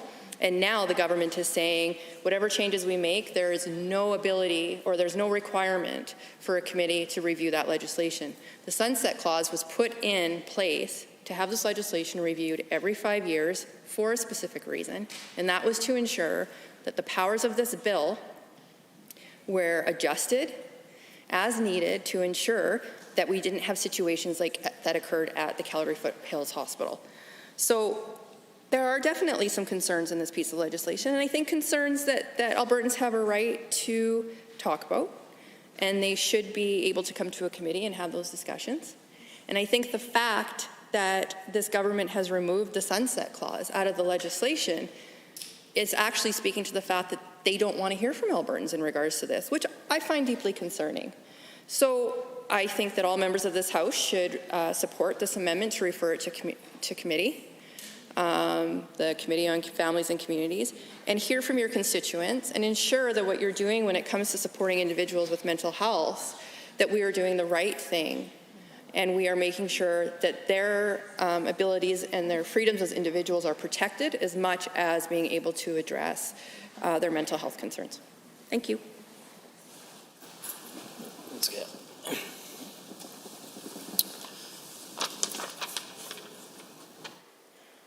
Honorable members, is there anyone else wishing to speak to the referral motion, REF1? The honorable member for Edmonton Highlands Norwood. Thank you, Mr. Speaker. It's an honor to rise to Bill 17, the Mental Health Amendment Act, and specifically speak to the referral amendment. I've not had a chance to speak to this bill, and I've had some time to read through it and to listen to the comments of my colleague. And I want to use this opportunity to talk about mental health broadly. I don't think I've had the chance too much in this House to speak to the importance of mental health, and I'm certain they're all working very hard right now and likely not watching, but it's a good opportunity to give a shout out to all the folks working in mental health and addictions right now. All those who are on the front lines, who are doing incredible work, work that's extremely hard at the best of times, let alone in the midst of a pandemic. And so thank you to all those working on the front lines right now. And you know, I'm so proud of the work that our government did when it came to investing in mental health. It's an issue that's important to me for a number of reasons. The first of which is, you know, I've struggled with my own mental health challenges in the past, and it's hard to talk about, and we all know we've got much work to do when it comes to lifting the stigma around mental health. And trust me, it wasn't that long ago that I certainly wasn't able to speak about and to reach out. So I'm proud to be able to talk about that now and to encourage folks if they are struggling to reach out as well, because we know COVID, we know the pandemic has certainly exacerbated mental health crises, not just here, but across the province. And so encouraging folks that there are supports, and you can go to, you can just search Mental Health Alberta, and there's a whole range of supports available. I won't speak for a long time, but I'm looking forward to getting more on the record when it comes to Bill 17. I want to echo some of the comments that my honourable colleague from Edmonton Manning stated, and I also want to just follow up on my point there. I noted that there were a couple of reasons why it's so important that we speak to mental health, and like I said, I have my own personal experiences, but I also have the opportunity to represent a riding wherein we have the bulk of many of the social service agencies in Edmonton, which includes a number of organizations that are working directly with mental health and with folks struggling with addictions. We've got a number of the supervised consumption sites in our riding, and as we know and as the data supports, many of those folks who are struggling with addictions, who are making use of the supervised consumption sites, have mental health, are experiencing mental health challenges as well. And so, you know, I see it in my neighborhood every day. I see the effects of poor mental health on our communities, and that's why I want all of us to really think about getting this piece of legislation, Bill 17, right. And my biggest concern, as my esteemed colleague from Edmonton Manning pointed out, is the lack of consultation. We have incredible folks on the front lines who work in mental health day in and day out, and they are telling us that while some of them had their voices accessed in consultation with this, with the development of this bill, they're not seeing. They've not seen a report. There's others who are saying they weren't consulted. I would like to know, were folks with lived experience consulted as well? So these are the questions that we need to be asking, and I think it's a perfect opportunity to bring this back to committee to ensure that we have a full range of voices, including folks working on the front lines, including folks with lived experience, and that they know that they've been heard on this one. So with that, I would like to again urge the committee, urge the House to consider our amendment for referral. Please take a look at this legislation. It's really important. And as your own minister said, your own Minister of Health is on the record with media saying that we need to do the right thing. We need to get this right. I agree, Minister. We need to get this right. And with that, I will adjourn. Honourable members, having heard the motion as proposed by the Honourable Member for Edmonton Highlands Norwood to adjourn debate, all those in favour, please say aye. Aye. Any opposed, please say no. In my opinion, the ayes have it. That motion is carried and so ordered. Under government motions, motion number 20, adjourn debate, Mr. Hanson. We are on government motion 20. Do you know how much time remains for the honourable member should he choose to use it? The honourable member for Bonnyville St. Paul Cold Lake has 3 minutes remaining should he choose to use it. Is there anyone else wishing to join in the debate? The honourable member for West Yellowhead. Mr. Speaker, we have problems in this country. I'd say that every country has some kind of issue or another. But in Canada, we have an ongoing yearly concern with regards to motor vehicle crashes. Every year we are confronted by the unfortunate circumstance of so many lives cut short on our highways and roads. Last year, nationally, there were approximately 2,000 vehicle-related deaths, with about 10,000 serious injuries. Serious, life-altering injuries, Mr. Speaker, caused not just by accidents, but by dangerous and illegal use of these motor vehicles. A Lamborghini, so often fetishized by car enthusiasts and celebrities alike, looks quite menacing. It instills the passive bystander with a feeling that this car can go really fast. And indeed it can. The Lamborghini Aventador can reach speeds of 100 kilometers per hour in just 2.9 seconds and has a top speed of 360 kilometers per hour. Why would such a vehicle be available to Canadians when the top speed of any highway in Canada is only 120 kilometers per hour? For what purpose would this vehicle be required? But that is not all. In case my colleagues in this assembly felt that I had a particular dislike of Lamborghinis, I assure you that I do not. The recent Porsche 918 Spyder, Ferrari 812 are also known for their impressive horsepower and top speeds. In fact, the Ferrari 812 is even called the Superfast, and I, for one, can't stand Spyders. Maserati, BMW, Bugatti, McLaren, Aston Martin, and Bentley all purposely produce vehicles that are extremely fast, and as such can violate the top speed limits in Canada and Alberta.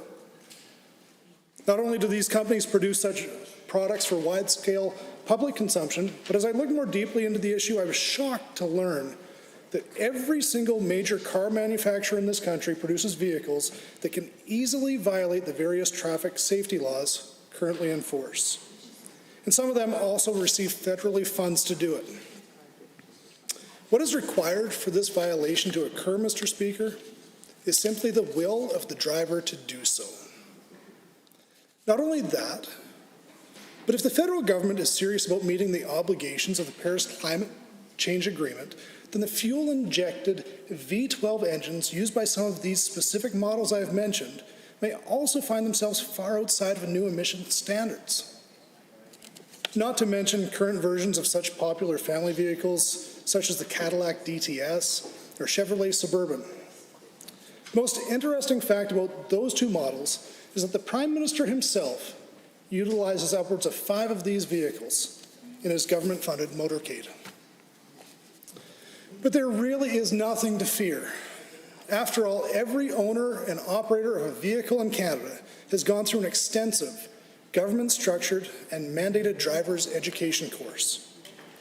During this process, they have learned the basics about vehicles and their lawful operations, such as proper storage, maintenance, and the all-important pre-trip vehicle inspection, just to ensure that it is safe to drive, of course. Any potential driver must pass both a written and practical exam in order to prove that their knowledge of vehicle operations and traffic laws are adequate enough before being allowed to purchase and drive one of these impressive machines. Yet still there are accidents.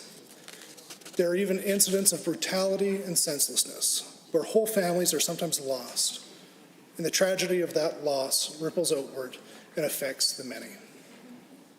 And so with this knowledge, I ask this Assembly today, in support of Government Motion 20, why the Prime Minister decided to single out law-abiding firearms owners. According to Statistics Canada, police-reported gun crimes amount to less than 0.5% of overall police-reported crime. Only 20% of this number involved long arms, and only 6% involved fully automatic or sawed-off shotguns. In other words, weapons not legally available to the public.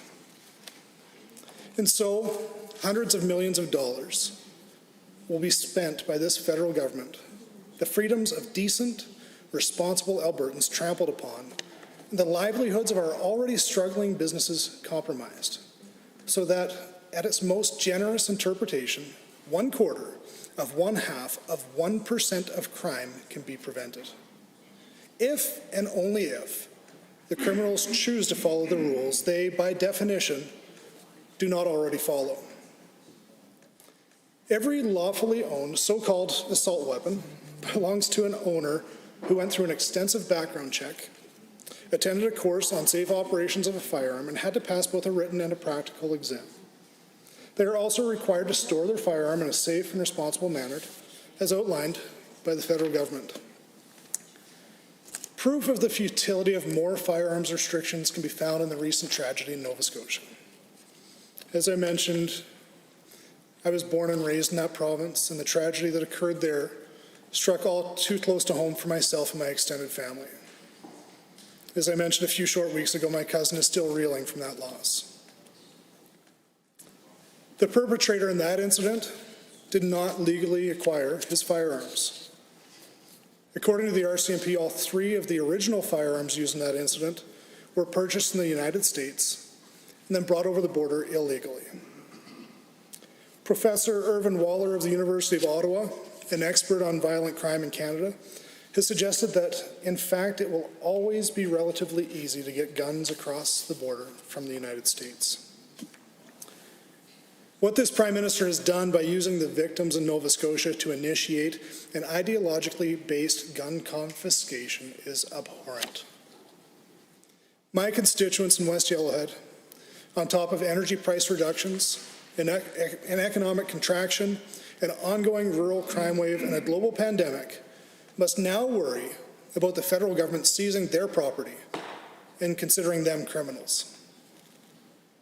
This recent display of contempt for the livelihoods and enjoyment of so many law-abiding firearm owners only serves to further condemn the Prime Minister's already poor reputation this side of the Greater Toronto Area. All this while the federal government has failed to secure the border against the smuggling of illegal firearms. That is why, Mr. Speaker, I stand today in support of Government Motion 20. I know that with an Alberta Chief Firearms Officer, this issue will get the level of attention it deserves from the point of view Albertans expect. This government is standing up for law-abiding firearms owners by declaring its intent to bring in more Alberta and get rid of as much of Ottawa as possible. Because if we were to sit idle now, Mr. Speaker, will the next step that the Prime Minister takes be to ban certain types of vehicles? Because in his opinion, what reasonable or responsible Canadian would need such a vehicle? I am sure his attempts at improving public safety in this way would also involve an involuntary buyback program that purchased these malevolent vehicles back at a fraction of the value. It might seem like this would be nonsensical and alarming, Mr. Speaker. However, if the Prime Minister is willing to use these exact same tactics with law-abiding firearms owners, where will he stop? Be it resolved that this Legislative Assembly expresses its opposition to the Government of Canada's recent decision to amend regulations to the Criminal Code to prohibit the possession, transportation, and sale of certain types of legally acquired firearms by licensed law-abiding citizens. Thank you, Mr. Speaker. Honourable members, Standing Order 29-2A is available. If anyone has a brief question or a comment for the member, the Honourable Member for Brooks, Medicine Hat. Thank you, Mr. Speaker. I know the member for West Yellowhead has a very rural constituency, and I was wondering if he could elaborate on what a potential firearm ban or what an overreach from Trudeau would look like for his constituents.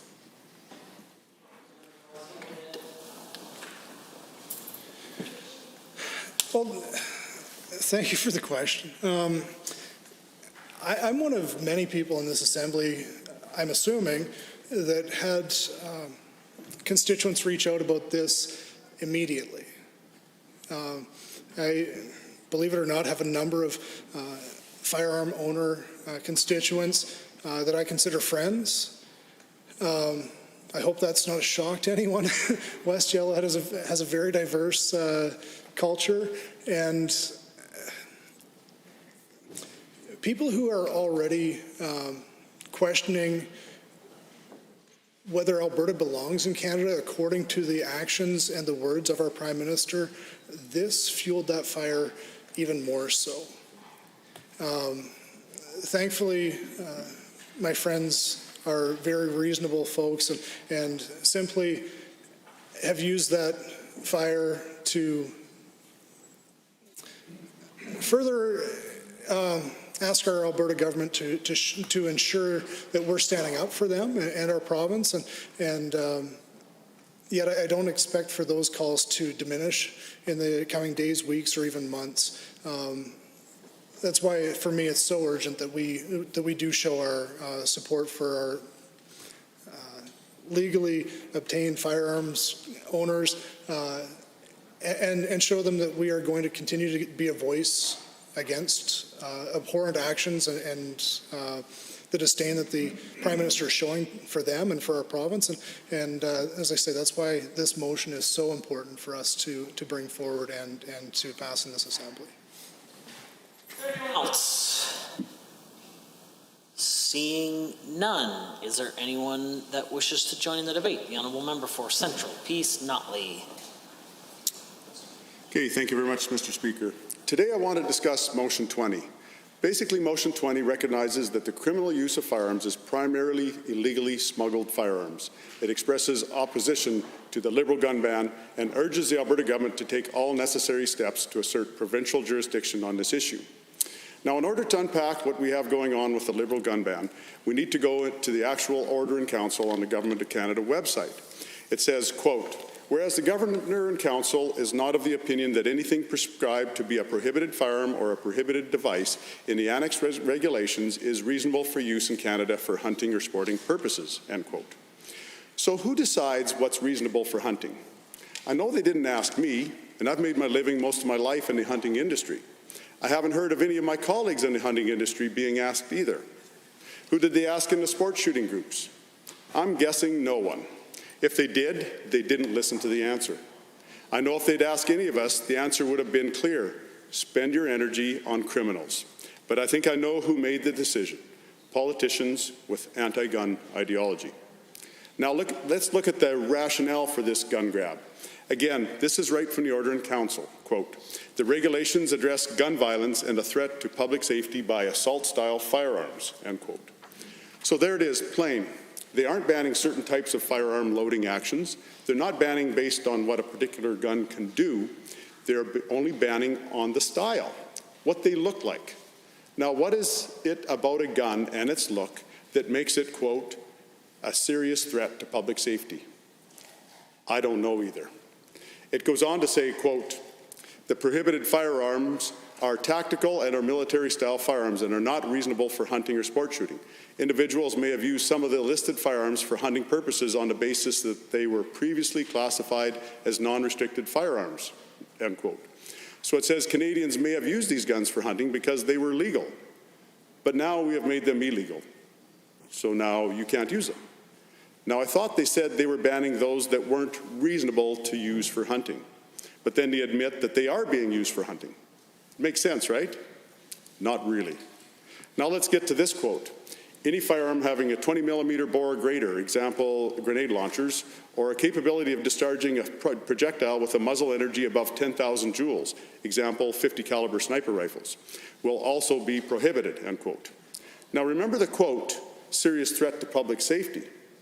So has anyone ever heard of a 50 cal or a grenade launcher, for that matter, used for mass shootings? No? Me neither. I do have friends that own 50 caliber guns and shoot them at targets and get a lot of enjoyment out of doing so. And who do they hurt? Absolutely no one. Here's another quote from the Order in Council. The disposal of the prescribed prohibited firearms is dependent on voluntary compliance by affected owners and businesses," end quote. Can anyone guess who won't be voluntarily turning in their firearms? You're right, criminals. You know, the people who shouldn't have firearms? But you know what? Maybe criminals will turn in their firearms. If they can buy them in the US and smuggle them into Canada and sell them to the Liberals for a profit, they just might do it. Now here's another quote. "Calculation of the compliance rate will be complicated by the lack of information about non-restricted firearms and their owners," end quote. How can this be effective if the compliance rate is complicated? You're right, it won't be effective. But it's about ideology, not effectiveness, being perceived to make a difference, to virtue signal to a group that are impressed by this action. We do actually have evidence that it won't be effective. The infamous long gun registry, An estimated 65% of firearms owners registered at least one rifle or shotgun, and no more than half of all long guns ended up in a registry. That's not success. More than 1/3 of owners did not register, leaving more than 1/2 of long guns unregistered. But you know who did register their long guns? Me and others who didn't want to be criminals by not filling out paperwork, which, by the way, is a victimless crime. You know who didn't register their long guns? Criminals. Both government-created criminals and real criminals. Here's another quote from the website. The amount of compensation being offered per firearm may also affect the level of compliance, end quote. Yes, now we get into compensation. I know the Liberals like to spin this as a buyback program. Let's see how this buyback program works. They tell you that you must sell your gun at a price they decide, and if you don't, you'll be arrested, charged, and your gun will be confiscated anyways. That's not a buyback program. In the real world, I could make a lot of money buying something that I decide the price and the seller is forced to sell under the influence of a threat. Except in the real world, that's illegal. It's called extortion. This is where it gets interesting again, right from the Order in Council on the Government of Canada website. Quote, it is likely that businesses selling newly prohibited firearms would experience a reduction in sales and as a result may reduce staff or cease operations. A Conference Board of Canada study completed in September 2019 determined that sport shooting and hunting contribute $5.9 billion to Canada's GDP, as well as $2.9 billion in labour income.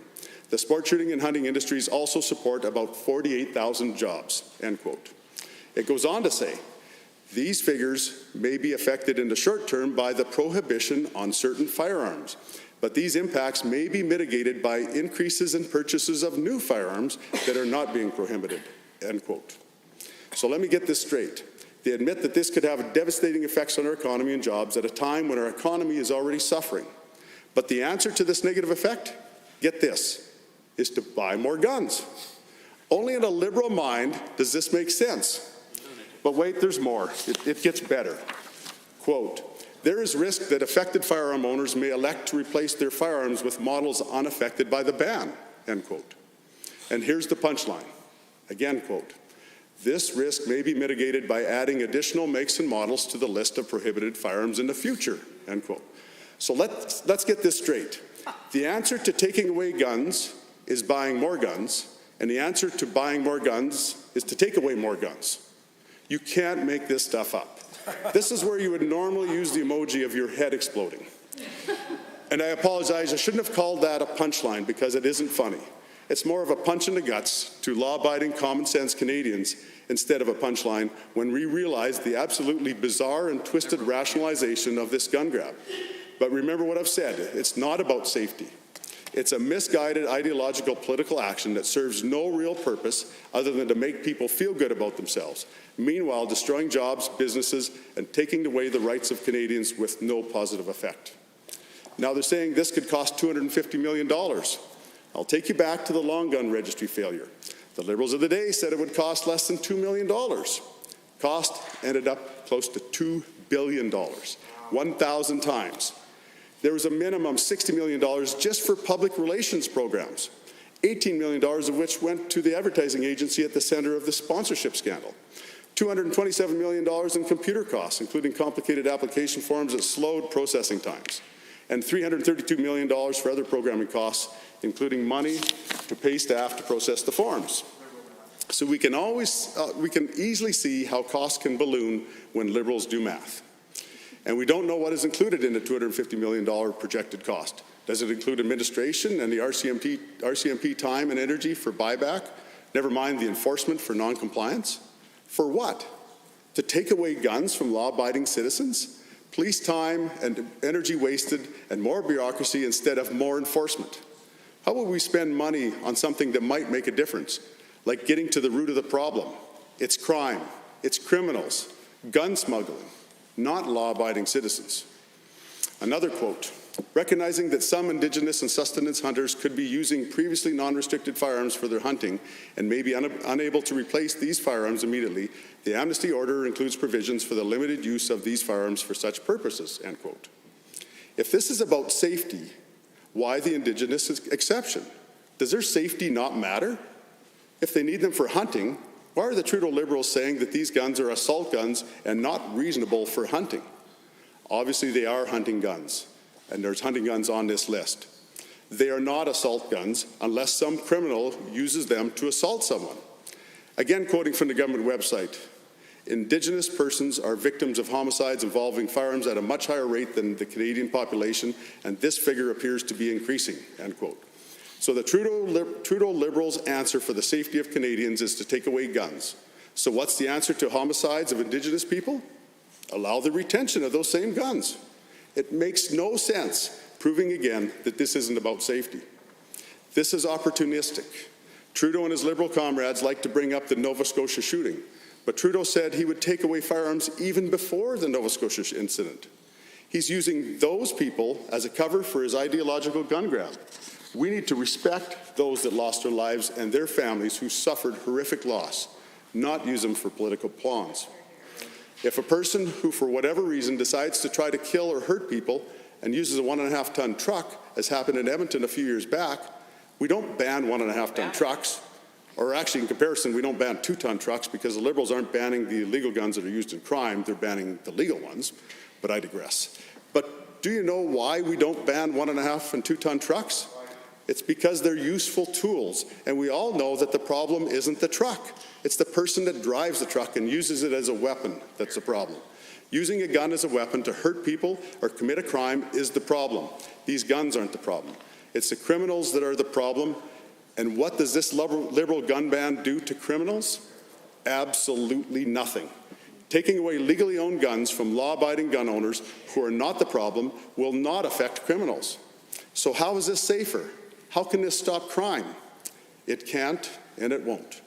Because it isn't about safety, it's about ideology. Thank you. And with that, I'd like to make a motion for debate. Honourable members, having heard the motion as proposed by the Honourable Member for Central Peace Notley to adjourn debate on Government Motion 20, all those in favour, please say aye. Aye. Any opposed, please say no. In my opinion, the ayes have it. That motion is carried and so ordered. Perhaps the Honourable Deputy Government House Leader has... No? Do you know what's next? To adjourn, Mr. Speaker. For dinner. Perhaps you might make a motion. Till 7:30. Perhaps you might make a motion. I'd like to make a motion that we adjourn till 7:30. Well done. It's like it's your first take. The honourable members, having heard the motion as proposed so eloquently by the Honourable Deputy Government House Leader to adjourn debate till this evening at 7:30, all those in favour, please say aye. Aye. Any opposed, please say no. In my opinion, the ayes have it. That motion is carried and so ordered. The House stands adjourned until 7:30 this evening.